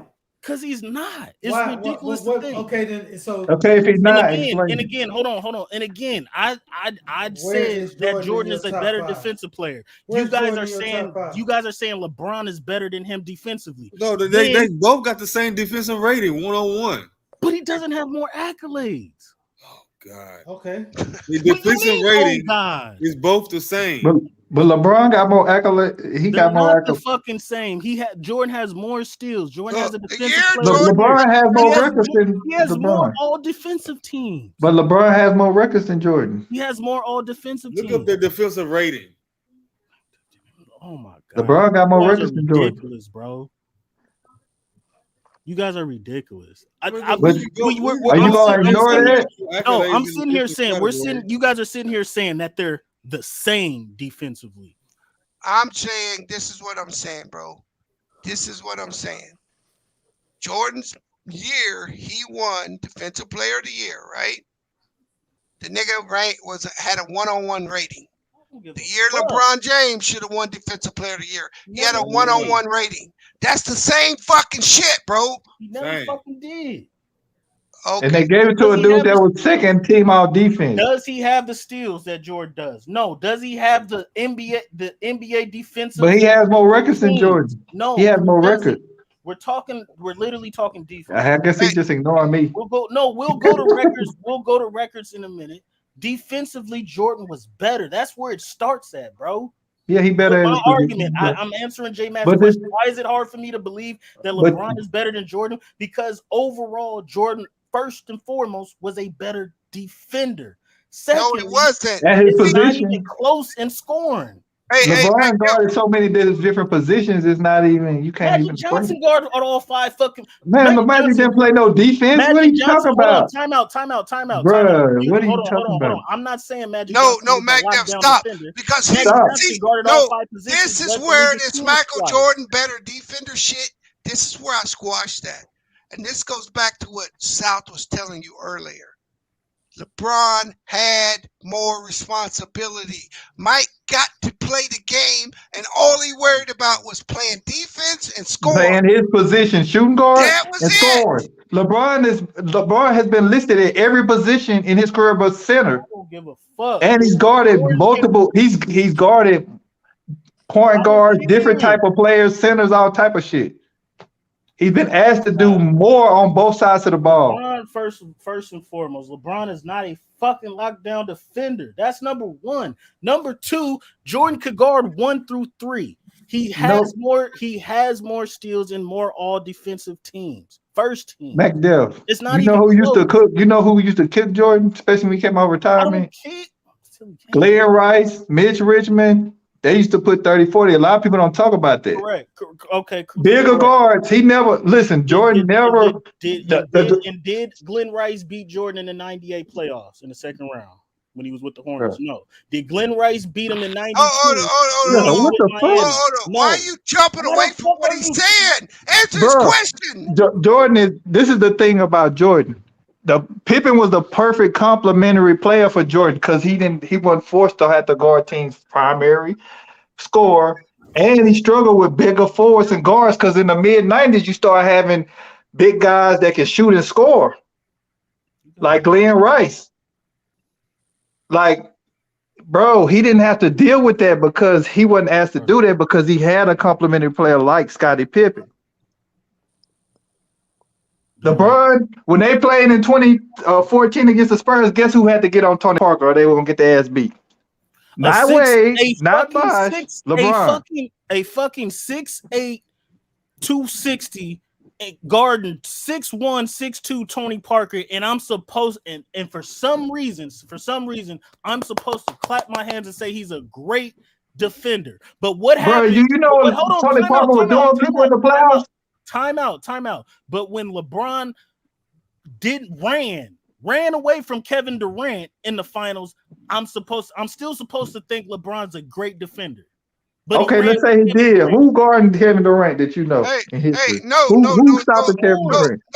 Jordan didn't run from Magic. Who you know guarding Kevin Durant? Michael Jordan didn't run from Magic. No, you're right. He didn't, because just like LeBron in his fucking athletic prime, LeBron didn't run from anybody. You're going and grabbing somebody when this nigga's 17 years in, and you're trying to compare him to Mike, and you're 9. Shut the fuck up, nigga.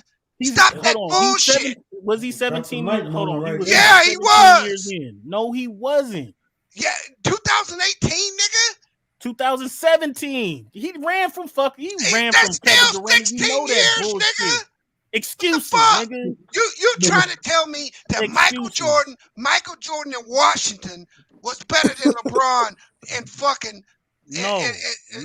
That's what you're saying. That Jordan's a better fucking defender. No, that's what you're saying. I got it. Here goes something else to throw in the crock pot, Bees. The 90s. Who's the second best? Who's the second best shooting guard in the 90s? McDuff, I'm gonna ask you that. Clyde, you sure? Because Clyde Drexler didn't play. He didn't play. I mean, from 90 to 95. But you sure? Clyde Drexler was the best 2 guard during Jordan's era. Yes. No, he was not. Reggie Miller. And Clyde Drexler was a fucking small forward, dumbass. He was a 2 guard. No, he wasn't. Let's give him that, Bees. But I don't know how much basketball. You guys are making up shit now. He was never better than Mitch Richmond. Never. Who? Clyde Drexler. Drexler was done by the mid-90s. Like, my God. Stupid. Yeah. Because he won the championship he won. He was there the second year when Mitch Richmond was better than Clyde Drexler. Hold on, T Streets. I usually don't jump into grown folks' business, but you saying this right here, MJ is probably the greatest at his position. But you can't say it about LeBron. Name me a better small forward than LeBron. Hey, J-Mac, can I take care of this for you? Oh, please, by all means. Get your dumb ass out of here. Saying that dumb ass shit. I put the link in the chat. The only reason, and Ricky, the only reason I didn't have as much energy to debate Bang because the Bang would fucking kick you out. That's why. Yeah, whatever, nigga. Yeah, he gonna boot you. Hey, I be debating that nigga. He don't be kicking me out. Because you a fucking member. We ain't got no channel on the slides. I ain't no fucking member, nigga. What you talking about? Nigga, he would kick me out. He already kicked me out. So what is you talking about? Well, you was talking No, sideways. You going over there starting stuff, MacDaff. They don't even be starting talking about. It wasn't be starting starting nothing. debates with them. They don't even be I didn't start. I didn't start nothing with that. I didn't start nothing. He kicks me off. I don't know, but that was some funny shit. That was some funny shit earlier. Lamont went over there and just that was some funny shit. Hey, Bees, the best two shooting guards in the 90s was Mitch Richmond and Reggie Miller, right? Them were two had a problem with. His teams had a problem with. Yep.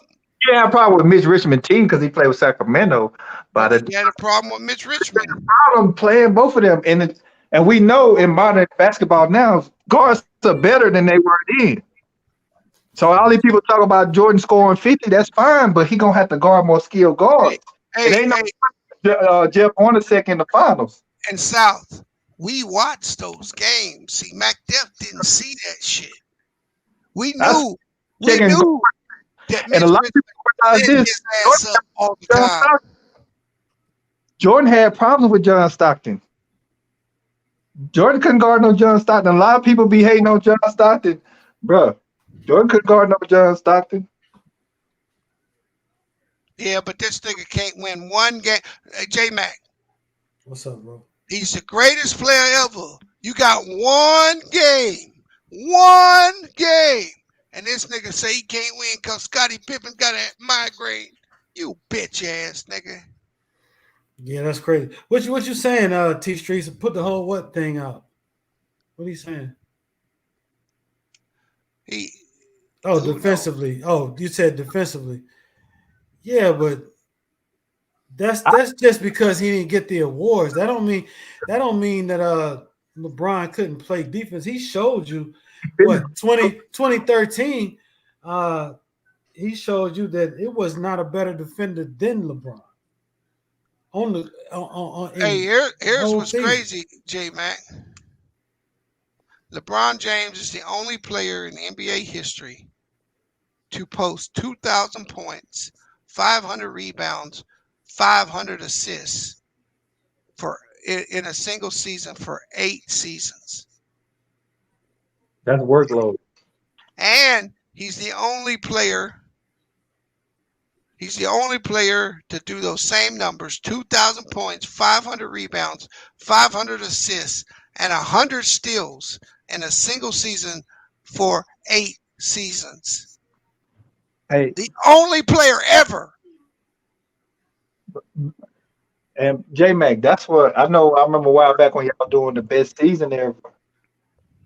I don't know how that LeBron season 2013 ain't top 3 because he led his team in scoring, rebounding, assists. They won a championship. Only thing that got robbed is he got robbed for defensive player of the year that year.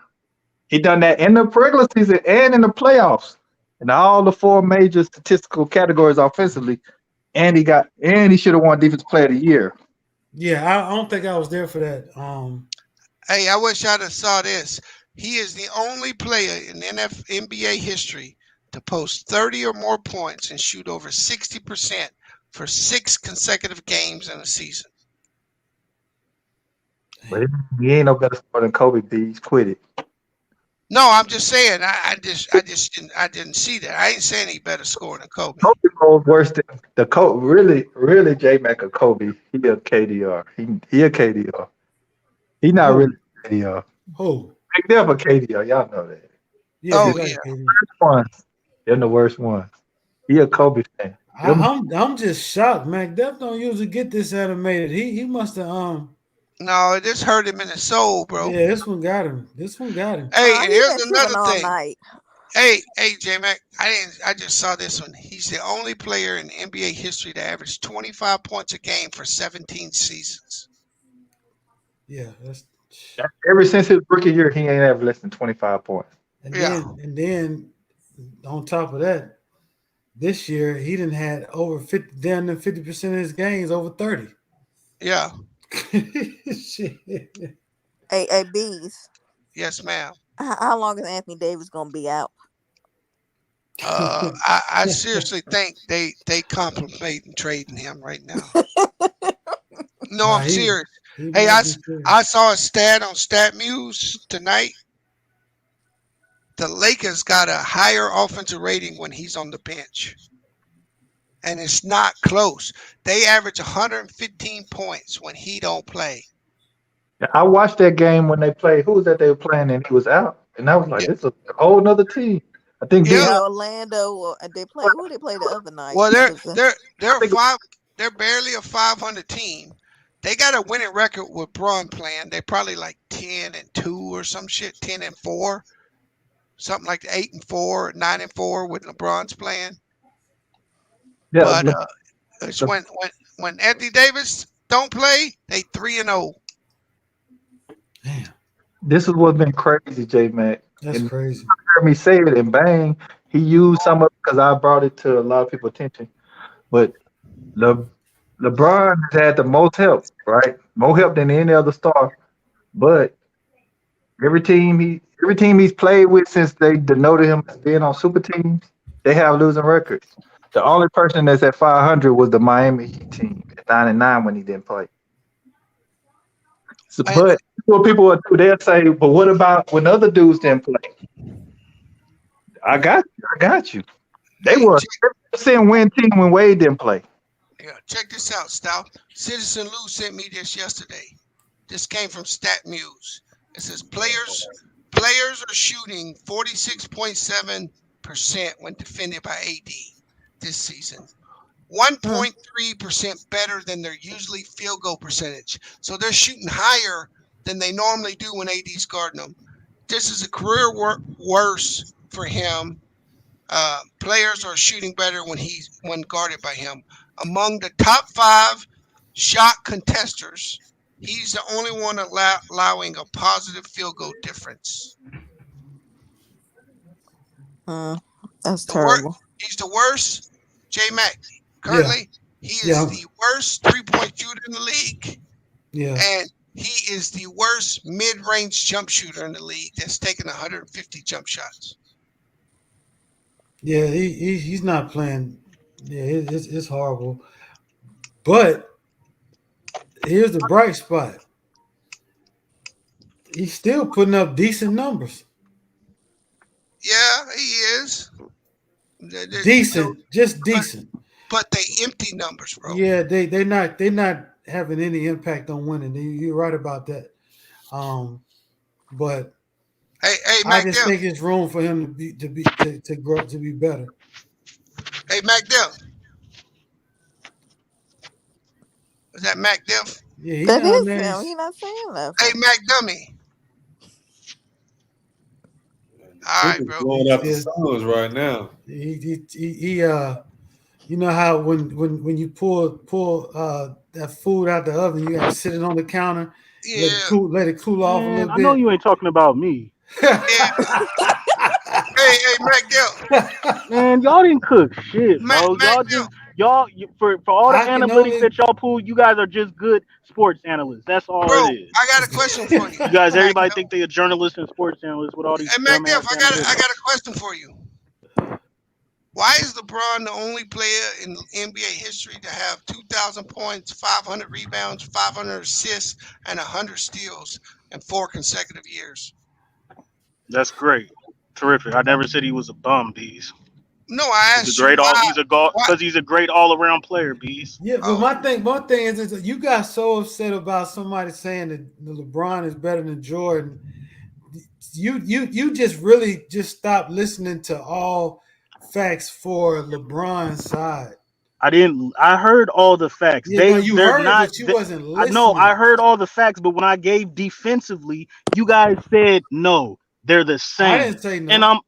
And my whole point, if we can't agree defensively when he had, because they have the same rating. Okay, but this nigga's got more accolades and more steals. Well, how do you explain that? He's a better defender. Who has more blocks? LeBron. No, I think Jordan averages more blocks. No, he doesn't. Does he have? I don't know. You got to check that. Yeah, but his blocks defensively is a defensive stat, right? Yeah, that's a defensive stat. So if you line up their numbers as far as steals and all that, but that don't tell the whole defensive story either. What about defensive? What about defensive win shares? But defensive accolades don't. What does defensive win shares do? That's an analytic fucking stat. What's wrong you with that? You guys are tripping, bro. What's wrong with that? That definitely has to do with your team. A defensive player of the year in defensive accolades, that's you, bro. Okay, so no. This man got more first team than LeBron got all defensive teams. Would Jordan have defensive player of the year if he wasn't on one of the best teams? Let's say if they was in the bottom fed of the league, they was in 10th place. Would Jordan get defensive player of the year? I think he had a losing record when he won it in '88, didn't he? Or do you know? No, they had a winning record in '88, but they wasn't. They were like you said they 5th or 6th seed. Didn't you say they? They were like the 5th. No, they were like the 5th or 6th seed. They wasn't the best team in the East, and they damn sure wasn't the best team in one of the Western Conference. Come on, bro. They wasn't a great team in the '80s. That's my whole point. So how many times did Jordan win Defensive Player of the Year? He won it once. Okay, so does that make him defensively so much better than LeBron because he won it one time? It makes him a better defender than LeBron. Yeah. LeBron. So you don't think that LeBron should have won it when Marc Gasol got it? The one that Marc Gasol got, I believe Marc Gasol should have got that. Yes, he had better numbers. Then why LeBron averaged? Hold on, LeBron averaged. I think 1 point. LeBron. Oh, we're talking about defense. That year that everybody says LeBron should have won. The stats say LeBron averaged 0.9 blocks. Marc Gasol averaged like 1.4. The steals, LeBron I think averaged 1.7, and Marc Gasol averaged 1.3. The numbers already were saying that Marc Gasol was better. Then he played in a defensive system. Then why did he make second team all defensive team? LeBron made first team. Who made first team? Tim Duncan, right? Oh, you just ain't gonna answer the question. Hey. So if Tim Duncan, I'm answering the question. But Tim Duncan ain't in the defensive player of the year conversation. So why are you bringing him up? He didn't win defensive player of the year. Who cares? Marc Gasol numbers were better. You just came to get in this pot again. Yeah, so by your logic, his numbers were better. Watch this, J Mac. By your logic, his numbers were better. You're not disputing the numbers. You finna jump right back in the pat. By your logic, Dennis Rodman should. His numbers He's were not better. gonna even let me talk now because he know I'm finna cook him again. By your logic, Dennis Rodman shouldn't have never won a defensive player of the year because he never won it off stats. If you didn't know that, correct. But was he a fucking lockdown defender? Bro, didn't you just try to bring up stats to tell us why Marc wasn't a lockdown defender? You're comparing LeBron to Dennis Rodman.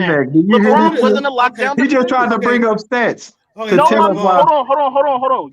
I brought up stats for Marc Gasol and LeBron, combining them. Marc Gasol was a great on-ball post defender. Yes, he was the best defender on that team. Now, if you're comparing LeBron, Rodman didn't never lead the league in blocks and all that. LeBron and Dennis Rodman, first of all, Dennis Rodman not only played defense, he didn't get it because of steals and blocks, but he damn sure got it off of fucking rebounds, you idiot. So Dennis Rodman he did get it off of stats. He got it off of rebounds. South. No, South just got cooked. Dennis Rodman did get it off of stats. He got it off of rebounds. Rodman, bro. Stop screaming, Sal. Yeah. Isn't it funny how he'll take stats and compare every player but LeBron and Mike? You can't use stats then.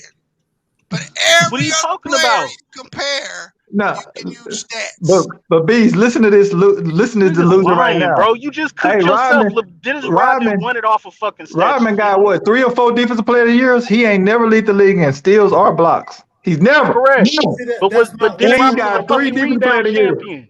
That's what he won. You're saying rebounding is a part of defense, which LeBron is better than MJ at, right? Yes. If you're comparing, hold on, Okay. time out. If you're telling me he compared This a Hall of LeBron to Fame Dennis cookie. Rodman, time out. No, it's no cooking. I'm answering your fucking question. You said if we're comparing stats, LeBron to Dennis Rodman won because he didn't have stats, and I'm saying he did have the stats because he was a fucking rebound champion when he They don't. won. What do you mean they don't count that? Answer this question, That's Mac why Miller. Marc Gasol won because his numbers were better than LeBron across the board defensively. I will 100% Rebounds, agree with you. blocks. Hold on. I will 100% agree with your whole argument this whole night. If you can answer me this. What is a lockdown defender in the NBA? A lockdown perimeter defender, bro. That's what Jordan was. Who did he lock down? Nobody was. Who scored 30 on Jordan? Wait a minute. 35 on Jordan. He was a lockdown defender. When I asked you what a lockdown defender was, I don't remember your definition saying you have to be held to under 30 points. Man, you know what a lockdown defender is, Jay Mack, bro. This is what I'm asking you. You know what a lockdown defender is. Here's what I'm saying. You're saying that Mike was a lockdown defender. I'm asking you, who did he lock down? He locked down everybody he went up against. He locked down Joe Dumars. That's that logic. Anybody else want to Isaiah Thomas? So how you lock down everybody you went up against, but you only won? You were getting put out. Your team was getting put out in the playoffs your first 8 years. His team, exactly. His team. But the nigga was still averaging 30. So why they didn't put him on the best player and lock him down? Oh my Lord. What are you talking about? So when they lost, what am I talking about? When they lost to what Detroit, am I talking he about? wasn't guarding. Jordan was guarding Isaiah and Joe Dumars. Do you know Isaiah and Joe Dumars won the Finals MVP back to back? One year, the other year. So who was guarding them? Was he guarding Larry Jordan Bird? was. You know they was finals. You know both of them were Finals MVP. One in 90, one in 89. You know that? Yes, I know that. 89 and 90, nigga. Yes, I know that. Just quit right now, bro. Quit right now, bro. What are you talking about? He didn't win the fucking Finals MVP over Jordan. What are you talking about? Bro, how did they get to the finals? They beat Jordan with their fucking team. Let me do this, man. First of all, you're not finna hold on. In any of those series, in every single fucking Detroit Pistons Bulls series, Jordan was the best player.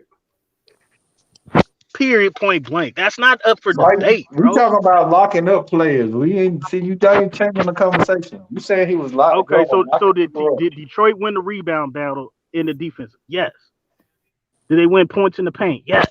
They dominated. Fucking Rick Mahorn and James Edwards dominated in the post. Out rebounded them, shot blocks, all that. They front court dominated the Bulls. Isaiah Thomas and Joe Dumars didn't dominate Jordan one-on-one as an individual. They team did. They team beat the hell out of Jordan. And what about Jordan's team? What about Jordan's team? So, because see, there's a narrative about Jordan that Jordan did everything by himself. Jordan won 6 titles. No, it's not a narrative like that. Who says that? Even the way you explained your argument. Versus the Detroit Pistons.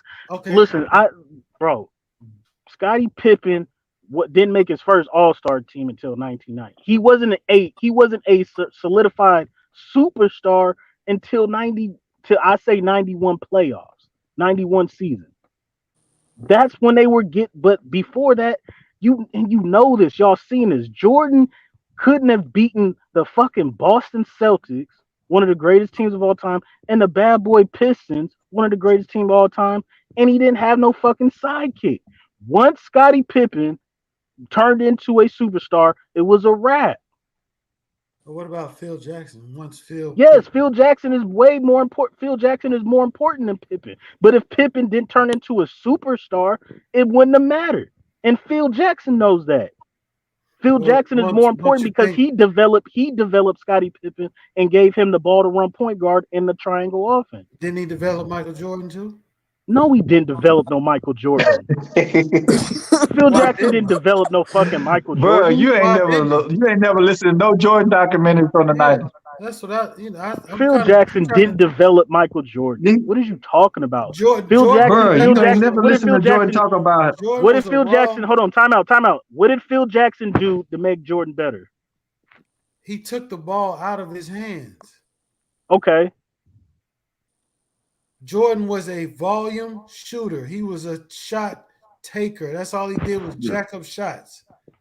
It was Phil Jackson who took the ball out of his hands. He was early in his career. He was like LeBron. Only thing is, he wasn't looking to pass first. Use your team. Well, you ever heard that term? Use your team. J Mac, and everybody else. And he had him doing Jordan averaged the same amount of shot attempts and the same amount of points. Don't do it. From Phil Jackson to before Phil Jackson became the head coach to when Phil Jackson came in. From college? No, it should drop down. No, it's not. I'm not talking about college. Come on now. I said Collins. I'm talking about the NBA. I'm not going to talk about him at North Carolina. Coach. You said what? Doug Collins. Yeah. What about Doug Collins? That's what I was saying. From coach to coach, right? Yeah. When he was with Collins, he shot the ball more. All and he averaged more points. No, yes, but in the ball, and Doug Collins put him at point guard. Yes, he had the ball all the time. Right. Yeah, except he was a point guard that wasn't passing. But who molded him into the player? Averaged a triple double. Who molded him into the player for one series, bro? He became. It was Phil Jackson. No, it wasn't. Phil Jackson does not. Phil Jackson gets credit for and Tex Winters gets credit for that triangle offense. And they get credit for developing Scottie Pippen. They're not getting credit to developing a superstar. Who all saw The Last Dance? What is you talking about? Who all saw The Last Dance? McDuff did. It seemed like deja vu. It seemed like we done had this story before. Yeah, the last time I checked, I saw a clip of Phil Jackson doing a session of yoga or something with his whole team, not just Scottie Pippen. I don't remember one clip that's just said Phil took Scottie under his wing and just shaped him into who MJ needed him to be. Well, who the hell shaped MJ? No, MJ was already MJ. What is he talking about? What is we trying to hold on? What are you trying to prove? You don't know nothing about Phil Jordan, regardless of Phil Jackson or not. You know how the JDRs are out of control? They voted him the best college player ever. Oh, I never said that. Not you, Magda. No, he ain't even better than Danny Manning. Right. Danny Manning had a crazy ass college career. Hey, ESPN ran a poll and he beat Kareem. That's that's college player ever. That's how you know these JDRs are delusional. I understand that part of the game. He's not even top. I don't think he's top 5 because Patrick Ewing was a fucking beast in college. That's who I like. Danny Manning was an animal in college. Michael Jordan's not that. Hey, Michael Jordan wasn't better than Christian Laettner in college. Nigga, shut up. No, he wasn't. I don't care. You can say whatever you want in college. Definitely wasn't better than Grant Hill. Hey, that nigga wasn't better than Bobby Hurley. You can say whatever you want about college. Doesn't hurt my feelings. I hated Bobby Hurley. Hey, but bro, back there, you couldn't have never listened to no Jordan documentary as much as he talking about Phil. It'll be easy, man. All right, B. Yeah, I got to go to work, so I'll holler at y'all. All right, brother. Good night, bees. Good night, Tip, brother Omari, CA3, South, all y'all. Y'all be safe. Yeah, same to you. McDuff, bro, you don't know a lot about Jordan, bro. I used to study Jordan. Him and Kobe talk a lot about Phil Jordan, especially early in their career. If you go, it's not too many documentaries you can look, you can watch. That's an hour-long Jordan talking. He don't talk about Phil. And Jay McNord is he know what I'm talking about. Yes, Phil, man. Phil is the ultimate puppet master for those squads, man. I mean, he got 2 hands full of rings. Correct. And you're saying he did not develop Jordan as no player, bro. Well, who developed Jordan as a player? Jordan was a fucking beast. He just needed a team around him. No, he needed the mental part to win. He couldn't do that by himself, McDuff. Argue that. So if hold on. So you're telling me if Pippen developed into what he was, and their coach was still Phil Collins, they wouldn't have won? I don't believe so. Wow. They might have won, but they wouldn't have won those 6 championships. They didn't have a system. They didn't have a system in place.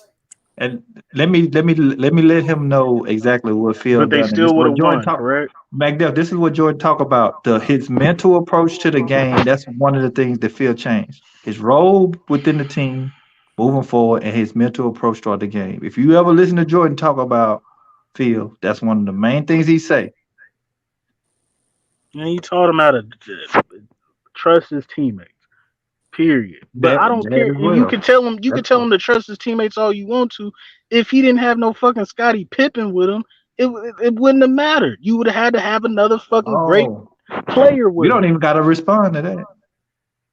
Jordan couldn't have won without another co-star with him. That's with everybody, bro. He wouldn't have won 6 without Pippen. That's a fact. I mean, we understand that, but we know he was not open to playing for any other coach outside of Phil. That wasn't that reiterated in the last dance? Why would you break up a dynasty? Yeah. Why would you break up a dynasty? You need to ask what's his name? You need to ask the owner that. But we know whether Phil was going, even if they weren't gonna break it up. If Phil was going to retire, he was going to be gone, whether they were trying to break it up or not. Jordan said that. He said that. We're not making that up.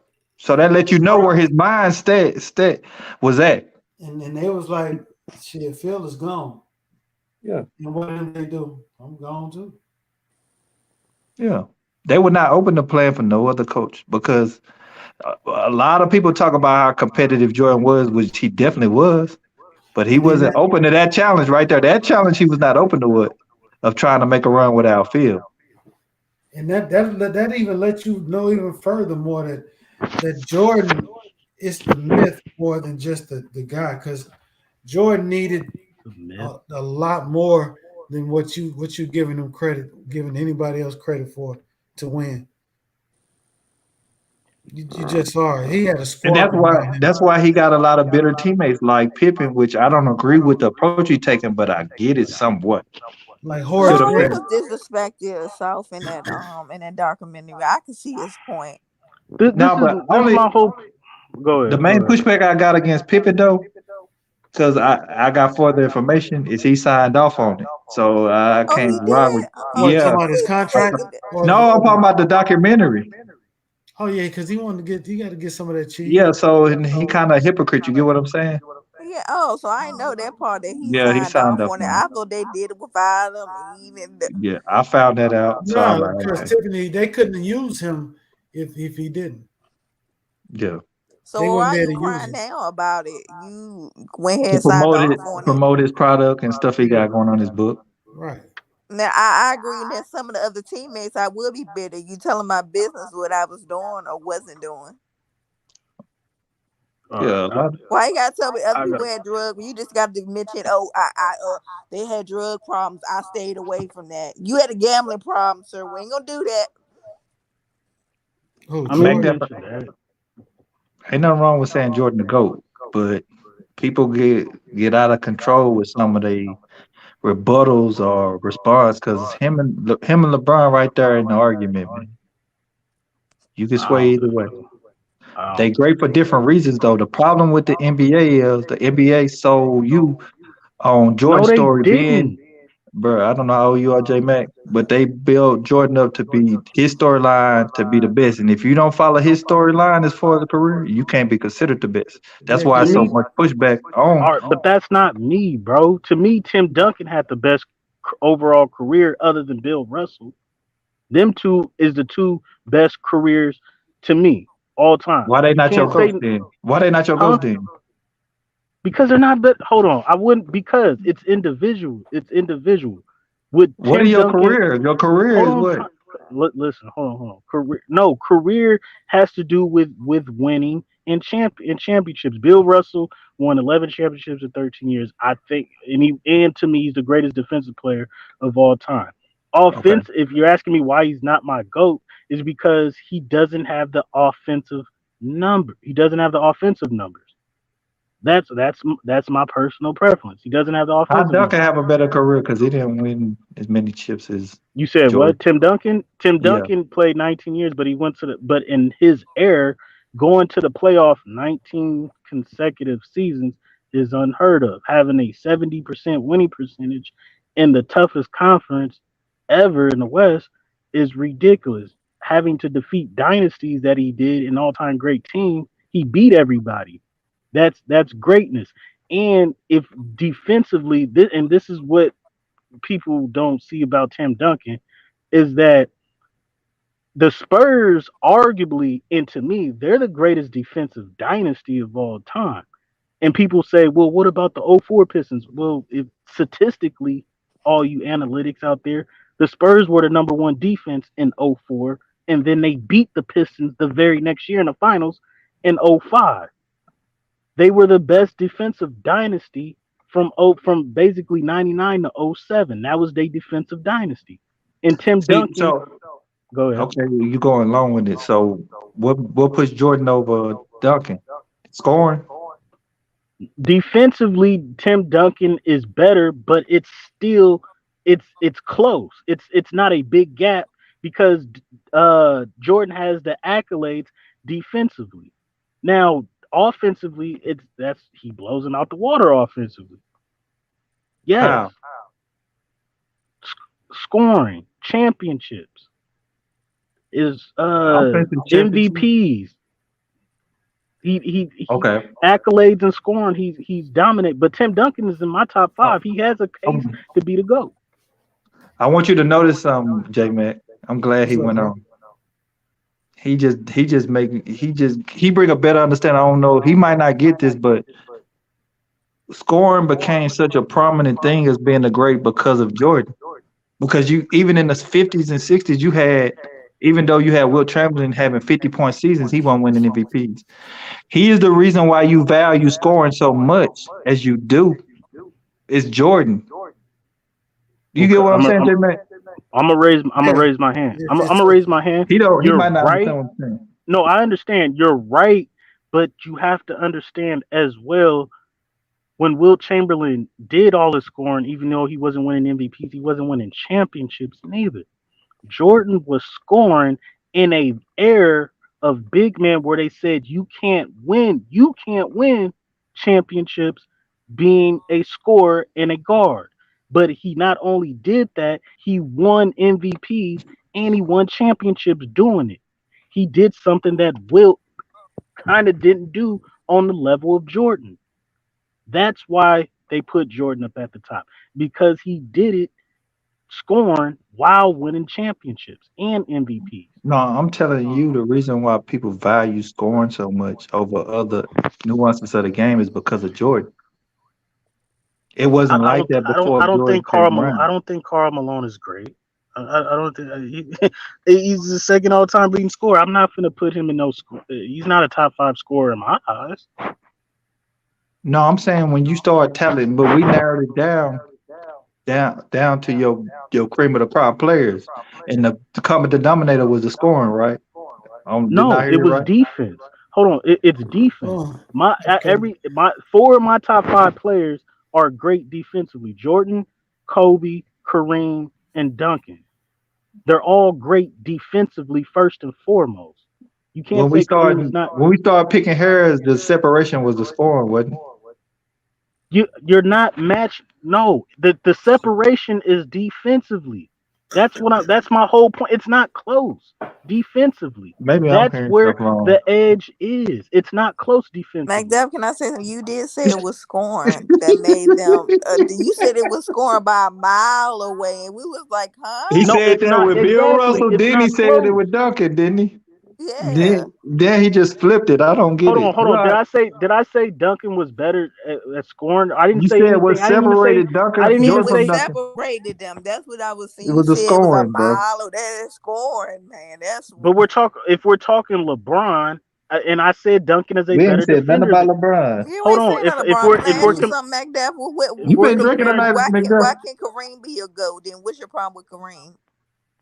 nothing. He's in the GOAT conversation. He But deserves to why be. wouldn't you put You him didn't at bring number him up. one? What do you feel that? Because he's won at every level. I think he's won at every level. I think Kareem is behind Magic, Kobe, and Jordan.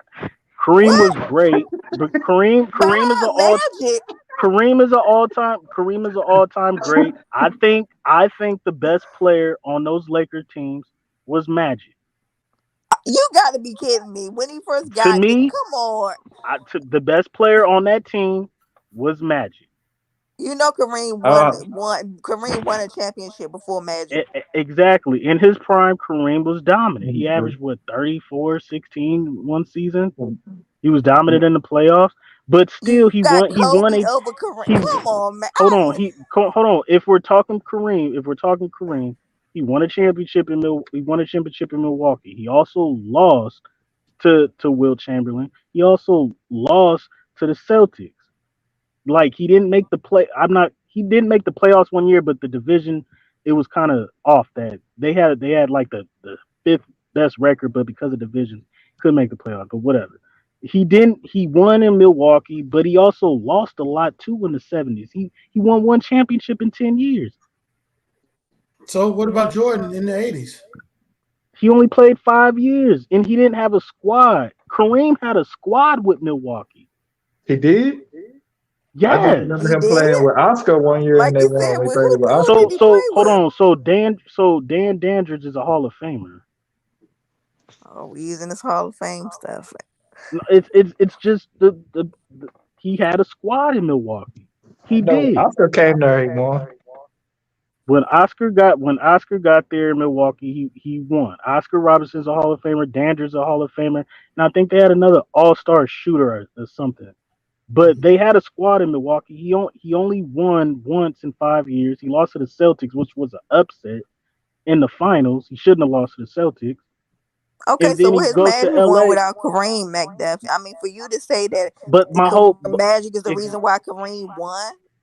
I think Magic was the engine that drove the Lakers. Yes, they wouldn't have won without Magic. I don't think he wouldn't have won Jack without Magic in the 80s. Okay, well, Magic had won without Kareem. Let's still we don't do that one. Exactly. If you take Kareem off the Lakers in the 80s, Magic will still run the Western Conference. Yes. Bro, you think they're gonna beat the Pistons? They had some epic battles against the Celtics, and then they swept the Sixers.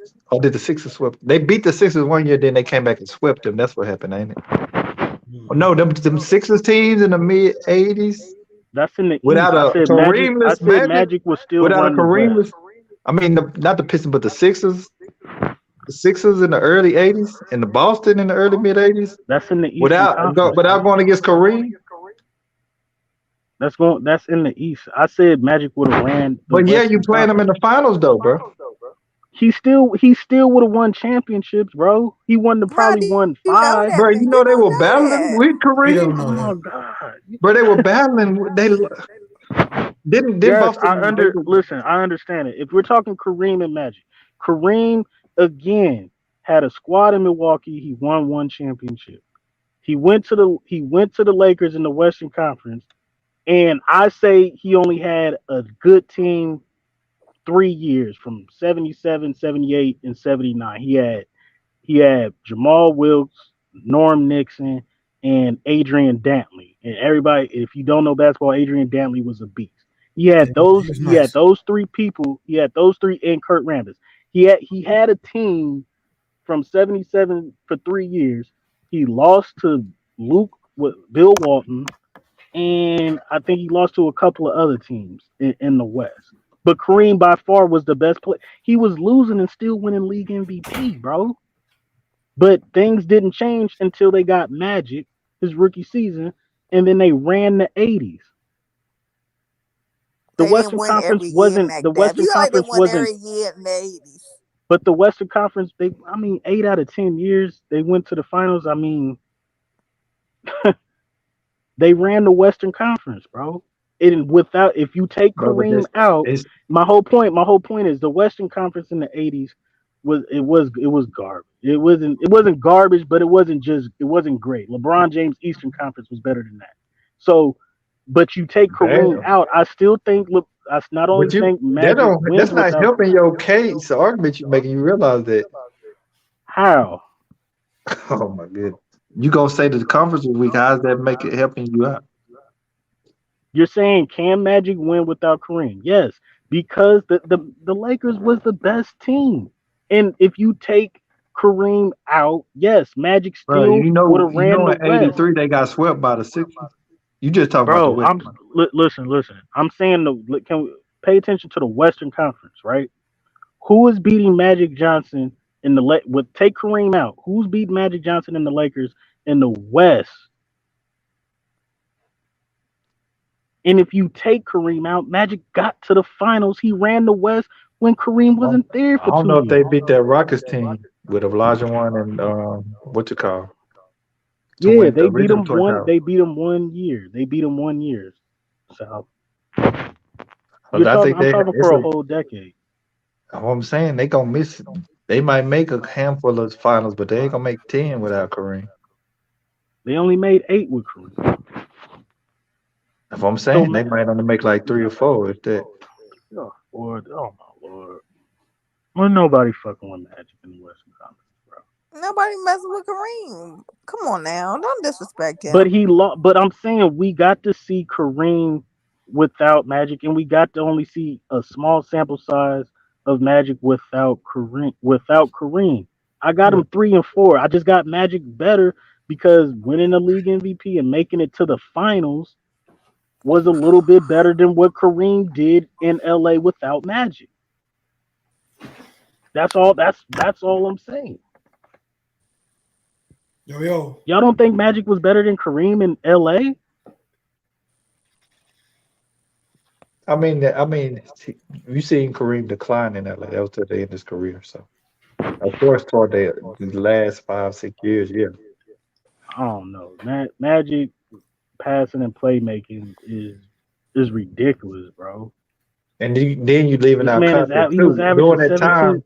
time, they were able to get. Didn't they have? They had Gerald Wilkins. They had James Worthy. They acquired other great players when they got Magic too. Yeah, so correct. They weren't the goodest team supporting cast when pre the Magic when they just had Kareem.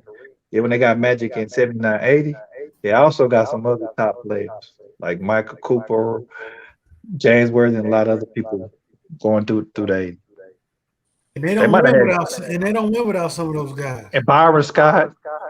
They had a squad. They had a squad. Yeah, but we're just talking about Magic and Kareem. That's why I'm. If you take Kareem out, yes, Magic. But you still got to add that in too. They didn't have the same personnel before they had Magic. They got better. They didn't just get Magic. They got even better players around Kareem too. Right. Same thing about Jordan. Jordan doesn't three-peat with the same squad. He lost Horace Grant. Yeah. That's why they got bounced in the second round. They didn't have that power forward. That's why that year. I don't know if you remember this, but they were trying. You know who they were trying to get before Dennis Rodman? Who? Jason Williams from the Nets, and it's an article. Oh, I remember. Yeah, if I can find it, Jordan personally, because you know how they talk about how LeBron be recruiting players. Jordan personally reached out to Jason Williams. Yeah. Y'all know the one I'm talking about. They got in that case. Yeah, I know you're talking about. Why are you guys acting like I think when I say Magic? Why are you guys thinking that I'm saying he would have done it by himself? No, we just putting in perspective. It just kind of seemed like that's where, because your Jordan argument makes it seem like Jordan did it by himself. No, I said Pippen became a superstar. He had a top 5 player on his team when he did it. But here's the deal. Jordan hadn't won a championship before Pippen. Well, and with the team that he had and who he was going against, was he supposed to? So it took somebody like a Pippen for Jordan to get that chip. I understand that everybody needs a co-star, bro. Like I get Jordan that. said it out of his mouth, bro. He I said it get straight that. up. He said it, and I agree with him on that. That's a fact. But I bet McDuff, I know you've been one of them people that still bang LeBron for going to Miami, even though when he left Cleveland, his No, second best player was who? Mo Williams. the only thing I'm mad about LeBron leaving Cleveland is that he didn't come to Chicago. I'm not mad at him. You That wanted him to go to Chicago, huh? yes, I want my fucking championships, LeBron. I was mad. Oh, So you so wanted wait a him, D minute. Wade, and who? And you? That's the only thing I wanted. Are you listening? I wanted Are them you to come to listening? Chicago. Now you get it, Tiffany, because like You a trip back there. That is. so No, you wanted that he's Miami saying I'm squad. mad that. Go ahead. You wanted But that this still Miami don't. squad in Chicago. But J Mac, this still don't make sense. You know why? Because how you hate LeBron, but you don't hate Kobe for not coming I to don't think he Chicago. hate. How I do I? don't think he hate LeBron. Again? I don't How think he do I hate hate LeBron. LeBron? No, I Okay. don't get that part. Well, why I you just ain't mad at Kobe? Let me say it like this: why you ain't mad at Kobe? Because you know he was supposed to come to Chicago. Yeah, I wanted him to come to Chicago too. he wasn't a good recruiter either, but he tried to get dirt, and this shit wasn't happening. Yeah, he wasn't having that. We had no squad in Chicago neither. But I'm not mad. I don't hate LeBron. I don't hate no basketball players. I don't have a LeBron vendetta or anything. I wasn't mad when he left the Cavs. Oh, he's finna pass Jordan like that. I'm not. That's not my mo. My whole point with LeBron, if we're making a case for LeBron, what I'm saying is that when Jordan had the best team and he was the best player, the nigga three-peat.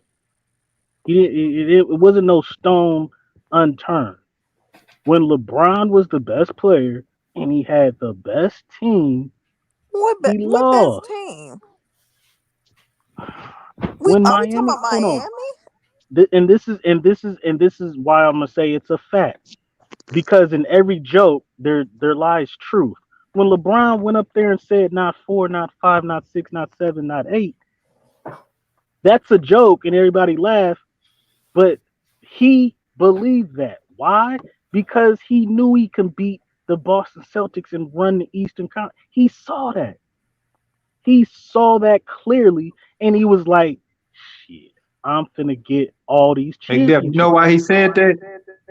You know why he Go ahead. said that? Go ahead. Because 2 years before that, he took that Boston team 6 with his second best player being what's the dude that was on drugs? He took him 7. Oh, Delonte West.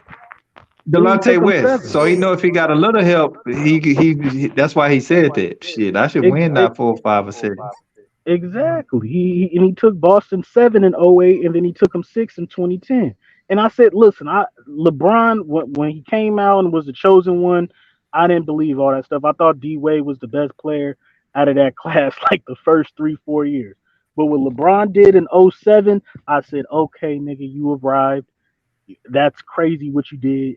It entered my mind that he could win more championships than Jordan. What he did in '07.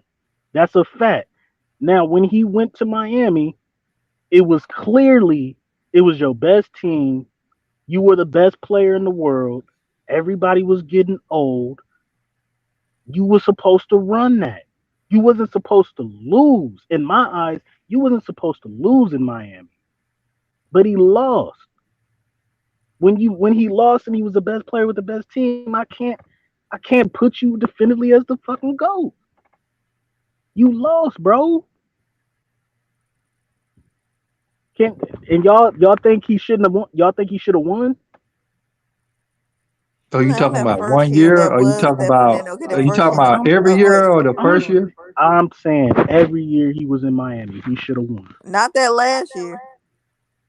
Every year, man, Okay. he should have won with Wade being a shell of himself, especially toward the last year, averaging That 13 last year points in though, the I don't know. final. It was Dwayne Wade. Yeah, it wasn't the He same. should have won. He I should have. don't. Well, do He should have won. And it's you great. need to stop for that one? This is what I'm saying. Was Dwayne Wade? He wasn't healthy. He was like 80%. He wasn't healthy. He went You no know what I'm 80. He saying? was less than 80%. Did he So average? Did he average Wade double? averaging Hold on. 13 Time out. points is 80%. Time out. Did he average? Did he average double digit points? Oh my God, we Mo changed. Williams Hold can on. average that. Stop it. Hold on. This is what Oh, I'm that's not even saying. worth asking, man. That's ridiculous. He averaged double digit. He averaged double digit points. Make Chris that come back Bosh, to you got Ray 80%. Allen, you got Chalmers, you got Shane Battier, you have a championship squad, You So and this bring is up you're super. in Shane Battier. timeout. You're the best player on the court, So and you you got a have a championship squad, squad with your second option averaging 13 points. That's what you're saying? bro. That's what I'm saying. Pippen was a hold on. Scottie Pippen was a second option. How much points did Scottie Pippen average in the finals? Pippen ain't never averaged no 13 98. points when they won. Are you sure? Pull it up. Because Which one you want me to go to? I'm gonna pull it up.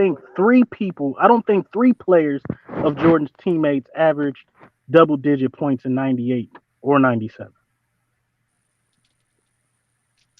We'll pull it up, McDowell. He might be J right Man about got that because the they computer and weren't all the scoring no everything points. else. They were He scoring half 70. sleep. They were He don't having know. He 70, don't know. 70, 80 point finals games. I'm Tiffany on my calling me phone out. now, man. Tiffany called me out. I can't What do we it. looking up? What we looking up? He might be right because they weren't scoring number 70, 80 points in the 98, 99 season because the teams wasn't as skilled as they are now. So You now are it comes playing back to out. errors. That's what I'm Yeah. saying. Y'all get excited, man. Okay, so it's coming back to errors. So now I got to defeat that, right? So, McDowell, let me ask you a question. Now, I thought this was crazy. Why would people think that Cleveland Clean was a super team? They honestly think that with Kyrie Irving. Yeah, They were they 3 and think that 24. because Burning point. they So think that look, because it bro. was two Hall of Famers and everything, and They wasn't. Come on, what was Kyrie Irving before LeBron James got there? Let's be honest. The he was a Harlem star. Globetrotter. Exactly. He was a star. He was a what? He was a star. He wasn't no He was better. a He was better star. than He he was was a a star. star. You need to stop. He wasn't no superstar, but he was still a star. Yes, Kyrie was still that guy, bro. Yeah, So how Kyrie's a was they a bad super boy. team though? What'd you say, J Mac? No, they wasn't a super team. No, they wasn't a super team. No, No, they wasn't. people labeled them that they were another super team of his. Like I was like, how do you? Because based on like super team analogy, what a super team is, yeah, they had three Hall of Famers. They had three arguably top 10 Well, players, Kevin whatever. Love is Yeah, not in the Hall of Fame yet. We ain't doing this, okay? yeah, He that's what didn't I'm even make saying. that top 75 everybody loved, did he? And that's what Exactly. and that's why I say like, okay, were the Spurs a super team? No, they weren't a super team. Was the Dallas Mavericks a super team? No. Was the first 2015-16 Warriors a super team? No. By y'all It's no real definition. consensus on what a super team is. People just it's their own caveat. Exactly. I don't think the 2016 Cavs were a super team with Kyrie and Love. I don't mind the term, but how you a super team when you be your best player when he doesn't play you 3 and 24? We got 4 Hall of Famers. Yeah, okay, explain it to me. You got 4 Hall of Famers, but okay, your best player don't play. You 3 and 24. Who? And you done turned into an owl again, like B said. Who? This is Who was crazy. 3 Like and 24? am I speaking another language? Who was 3 and 24? Bro, The Cavs Miami when Heat? LeBron didn't play, they were 3 and 24. When he didn't play, but when he went back to Cleveland, any game he set out, they were 3 and 24. In 2015 and 16? Okay. From 2014 to 2018. Their team was Oh, it's 3 and 20. teams. Yeah, when he didn't play. Okay, great. Okay. I don't even know Yeah, if that's that's a great 20%. stat. Yeah, But you got all these Hall of Famers you playing with. That's what I was giving you early. Maybe you realize it. I gave you from 91 to 96. Yeah, Those are the three I heard people. that Those are the stat. 3 people Jordan. They were 90 and 60. I heard They were that 90 and stat. 61 to Jordan didn't play. I heard that stat. On a team where people say he didn't have that much help. During a run where he didn't have as much help as everybody. He carried and all that, right? Team won 55 games, but then retired. And Yeah, almost made they had a 2 straight points. squad. Okay. That 94 Bulls team it was a squad. Yeah. I'm not disputing did Jordan have a. Or if you trying to say was Jordan's teams better than LeBron? Yeah, I think the '96 Bulls is the greatest team of all time. But did they choke? Like, did they not?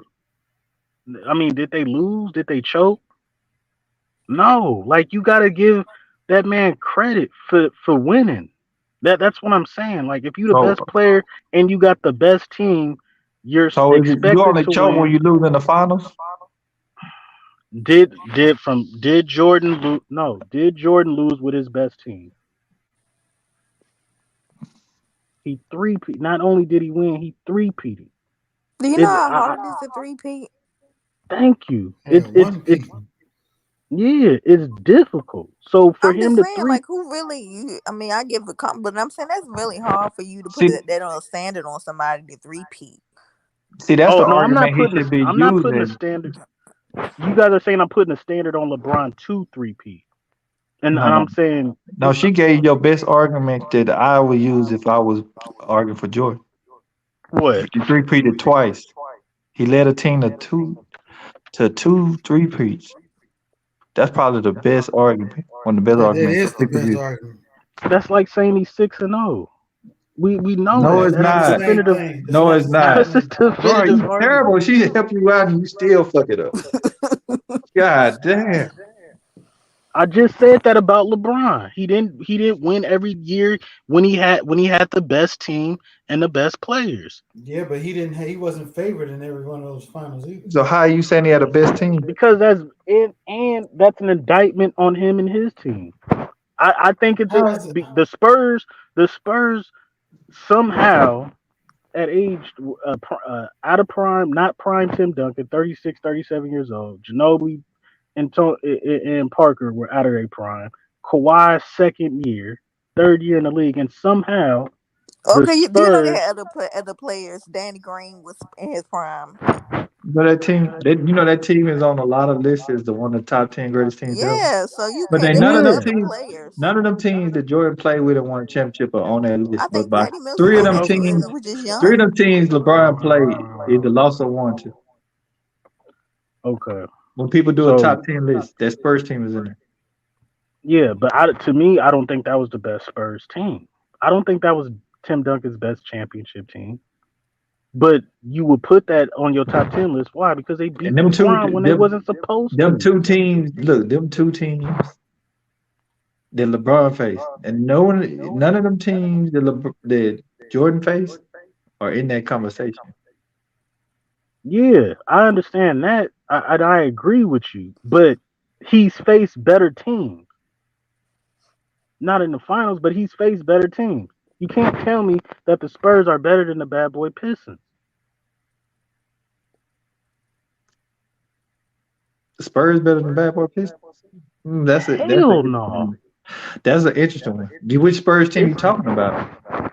You were talking about the 2014 Spurs, but right? The Spurs won in 3 different decades, but you said which one? None of the Spurs.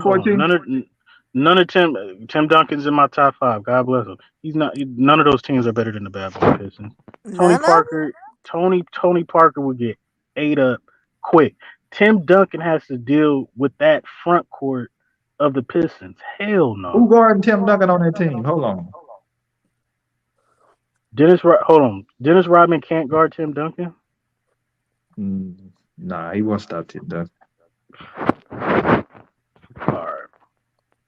right. Like I said, he has to deal with that front. Hey, you heard what Kevin Garnett said about them, man?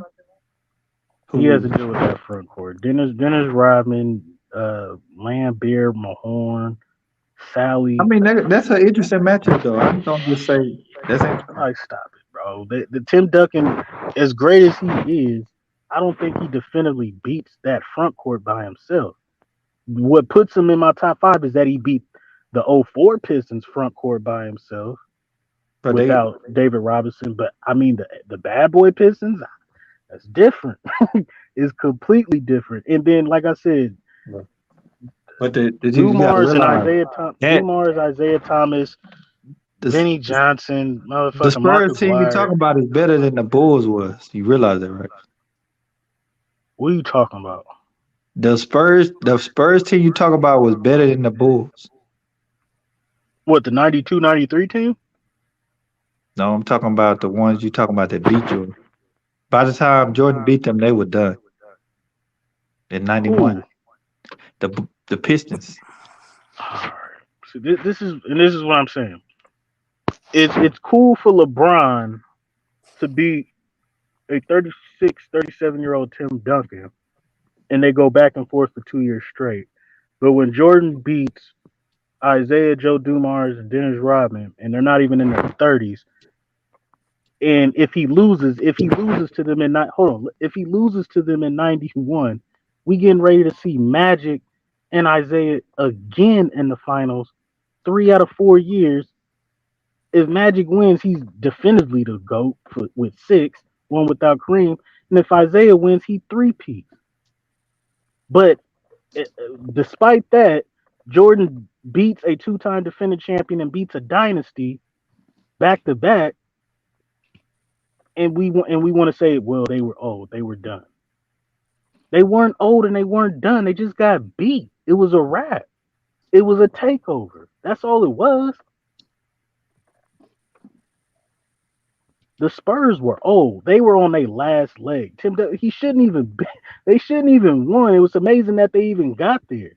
The man was 36, 37 years old. He wasn't the only one. You keep bringing that up. There were other people. There were other younger players. Yeah, but there was no superstar. There was no prime players on their team. They were a good team collectively. Yeah, they was a great team. They were a great team. And that's why Tim Duncan is my top 5. But I don't know. We put a lot of emphasis on that Spurs team, as great as they was, because they beat LeBron and won a championship. But Isaiah Thomas and the Bad Boy Pistons, come on, bro. They're better than the Spurs. The Spurs is not walking through Jordan, Bird, and Magic. I'm gonna be honest with you. He's not. I'll be honest with you. The Spurs teams were better than the Bulls, but they won back to back because Kareem was hurt at 89. He was hurt in 89. I think he was hurt both of them. Well, he didn't. No, he retired at 90, but he was hurt the 89 year. They swept. Yeah, Magic got hurt. Yeah, Magic got hurt and Kareem got hurt on one of them. Both of them were hurt in one of them. Yeah, Kareem finished in 89. I got to mix up. Magic was hurt in 89, and they got swept. But then he retired in 90. Kareem retired 89. Yeah, I'm saying he retired in the 90s when they went back to play him again. Because they won in 89 and 90, remember? Yeah, Kareem retired the first Pistons championship. Now they played the Blazers the second time. Yeah, they played the Blazers. They beat Magic to I forget who beat Magic in 1990. But the Pistons run start from 87. And it's well documented that they got cheated out of a championship. And that's, I don't think we can overlook that. It had nothing to do with injuries. Nobody even brings up Isaiah Thomas's ankle. It's like, bro, the referees cheated them out of a championship. They walked through Jordan, Magic, and Bird. He has a winning record versus all of them in the playoffs. So I don't see the Spurs doing that, bro. In the 80s, hell no. They not beating the Lakers. Maybe. You think the Spurs is better than the Bad Boy Pistons, J-Mac? That's a matchup. I would love to see it. Wow. Probably need the paramedics on the side. The court's gonna be real physical. Yeah, I give credit to the Spurs. I think they You got Spurs in their matchup. Which Pistons team? The 87 to 80 through 89? From 8, yeah, the Bad Boy Pistons squad. When they two-peated? Yeah. Repeated? And you still saying they were deeper. That team they had a deeper bench. But I don't know if that Spurs team had Kawhi that could defend. Yeah, I don't know. They had shooters. Then they had Patty Mills coming off the goddamn bench shooting lights out. Danny Green Patty Mills ain't fucking with Mark Aguirre or Vinny Johnson, bro.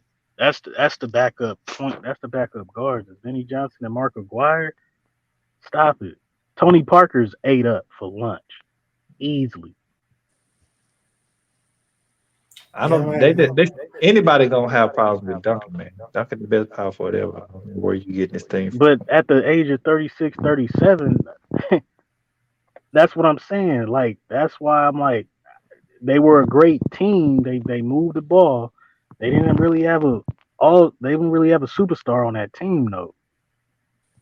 The 2013, 2014 Spurs. You can't say Tim Duncan is he's not in this But they're gonna put Kawhi on Zeke or Joe. And they didn't have no guys like that in the 80s.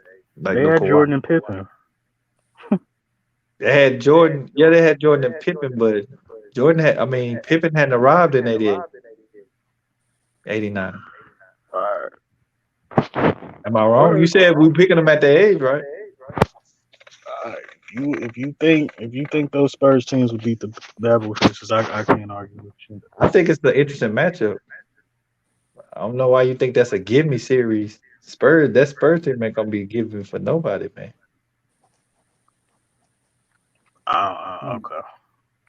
I don't it's see the reason why they went so long and what they played through the evolution of the game changing and still had a high level of success. It ain't a coincidence. Yeah, they were great. They were a great team, but I'm not putting them all time. Like top 10. The Spurs of nah. I don't even think that was Tim Duncan's best championship team.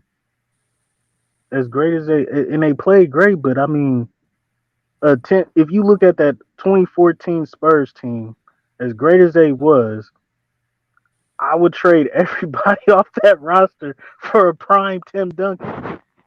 Just give me a prime Tim Duncan, and you can keep all 15 of them players on 2014. Give me a prime Tim Duncan, and he's the best player on the court, dominating.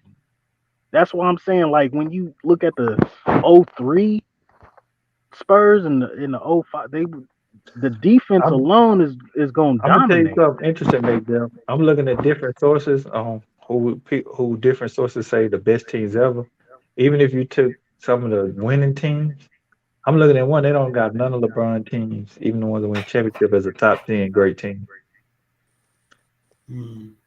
That's interesting to me. And then in this one, I'm looking at Jordan. He on there twice. 96 Bulls and the 97 Bulls. 96 Bulls 72-10, and then they went. Of course, we know that. And then the 97 got 69-13. I didn't know they were that close. Yeah, I mean, my top 5 is 96 Bulls, then the Magic Johnson Lakers in the 80s.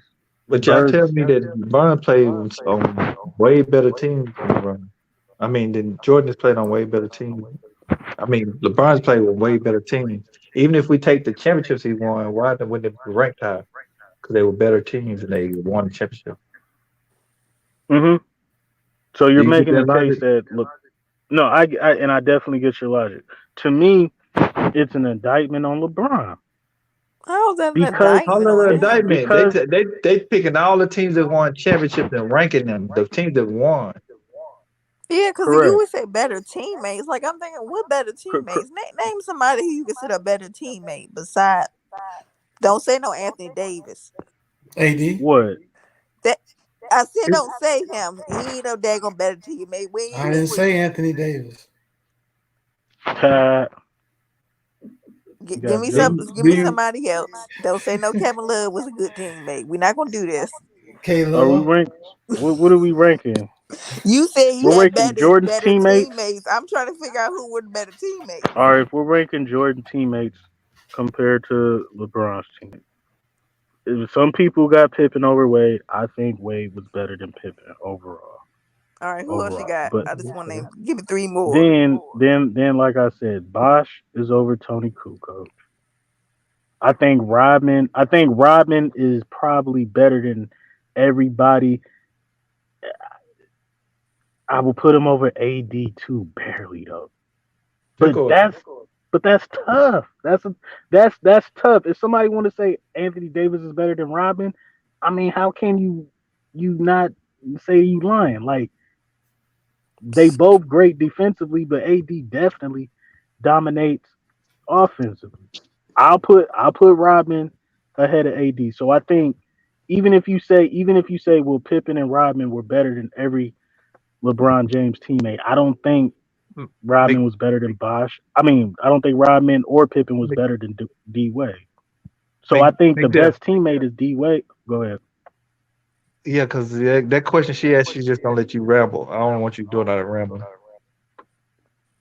Let's say LeBron ain't even in no GOAT conversation. Fuck all that, right?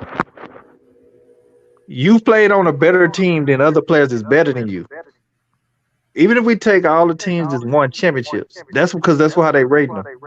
I just looked at two sources. His teams, none of the teams he even won championships, whether the Heat, whoever, are in the top 10.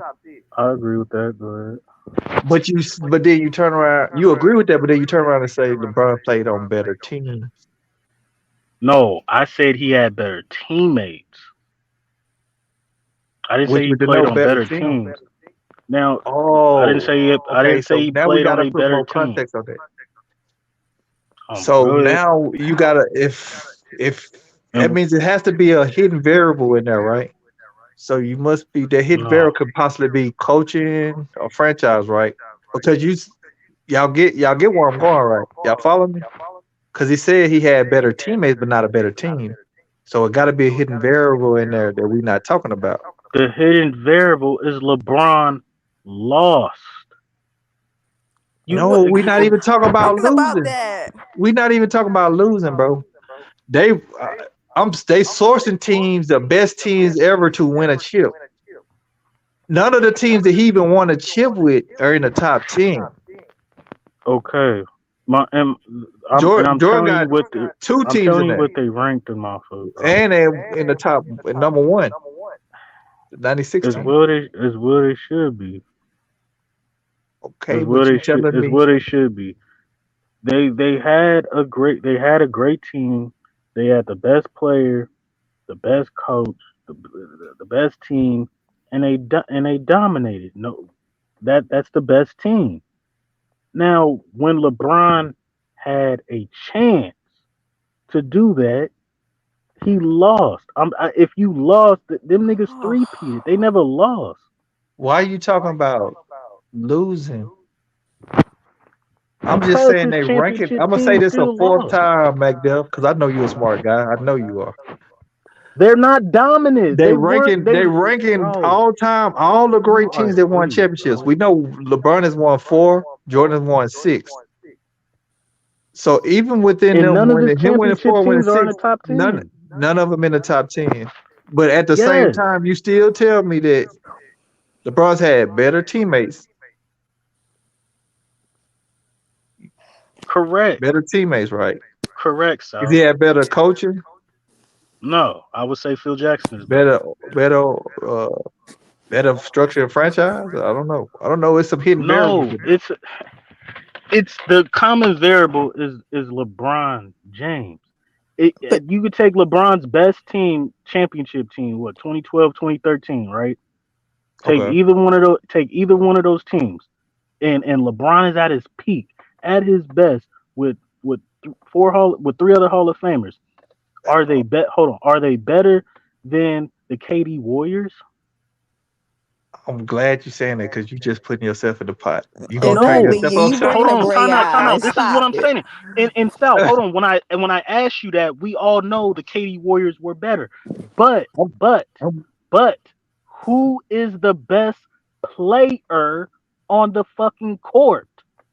Thank you. It's Jay. LeBron James. If LeBron James is the best player on the court and he has a championship team, why doesn't he? No, he doesn't belong in the top 10. Why? Because we know he can get his ass whooped. Because he's lost. Thank you. I'm gonna say thank you in advance. We're gonna take LeBron 2013 season, arguably his best season. Some people would say. Why is that 2013 team not a top 10 team? Because I They think won there's a 10 other championship. teams that are better than them. Go ahead. But you will make the argument that LeBron has played with more talent than Jordan and possibly a lot of the other players. So how that team can't make the top 10 of all great teams? You said he All played right, with better let's teammates. They won the okay. championship. Okay.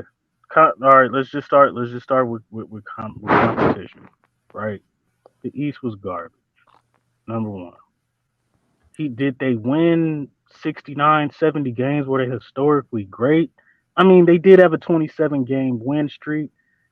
Yeah, they did that in the regular season, but I mean, nothing historically great like the Warriors and the Bulls did, or even the Celtics did winning 69 games in '86. They weren't even historically great in a weak Eastern Conference. So competition wise, they didn't even beat they didn't beat great competition in the East. That's number one. Number two, again, for LeBron James to be the MVP and have the best team in the league, and again not dominate on that type of level, and actually have L's on his record. Why would I say that he can beat the all-time great teams when he's losing to Tim Duncan at the age of 37?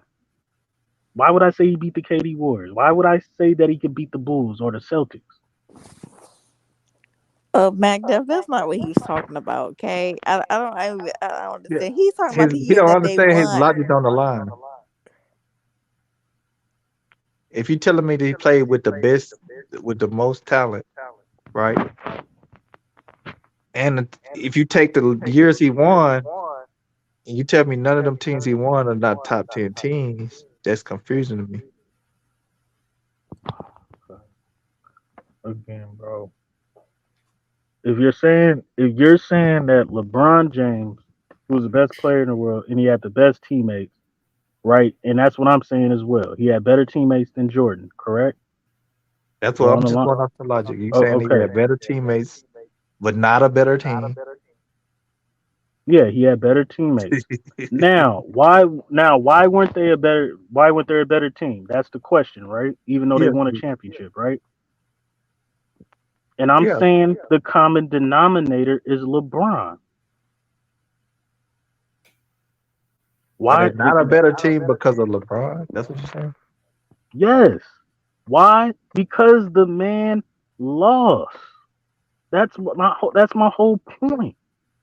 I'm not finna talking sit here. about a season they won and talking about him losing. South, you don't even think they're the best team in a top 10 team. Make diff, bro. I know you a smart guy. I know. Yeah. All right, hold on. J Mac, answer the question for me then. If what I'm saying is wrong, answer the question for me. Why isn't LeBron James championship team in the top 10?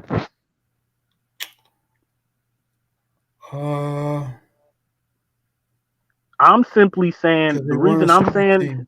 Go ahead. Huh? They weren't a super team. Okay. They weren't. But you say it's a knock on. But you say it's a knock on LeBron, right? You say it's a knock on LeBron. The biggest myth, the biggest spook that's said by the door is LeBron has played on all these super teams, but he never really have. No, he hasn't. He never have.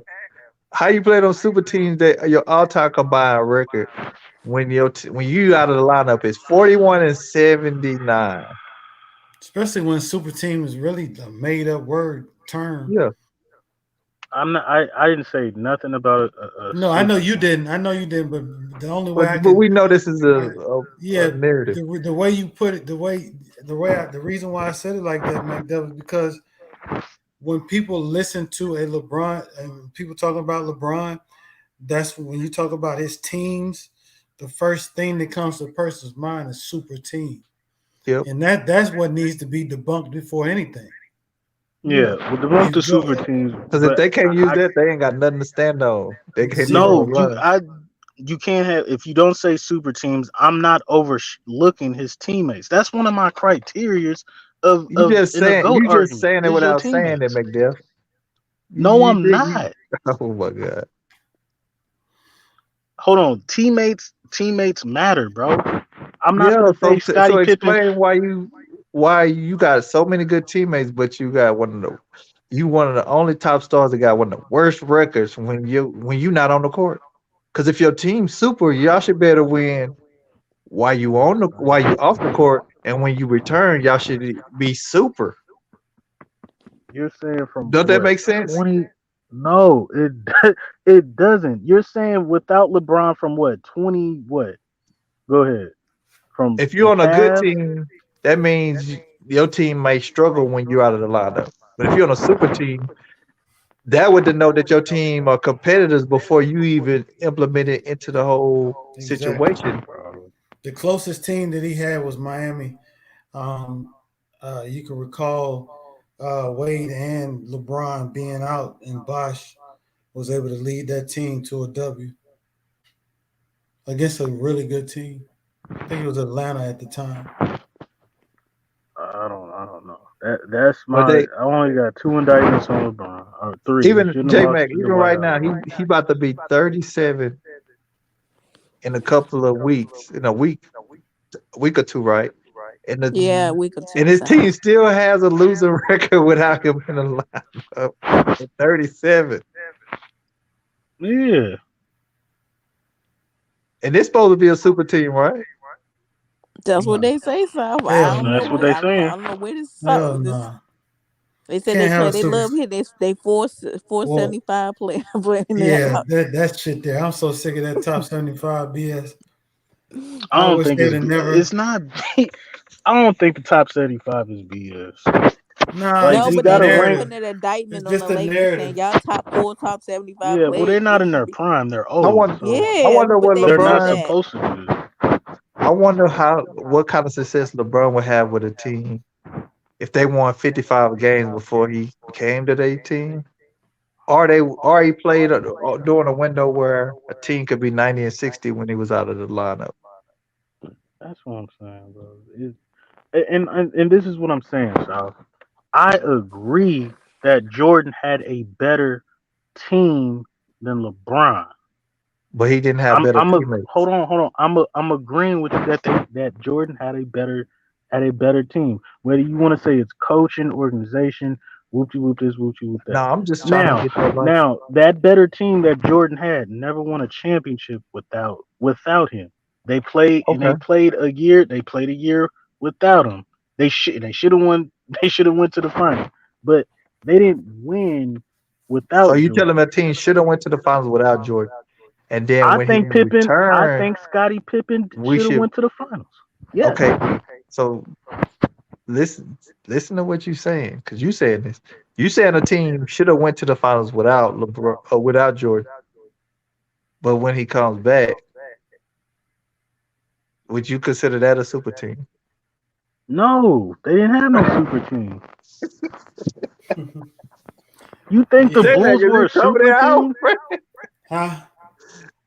Hold on, you telling me a team you put the expectation on the team to go to the finals and then get the best player in the world at that time back and not be considered a super team. Again, we're throwing because we don't know the definition of a super team. You can't say my logic is stupid because we don't definitively have a definition of a super team.